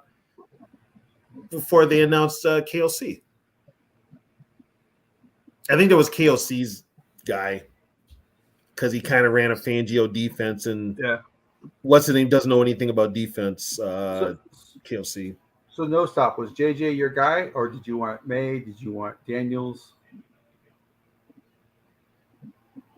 You know, I like JJ. Honestly, I think all of this is, you know, it's. I think the Vikings hopefully did the best they could. They didn't sell all 3 first-round picks. But yeah, I mean, I don't know. I'm wondering if JJ has the zip on the ball, and that's I'm hoping KOC they can make sure he has some more zing. I would say Penix had the best arm in my opinion. I didn't want to have nothing to do with Penix. That's cool. I'm just saying. I hope JJ's not floating those balls around to our receivers so we can get some more. Yeah, but that's like stuff that ACL injuries. Well, you look, Sarah. You look at the quarterbacks, right? Oh no, I was just gonna say like Cousins was able to zip that ball around. I'm just hoping. I mean, like, that's something that can be taught, right? Hopefully. Arm strength cannot be taught. You either have it or you don't. Arm strength is what you either have or you don't. Well, the mechanics can be changed. I'm hoping that the mechanics for JJ can be changed a little bit. Because otherwise, you're just going to be floating those balls around like Dobbs did.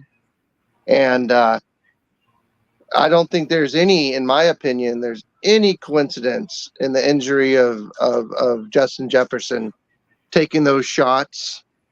I just think you gotta put the zip on the ball, man. That's it. Well, what's his name? Mullins was another one. Mullins almost got Addison killed last year. Well, exactly. Well, yeah, but he's a gunslinger. So I mean, that last play against the Lions showed how weak Mullins' arm really is. Yeah. I just don't want that to happen. You got to have a quarterback that can put the zip on the ball. I did watch a lot of JJ in college. I actually did watch a lot of JJ in college. He does have some zip. He does. Okay, that's good to hear. But he's also had a running game, and that's going to help him more than anything. We got to run the ball. Aaron Jones, man, that's my pick. That was a great. I don't think Josh Jacobs to me is not much of an upgrade from Aaron Jones. He's not much of an upgrade. I could be wrong. I don't know, but I'm just loving his whole attitude and swag, Aaron Jones. Yeah. I mean, Josh Jacobs is nice, but he's not anybody I'm gung-ho about. Yeah, when they asked Dallas Turner, did any Vikings players reach out to him? And he was like, yeah, Aaron Jones texted me. I'm like, that is so cool. He just got on the team and he's doing shit like that. I just love it. So did Josh Metellus. I think Josh Metellus is kind of like the team spokesguy. Yeah, no, but I mean, Aaron Jones, he's kind of an outsider to us, Yeah. And for him to just Aaron Jones is pissed off. Oh yeah, I mean, the Packers did him wrong, and he's just like, woohoo, dude. That's what I like the attitude. He's like, you circle those 2 games every year. I'm ready for them. I mean, he's already doing the Skol chant. Oh, that killed them. Yeah, he's already doing the Skol chant. And let's not forget now, after last year's game at US Bank, Jones is the one that got in a fight with, I think it was Booth at the end of the game. They got in a fight. So now they're teammates. So we can package Cena and Booth and maybe help ourselves out next year. I don't know. I said why not trade him, because I don't know if you can get anything for Cena. I don't know. Do a BOGO deal For draft choices, yeah. 6th-round pick for that, and you get that one for free with it. No, I can probably get another 6th rounder for both of them. Can I say one real quick thing here before I sign off? It's a privilege to listen to you 3, Tony, Kurt, and Sarah. Thank you. Thank you. You keep me out of trouble. Appreciate it. Because if I wasn't listening to this stuff, I'd be out doing my business. Well, thank you. Well, yeah. The beard it's an honor of. I love a guy from your part of town, Kurt. Billy Gibbons. Yep. ZZ Top. The funny thing about that band is that the drummer's last name was Beard. He doesn't exactly, and he didn't have a beard. But he sure has a mean meth habit. I'm just kidding. No, it's a really beautiful thing. It's sad. They lost Bottoms, the bass player, but they lost Rusty. Yeah, Rusty, and they really did help out their drummer though. That guy was really in some bad straits, and I don't know how those. Anyways, I'm digressing, but oh no, this is a free for all Friday night. You can talk about anything. Talk about anything. Well, I just got paid today. Woo-hoo. Yeah. That was a joke. Anyone hear that song? It's a ZZ Top song. I just got paid today. Oh, it's a great one, Tony. You gotta get in there. But no, I just enjoy listening to you. Actually, you too, and then also Sarah on tonight. It's great. Well, Sarah has officially become the 3rd host of the Friday Night Show. Yeah, this is her. She's a host. So this is we're going to be doing it every other week. Yeah. Till football season starts, and it might be every Friday. I'm excited for next weekend though. It's rookie mini camp, so yeah, we were gonna skip this week, but too much stuff is happening. Next week is rookie mini camp. Yeah. So are we gonna skip that? We're skipping that week. No, you can be on next week if you want. Yeah. Okay, we'll be on next. We'll be on next week. No stop. And you're more than welcome to come on anytime you want. You're welcome to come on. Yeah. It's great to listen to you. Yeah, we're the night owls. Yeah, That's yeah, we why appreciate it. Yeah. Oh, I am too. But I don't like being on this camera and talking. Well, you don't have to be on camera. You can, you don't have to be. Mm-hmm. Yeah, you I'm just not. talk. Yeah, Sarah's not. Steve's Yeah, Sarah's not when he on comes camera. on. Yeah. Yep, she's not on camera. I'm sure people are curious what Sarah looks like too. She likes to be mysterious. No, that's totally cool. Yeah. Yeah. Totally I look like a dyke. I have to show off this big old beard of mine here. My wife won't let me have my beard that long. Yeah. Make sure you dye it. But she told me she dared me to get a mullet though, and A mullet? Oh, I would like to see that. No mullet. Yeah, my wife dared me to get a mullet, so I got one. Let's see what I have left. My first interaction with Curtis was, I think we were sparring over Kirk, weren't we, Curtis? What was that? I said my first interaction with you was we were sparring over Kirk, weren't we? Oh yeah, because well, I agreed with you. He's not a top 5 quarterback. I always thought he was better than what people gave him credit for. But Well, I never took anything away from as far as quarterback wise. It's just all the intangibles. You want him to make a throw, he can make the throw, but if it's using his head or his feet or situational, lacks that it factor. Right. he doesn't have that. JJ has that ick factor. He doesn't have that. Yeah. It factor. JJ is competitive as hell, and that's going to make a big difference. Oh, definitely. Because I see our, no offense, but I kind of saw our locker room as, Kirk's got that attitude of How old's your doggy? just being He's about 2.5.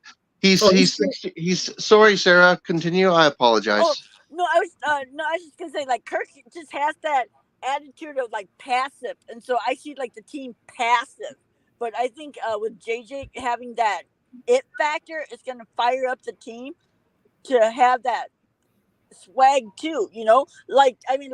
Just like the Timberwolves, because Ant has that. The team They're going to have some emotion, put it that way. They'll have the team emotion. plays better because they follow Ant. Well, how many times did we watch the Vikings when Cousins was the quarterback, and it was a 3rd and 3? He had the whole play in front of him where he could run for 4 yards, get the first round, and keep the drive going. But he did. I mean, how many more offensive plays are we going to get with JJ running the ball? Oh God, he's so cute. Yeah, I'm just so excited about him. So is that a lab? That's a black lab, right? Is he a mix or? He's 60% German Pointer and 40% black lab. So he's skinny, but he's a bird dog.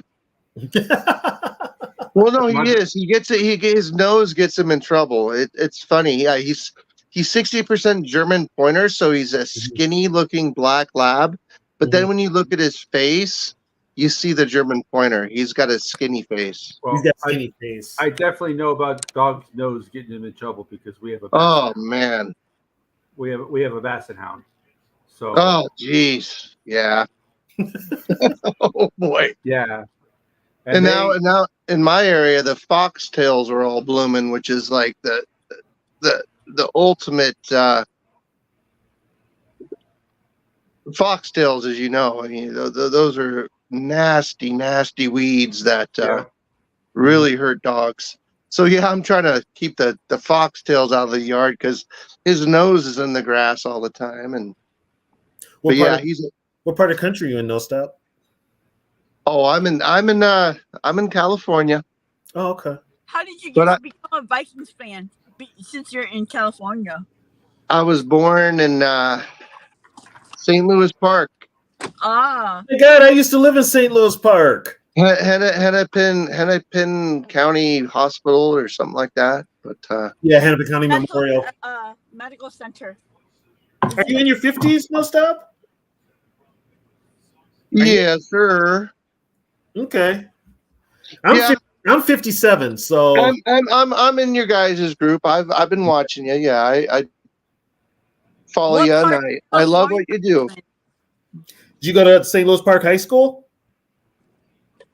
No, I'm a Bay Area kid. What are you? Well, Bay Area. Bay Area, California. Yeah. So you're in San Francisco. In that general vicinity, but it's a real labor of love to be a Vikings fan out here. Okay, you're in California. You're near the Bay Area. My girlfriend lives in Vacaville. How far are you from there? Oh, geez, Vacaville, is that north or south? Is that north of San Francisco? Right by Fairfield. Okay, Jelly Bean Factory, right? Yeah. Yeah, I'm south of there. I'm in the South Bay. Okay. But yeah, like I said, yeah, you guys, if the Niners ever get out here, excuse me, the Niners, if the Vikings ever get out here and they have a big game at Levi's and it's a playoff game, I'll keep you guys posted. My house is a hotel. It's a hotel for all you tried and true crazy motherfuckers out there. That's definitely this show. Yeah, we were actually going to go on tonight around 9:30, but Yogi started his show because he wanted to have Fish and Travis on. So we kind of combined the shows. It's not Yogi's show's not as open as ours is on Friday night. We let anybody come on and talk about anything they want. Yeah. So that's where we're at. That's the point we're at now. But yeah, no, we appreciate you guys staying with us because I mean, we do this because we like it, not because we get paid a lot of money for it. Wait, Yeah. we could get paid for this? What? You guys kick a lot lot knowledge. I appreciate it. Thanks. You watch our A Wednesday, lot of it's our kind Wednesday of- show, right? It's a little bit down on amnesia way, or nostalgia way, if you will, but I call it amnesia because I tell you, to be a Vikings fan, To be a Viking fan, a lot of it you want to When forget, did you but you start can't. watching when did you start watching the vintage? Oh, I don't know. It's been a I know while. it's been a while. I don't want to insult you. I think it's been a year. Have you been on the? I've been watching. I think you guys. We've only been on for what, 2 months, 3 months? Well, that's what I'm saying. For the vintage? Yeah. No, it's been pretty almost a little over a year. It is coming up on a year. Damn. No, it's more than a year. Is it? Yep. It is.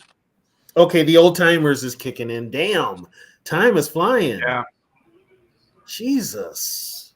Well, the good thing is, if you need a Santa Claus next December, I'm working on the beard. How about But that? anyway, I'm a lot younger than I look. What happened to my? Are you still there? Yeah, we're still here. here. Your yeah. screen just froze. That's all. No, but yeah, it's just a privilege to listen to watch you guys. Oh, we There's appreciate it. all the fans. There's a real tight group, and I'd like to get up there for that party. By the way, I've never been to a Vikings game that they've lost. Oh, then you Well, if gotta they come make up the with Super a Bowl, game. you're going. We gotta get all the money together. Exactly, man. I'm picking it very carefully. You know what's funny? I was up in Minneapolis when it was Randy Moss's second time around, and Dallas was in town, and I had my family, and we were doing the whatever it is, the Nickelodeon park inside the Great Mall. Oh yeah. And there was a split second where I could have grabbed some tickets to the game, and I'm like, I don't feel good about this one. And sure enough, yeah, it was kind of I don't remember. And Randy scored a touchdown. Yeah, but they lost. It turned out to be a mess. Well, that whole 2010 season was a mess. 2010 was Yeah, yeah, you're right, exactly, and that was the thing. But I have. I think the point of contention was I think it was back in '98 when Oh, when Brad Johnson went down. Yeah, and then he went down in second week of the season. Second week. That was a home game, right? That was at the Metrodome. No, the one he went down against the Rams in St. Louis. Okay, what was the one in New Orleans? New Orleans came to town though. Oh, he got Randall Cunningham got hurt. And then who came in? Brad Johnson. Yeah. Oh wow, boy, I've got it. Well, anyways, I believe it was that game, and then I took my youngest son to see the Vikings play the Baltimore Ravens in 2009, and I'm sitting there plugging his ear holes because it's so loud and the people don't have earplugs for kids. That's when the kicker for Baltimore shanked the kick. The last second field goal, yeah, he missed. Yeah, and that was crazy because my kid was crying. I'm covering his ears, and everyone's standing, and all of a sudden, it was crazy. It was a really good time, man. I wish and I so could say, I'm really careful about what games I go. Now I've had a lot of luck down here in San Francisco with the Vikings being successful. And I'm not going to take up your time anymore. Yeah. I can tell you, say as long as you two could. Oh man, there was a 96 game, I think, where it was still Warren Moon, and it was CC and Jake Reed playing at Candlestick. That was 95 Monday Night Football. Was it a Monday night? Are you sure it was Monday Night Football? Yeah, because Jerry Rice had like 4 touchdowns. Chris Carter had like 3 touchdowns. And at the very end of the game, Warren Moon, if this is the same game, Warren Moon throws up this freaking bomb. And Jake Reed's running down the field, and he's going into the end zone, and he drops it. Yeah, that's the game. That was the game. That's the game. That was Monday night because wow. Okay, it was Monday night. We only you gotta keep in mind though, Monday night in this California is still daylight outside. Yeah, I didn't think okay, well, yeah, that's the case, but I tell you, Candlestick was rocking. It was that the cold, the rain, the fog, all that stuff. And now they got a place about 2 miles from my house, which is straight up like wine and cheese crap. It's a terrible stadium. It's built in a terrible area. I heard they went corporate with the new stadium. They did. Yeah, they went real corporate. Candlestick had so much panache and just mystique. Well, these new stadiums just don't have the aura. They're just so cookie cutter, and they're just. I mean, now look, the Bears are going to make a dome stadium. The Chiefs are going to make an indoor stadium. The Chiefs are knocking down their stadium. What they're going to do is they're turning Soldier Field into like a park and recreation type of thing that they're going to do. And they're going to build the new indoor stadium on the other side of downtown. Yeah. That's what the Royals and Chiefs are probably moving to Kansas. And they're moving to Kansas, but the Chiefs are going to have an indoor stadium. Somebody else is building another stadium too. It's going to be so weird not seeing the Chiefs play at Arrowhead. You know what? Nobody wants to play outdoors anymore. Yeah, because it's cold. I can't believe that. I can't believe that San Diego lost the stadium. I mean, San Diego to me would be like Florida. I mean, if I was don't count out San Diego yet, because I'll tell you what, Chargers aren't making any money in LA. Those owners are. I can tell you this from an inside scoop. The owners of the Chargers. Mm-hmm. They're bad. I can tell you who was making money off the Chargers, and that's Gronky. That family that owns the Chargers, they pulled some. Owned them forever. That's Is that the family? Yeah. Those guys are just freaking. I mean, they make Schneider look like a Boy Scout. You know, the only reason the Chargers are in LA, you know who came up with that bright idea was Jerry Jones to put 2 teams in LA. Go figure.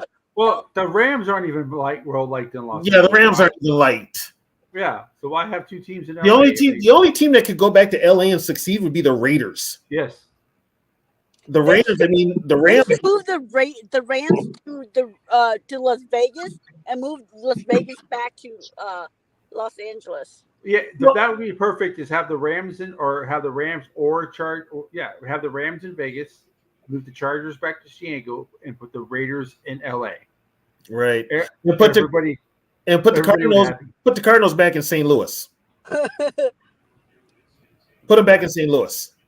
No, then they're gonna start winning because the NFL owes money to the state of Missouri. Well, they should. Here's the NFL was dumb enough, and here's the thing: Goodell should have been thinking about this. Don't let Jerry Jones call the shots. You know, and here's the reason the Vikings didn't go to LA was because the Wilfs didn't want to pay for that stadium out of their own pocket. Jerry Jones is experiencing the Al Davis. Jerry Jones doesn't even know what day it is anymore. Yeah, that's why he re-signed Zeke to play center. Oh, Jesus Christ! Yeah, we saw how well that went the playoffs. But yeah, I mean, it's just these owners, they're making so much money now. If an owner gets up there and says, I'm going broke, that's a bold-faced lie. Oh, and you know why they want indoor stadiums? Jerry Jones. You know why they want indoor stadiums? So they can profit off of it from concerts and other. Yeah. Well, Jerry Jones also owns the NFL network, and he also owns the NFL channel on Sirius XM. Guess what happened with That's NFL? why the NFL channel is 88, channel 88. NFL Network now is going to be run by ESPN. What? Yeah, they're going to be run by ESPN. I've been making out like a bandit. I subscribe to like Peacock or Paramount, and I've been able to work around with my digital antenna. Man, I tell you, I don't have to pay that outrageous amount for NFL networks and stuff. It's crazy. Finally, I knew this was going to happen, but everyone's saying, "No, cut the cable on cable," and it's true, man. It's really cool. I'm really happy with technology. You can get these games. I can pay for like $4.99 for a month just to catch, the Thursday night game, and I don't know. I got a Fire Stick. I got a streaming service. I pay $11. Exactly. I watch every NFL game. If I wanted to watch it, I can have 4 games going at the same time on my TV. I mean, hell. I'm surprised Xfinity is still in business. Exactly, Sarah. They won't be for long. My problem is that none of my teams are local. If none of mine are either. Right catch, just get a Fire Stick. One of the greatest inventions ever. Okay, I'm on YouTube here. Get a Fire Stick and jailbreak it. That's all you got to do. $30. $30. And not only will you see all the Viking games, you'll see all the Twins games, you'll see all the Wild games, you'll see all the Timberwolves games. It's like you live in Minnesota without the snow. So our Timberwolves are doing well, huh? Are we going to do well? Are we going to win it? Yeah, we're going to beat the Nuggets. Nuggets in 7. I'm not a T-Wolves fan, so I'm calling it the Timberwolves. There's just something special about them this year. If the Wolves win this series, they're winning it all. I feel it. Yeah, I don't think there's anybody in the East that could beat them. If the Wolves right now, this is their finals. If they take out the Nuggets, they're probably winning it all. Really? That's cool. I mean, I just want the Vikings to win first. I just want the Vikings. The Twinkies already won. I mean, I'm sorry, I called them the Twinkies. I can say that I was born there. But yeah, the only thing we have going is a fucking baseball team, man. Can we get our fucking football team to win a fucking title? They won 11 in a row tonight. Yeah, they did win tonight. Yeah, but I just want this fucking football team to win a fucking title. Sorry about the language. I hope you bleep me out. No, wait, hold on. I got a good feeling about JJ McCarthy and Super Bowl, man, you guys. I just feel it. I always with the Vikings, I'm just cautious. I just take it one game. Like people, like I don't know, like some people. Me like going that. out. Me going out on You a don't even want to talk about that stuff, man. me going out on a limb and saying they're going to win 11 games is a lot for me. That's Some all. people like think that like, oh, you know how like they say that, oh, one of JJ's traits is, oh, he's a winner. That's not important. To me, that's a really important trait to have, is to know how to win. Yeah, because you're not going to get into you're not going to get into the pros and be like, I don't care anymore unless you're Kirk Cousins. You're going to come in here and want to show people. I'm here for the money. Kirk Cousins proved that he's only here for the money. Yep. That's a tough conversation. I agree 100%. And good on him for getting your money I agree back. also that here's my bottom line. I can get into the Viking organization and why they didn't do what they needed to do. They knew what they had Kirk Cousins was and blah, blah, blah. Here's the thing. The Wolves need to understand that they will be immortal if they can bring a fucking Super Bowl ring back to Minnesota. And I don't understand why that's so hard to figure out. I'm shocked that they like actually gave the okay to let Kirk go. Well, that's the other thing. Good point. I mean, why would they even sign up with that ball and chain? Here's the reason with Kirk. Okay, they said last year, like Kirk, if Kirk goes, they left it up to Kwesi if he was going to re-sign Kirk or not. And Kwesi was not going to re-sign him, and they knew He didn't want to re-sign him. He didn't want to re-sign him. Now, if this doesn't work, how much you want to bet? Management, the Wills will be like, well, that's on Kwesi, that's not on us.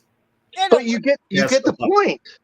They'll pass the buck. So they look good. They can tell, they can get their little spin doctors and look good. Any ownership group, Tony, that can bring home a Super Bowl title will be legendary. I mean, I've heard someone say they'll build statues of it. I just think that would be, I don't know. I don't know, man.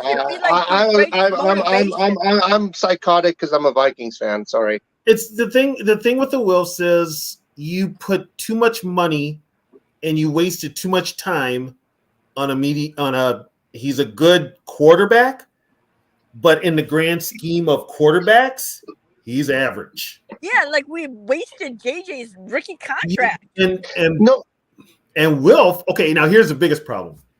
You had your signs early on that it wasn't going to work with Kirk. You had your signs. You saw it, and yet you re-signed. You extended him twice. He should have been gone. He got rid of. He should have got rid of Zimmer. You just said it, Tony. Spielman. He should have been gone. He should have been gone. Yeah, it should have been. And then you add the fact that Zimmer hated his guts anyways, right? I mean, there was no love there. Zimmer knew he was going to cost him his job. Well, he even said it. Zimmer knew he was going to cost him his job. But here's another thing, too. One of the reasons they took KLC was because KLC was an offensive coach. So the Wilfs are like, well, guess what? Give Kirk an offensive coach and see what happened. Guess what? They won 13 games that first year. So automatically, it was the other guy. It's not this guy. Mm-hmm. You know, that was luck. That was just that was 9 lives or whatever. That season, I think we can all agree, was something you could pull. You could pull the rabbit out of a hat sometimes. You know what I mean? It's kind of like a fun season. It was. It was a fun season. Colts game. I mean, the Vikings. Did you really believe that we were going to do something that year? I mean, come on. They should have beaten the Giants. Yes, that's true. But here's another thing Well, too. we were a kicking time bomb.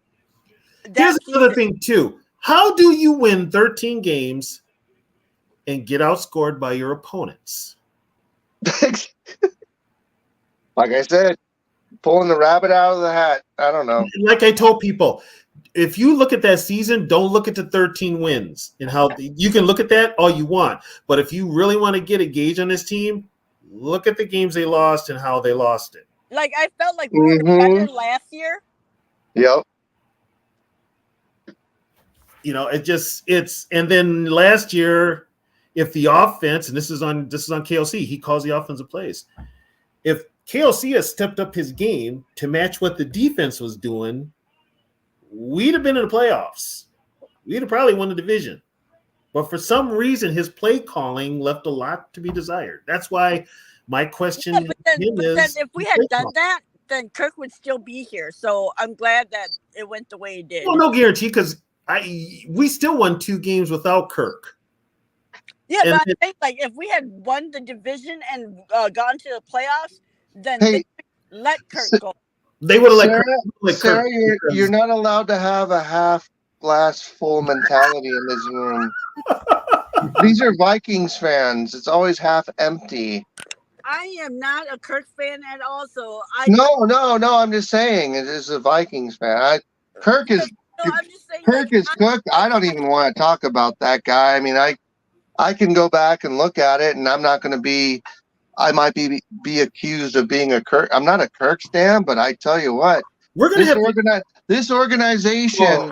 Besides Dennis Green and that time frame when he was here, they've never been back to that. I mean, it's never been the same like that. I mean, we've gotten lucky. We got Brett the Favor. We got Favor for one good year. We had some other times, and you explained to me Dante Culpepper and that fucking 40-something-0 New York Giants NFC Championship game. You explained that one to me, Tony and Kirk. Yeah, what the fuck? The Giants End the story. That one's easy. That one was easy. No damn defense. Well, no. Supposedly they had reads on Dante, dude. Well, they had reads on. They said that the report that was going along was that the Giants were getting the radio signals from both the Vikings in the championship game and the Eagles the week before. They were getting the radio signals. Philadelphia and Minnesota said, no, it's not true. But I think it was true because guess what? They didn't score. The offense didn't do anything in the Super Bowl. They got their score, but they didn't do anything in the Super Bowl. They made Kerry Collins out there looking like Y.A. Tittle in the championship game. Oh, man. They didn't do anything in the Super Bowl. Kerry Collins. Overrated fucking chump. You know, but yeah, I mean, we're going to have to come up with a new name for you know who whenever we talk about him, because I hate saying his name. I'm just going to call him the quarterback who shall remain nameless. Thou who shall not be. Well, that's yeah. I have a favorite punk band called the Dwarfs. They're out of Chicago back in the day, but their guitarist, he was supposedly dead. So basically, when he came back, he was never dead. They called him the person who shall not be named, and that's his name when they introduce him. Anyway. That's neither here nor there, but that's a great punk band out of Chicago called Dwarfs. They probably played the Twin Cities. Oh, yeah. I'm sure. Actually, there's a really good tonight at the Cow Palace. At the Cow Palace in San Francisco, there's a big punk festival going on with Suicidal Tendencies and Black Flag. Of course, Henry Rollins won't be there. I mean, all of them, the Vandals. Anyway, I digress. I was a big Suicidal guy.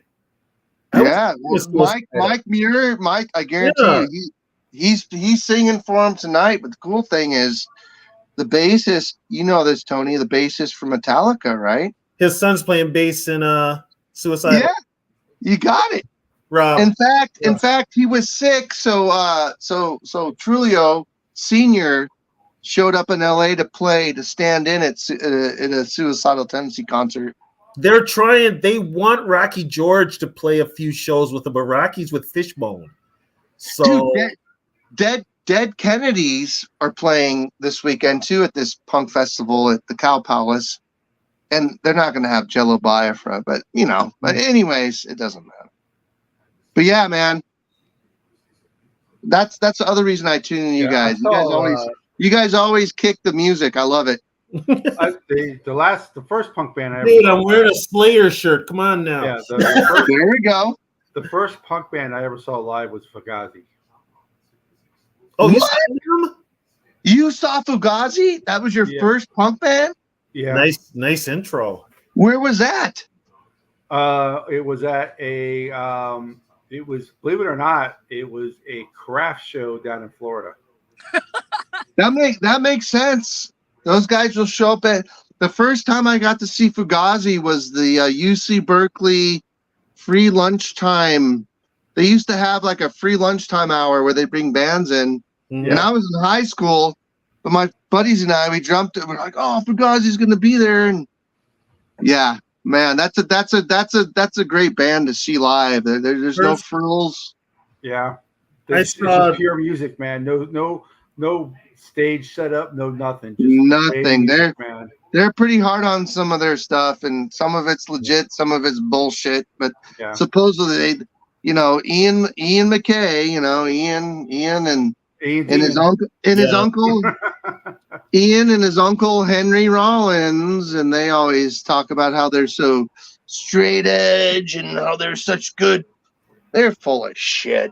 But anyway, that's I did see Bad Brains. Henry Rollins is really good at spoken word, though. Yeah, he's good at spoken. I checked him out at spoken. That was the last. To your point, Kurt, I saw him at spoken word, and that's when he's talking about. He's all referring to Ian, whatever. He's like, Uncle McKay and I talk often. I'm like, oh, dude, please. No, I mean he was in Heat, he was in this movie thing, and yeah, I'm gonna shut up because I could talk about. No, you're good, man. No, okay. I saw years ago, First Avenue. I saw Bad Brains. Nice. Oh, really? You saw Bad Brains? Yeah. I saw The Leftover of Bad Brains 2 years ago. Were they a disappointment live? Were they a disappointment or were they good live? No, this is when HR was there. See, I saw HR like 2 years ago, dude, and he had the bassist from Fishbone, bro. Yeah. And it was horrible. It was like HR was just a ghost. When it all fell apart with Bad Brains, they came up here with they opened up for Living Color. That would have still been good. And they got in a fight backstage.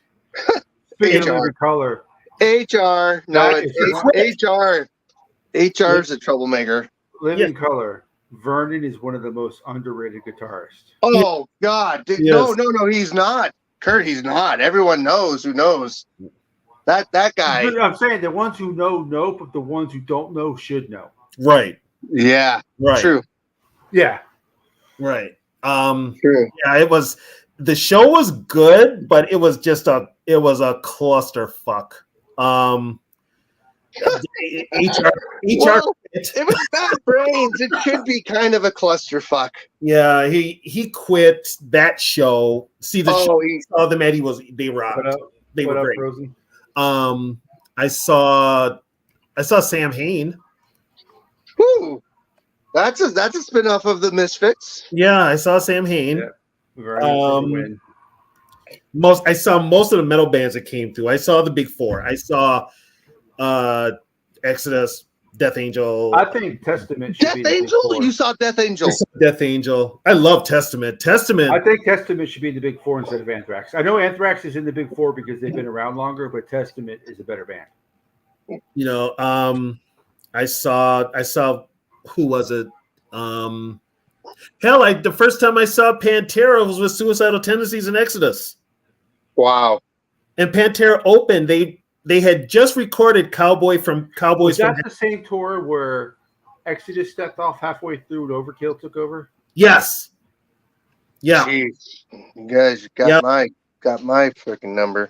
And then the worst show I ever went to. A buddy of mine had an extra ticket for the Cro-Mags, and a fight broke out between two rival factions of skinheads right in the pit, and it was bad. If you guys ever come down to get back to the Bay Area, San Francisco, one of the best underrated. It used to be the one of the hole up places for the Hells Angels. It turned into a venue. It's called Bottom of the Hill. It's off 19th Street in San Francisco, man. And you will, like you said, I've seen the punk shows are hilarious. I saw the Dwarfs there show up. I've seen, oh gosh, dude. I didn't see Fugazi there, unfortunately. But anyway, to your point, Tony, these people like walk into the middle of the crowd and they're like, woo, this could be a good show. And I'm just like, hey, do you realize who's going to be starting here? You might want to back up a little bit because all the local fucking San Francisco skinhead meth heads are coming in. Yeah. And they start, as soon as that band starts up, the whole middle of that place is, it's you don't want to be there. Yeah. But no, it's fun, man. I mean, those shows are fun. Yeah, I'm pretty lucky because I'm in San Antonio. Oh, are you kidding me? A lot of bands come to San Antonio, but I'm only like, depending on traffic, anywhere between 45 minutes to an hour away from Austin. Right. Everybody goes to Austin. Yes, sir. So I'm in a good spot. So. I practically, like here in Minneapolis, I practically lived at First Avenue back in the 80s. I think I've seen like every. See, yeah, you got a downtown spot. If it wasn't First Avenue, then I saw them at the Orpheum. That's where I saw Slayer and Wasp at the Orpheum. Nice. Yeah, we have a place here called the Freeman Coliseum, and that's where most of the metal bands play at.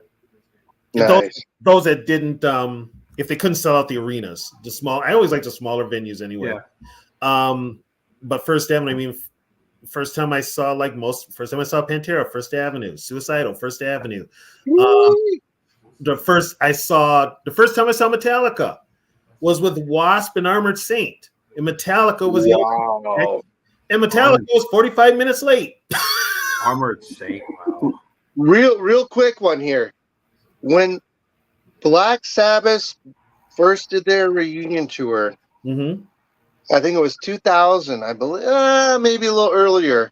Anyways, when Ozzy got back together with them.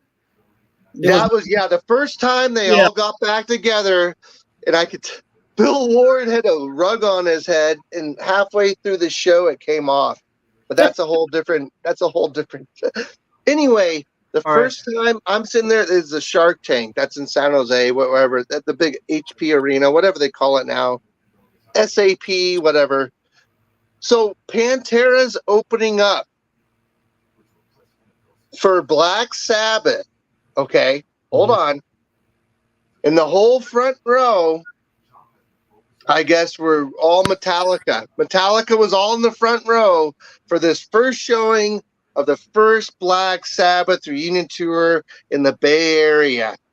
Phil Anselmo goes out there, looks over at the front row and goes, at least these guys had the balls to let us open up for them.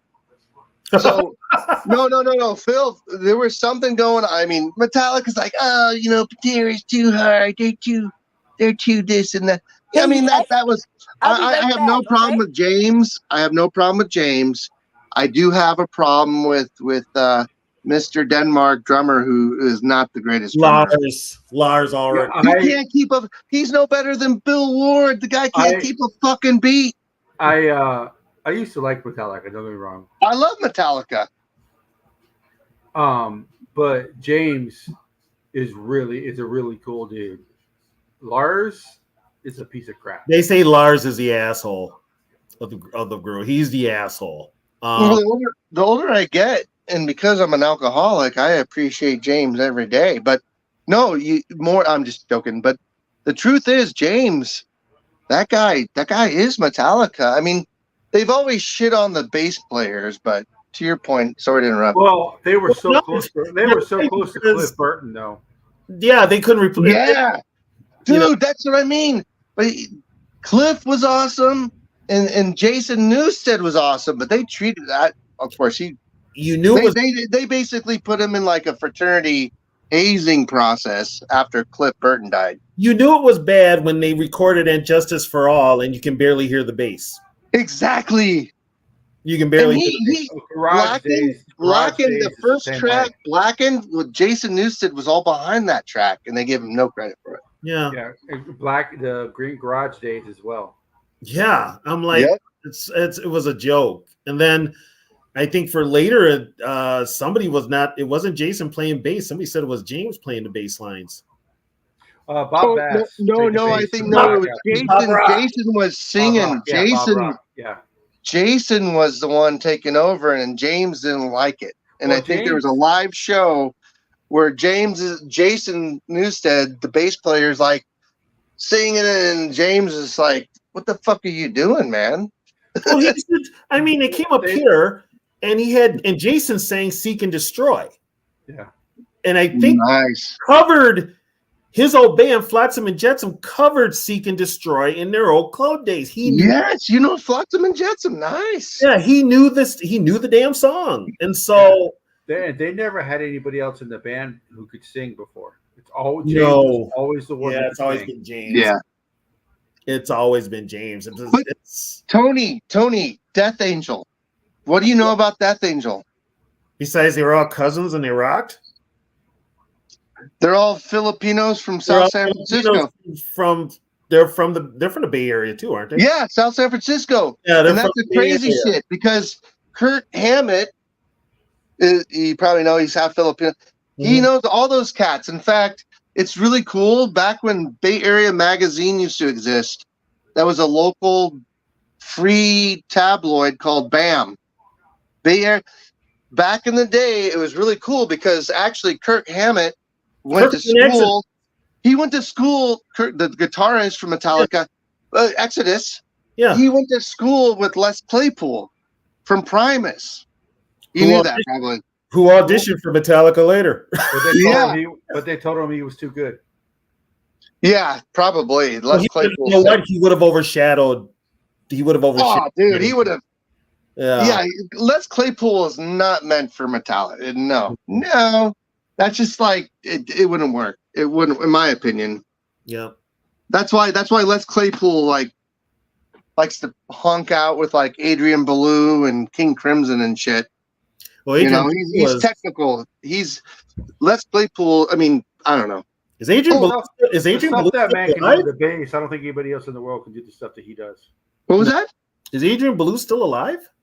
Brother, if you can get out to the Bay Area, both of you, in September, I just put down a $300 ticket to see this tour, and I'm trying to tell Viking Funeral, who hates me, I think, because I didn't know Miss Dick was his girlfriend. It doesn't matter. Viking's Funeral's a big Tool fan, so I've been trying to communicate with him via this chat stuff and tell him that this super group is coming, guys. Both of you guys are gonna love it. It's called Beat. Okay, ready? Steve Vai, Adrian Belew, Tony Levin. If you don't know who Tony Levin, I can educate you guys. Steve Vai, of course. Mm-hmm. You know Adrian Belew. Yeah. They got Danny Carey from Tool playing the kit, and that's perfect because he's probably the best substitute, maybe not the perfect one for Bill Buford, who was from King Crimson. King Crimson, yeah. So they're doing this. So who did I miss? Yeah, I got them all. So we got Steve Vai, who's supposed to be filling in for Robert Fripp, which is going to be almost impossible, but Steve Vai did play with Frank Zappa, so did Adrian Belew. Yeah, they both did. That they're going to be doing, Tony, they're going to be doing the concerts. It's all 80s King Crimson. That's all they're playing. Oh wow.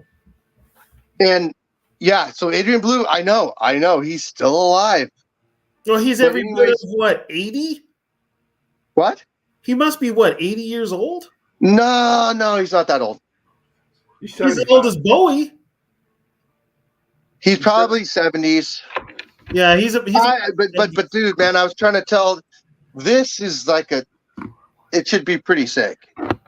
And I haven't put a dollar down for a concert ticket for a while, but I mean, I had to, and I'm on the floor, 105. I'm gonna enjoy that damn concert, man. Sounds like a blast. Well, it should be sick if they're all, like you said, if they don't like have a heart attack. 74. He's 74? Okay. Dude, Adrian Belew, dude. Oh, don't get me started. I'm just gonna go off on progressive, and that will just turn it out. He was also in the Talking Heads. Yeah, he was. Dude, he was with David Bowie. Can I tell you the story real quick? I'll make it fast. Frank Zappa's touring, and Adrian Belew's and his band. They're touring Europe, and then David Bowie comes in and goes, "Hey, whatever. I basically want Adrian Belew." And Frank didn't realize that Adrian Belew had already agreed to leave the band. So Frank basically said something like, because at the time it was like, what was it, Major Tom, whatever. He's like, "Well, go fuck yourself, Captain Tom." Whatever. Frank had some clever thing to throw at David Bowie for quipping his best guitarist. So he was in Tom Tom Club. Right. Hold on, guys. I'll be right back. Yeah, dude. Oh, that's a great. Oh, Kurt, if you want, I just bought this thing that recorded. It's the Talking Heads. What is it called? That live one. Buy it. I've heard of it. I can't remember the name of it. No, it's called. Oh, geez, Talking Heads. Stop Making Sense. It was recorded. It was actually one of those put out in the theaters, but it's like you said. I think Adrian Belew's in there. But yeah, so Adrian Belew's been all over the genre. Yeah, but he was so from 81 to from 80 to 81 he was in Talking Heads. Then in 81 he was in Tom Tom, and then from 81 to 2013 he was in King Crimson. Yeah, but before that though, no, he dude, Kurt, 2013. here's one of your favorite songs. I guarantee you from David Bowie. Okay, maybe not. Do you like I'm not Heroes? a huge David Bowie fan. Okay, that's cool. Yeah, you've heard the song Heroes, correct? Yes. Yeah. So you're gonna have Robert Fripp in there, who's from King Crimson, but Adrian Belew was part of that. So he was with Bowie. See, I think he was with Bowie during his Thin White Duke. Yes. White Duke persona. So Kurt, you might want to double check on that, because I think Adrian Belew was tied up. He was definitely with Frank Zappa before he joined David Bowie. He was. I'm going from as you say, these are just like the bands that they're showing. He was. I know he played with Bowie on Scary Monsters. He was one of the guys, I think, with Robert Fripp. He was in Heroes too. I think he was part of that. He was on. I know, because I think he played guitar on. Or was it Brian Eno? I don't remember. Oh, Eno, dude! Don't get me started. But on Ashes, another genius. So, but yeah, I like some of Bowie's stuff. I don't like a lot of it, but it is what it is. Yeah. But wow. Yep, another crazy guy. Then we can start talking about Roxy Music, but I'm not that old. I just love music, man. Yeah, same here. I mean, I know you guys do. When Roxy Music was at their popularity, I was in grade school. Dude, I didn't appreciate Roxy Music till later, and then you realize they set the stage for all this alternative new wave shit.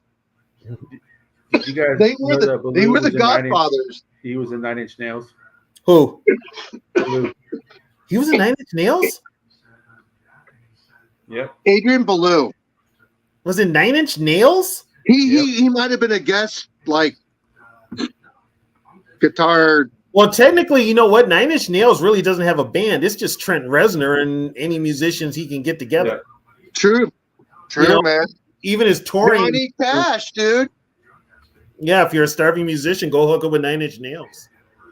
Hey, Catch, we got to end this because I got to get going here. No worries. It's nice to finally meet you guys. Yeah, it's great. No stop.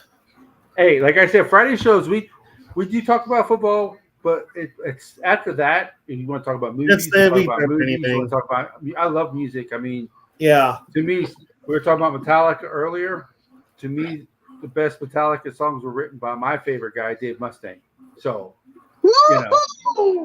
so that's fun, dude. That's a whole nother fucking can of worms. Dave Mustaine, oh yeah. Oh, yeah. Dave Mustaine. Yeah, I could talk to you guys about. Oh boy. Yeah, it would be a long evening. Well, yeah. I mean, Ride the Lightning, Chapter Under Ice. I mean, come on. Those are like staples of Metallica. They're written by Mustaine. I mean, see, my favorite album from him is Ride the Lightning. That's my favorite Metallica album. Kill 'Em All is what set me on that journey. Well, it was supposed to be Metal Up Your Ass, but they thought that was too offensive. Yeah, but they Metal Up Your Ass is I wore every day. Kill 'Em All is not. But then they make sure to say "Metal Up Your Ass" that were their best sellers. Yeah. Oh, heck. I'll be honest. My stuff was Master of Puppets, but really I wrestled. I wrestled in junior high and high school, and I tell you that Raw. I don't know how they recorded it, but some people have like Kurt said, you can't even hear Jason Newsted's bass play.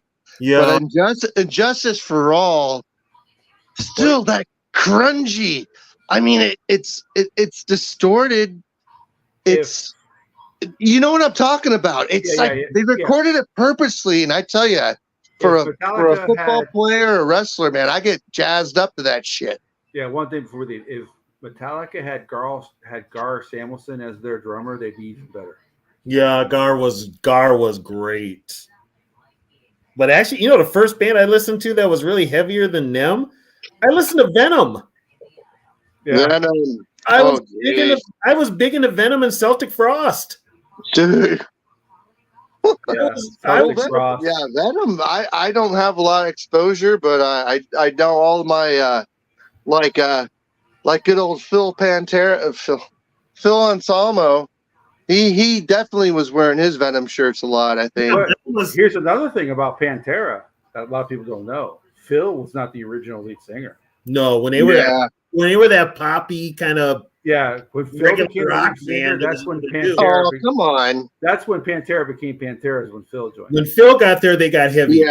Yeah. It just up until then they were kind of just like another hair band. Yeah. Hey, Kurt, have you been down to what is it? What's the old geez Louise? I have pictures of it. It's hey beautiful. Guys, I am out of here. Thank you, everybody. And I will grave site for the Abbott brothers. Check it out down there in Texas. We want to thank everybody for joining us. No Stop, you're welcome next week when we do our show. We'll be here. Love talking music, bro. So I actually got to get up. I actually remembered I have to get up tomorrow. So I will see. Once again, everybody, thanks for joining us like you always do. Appreciate it. California knows how to party.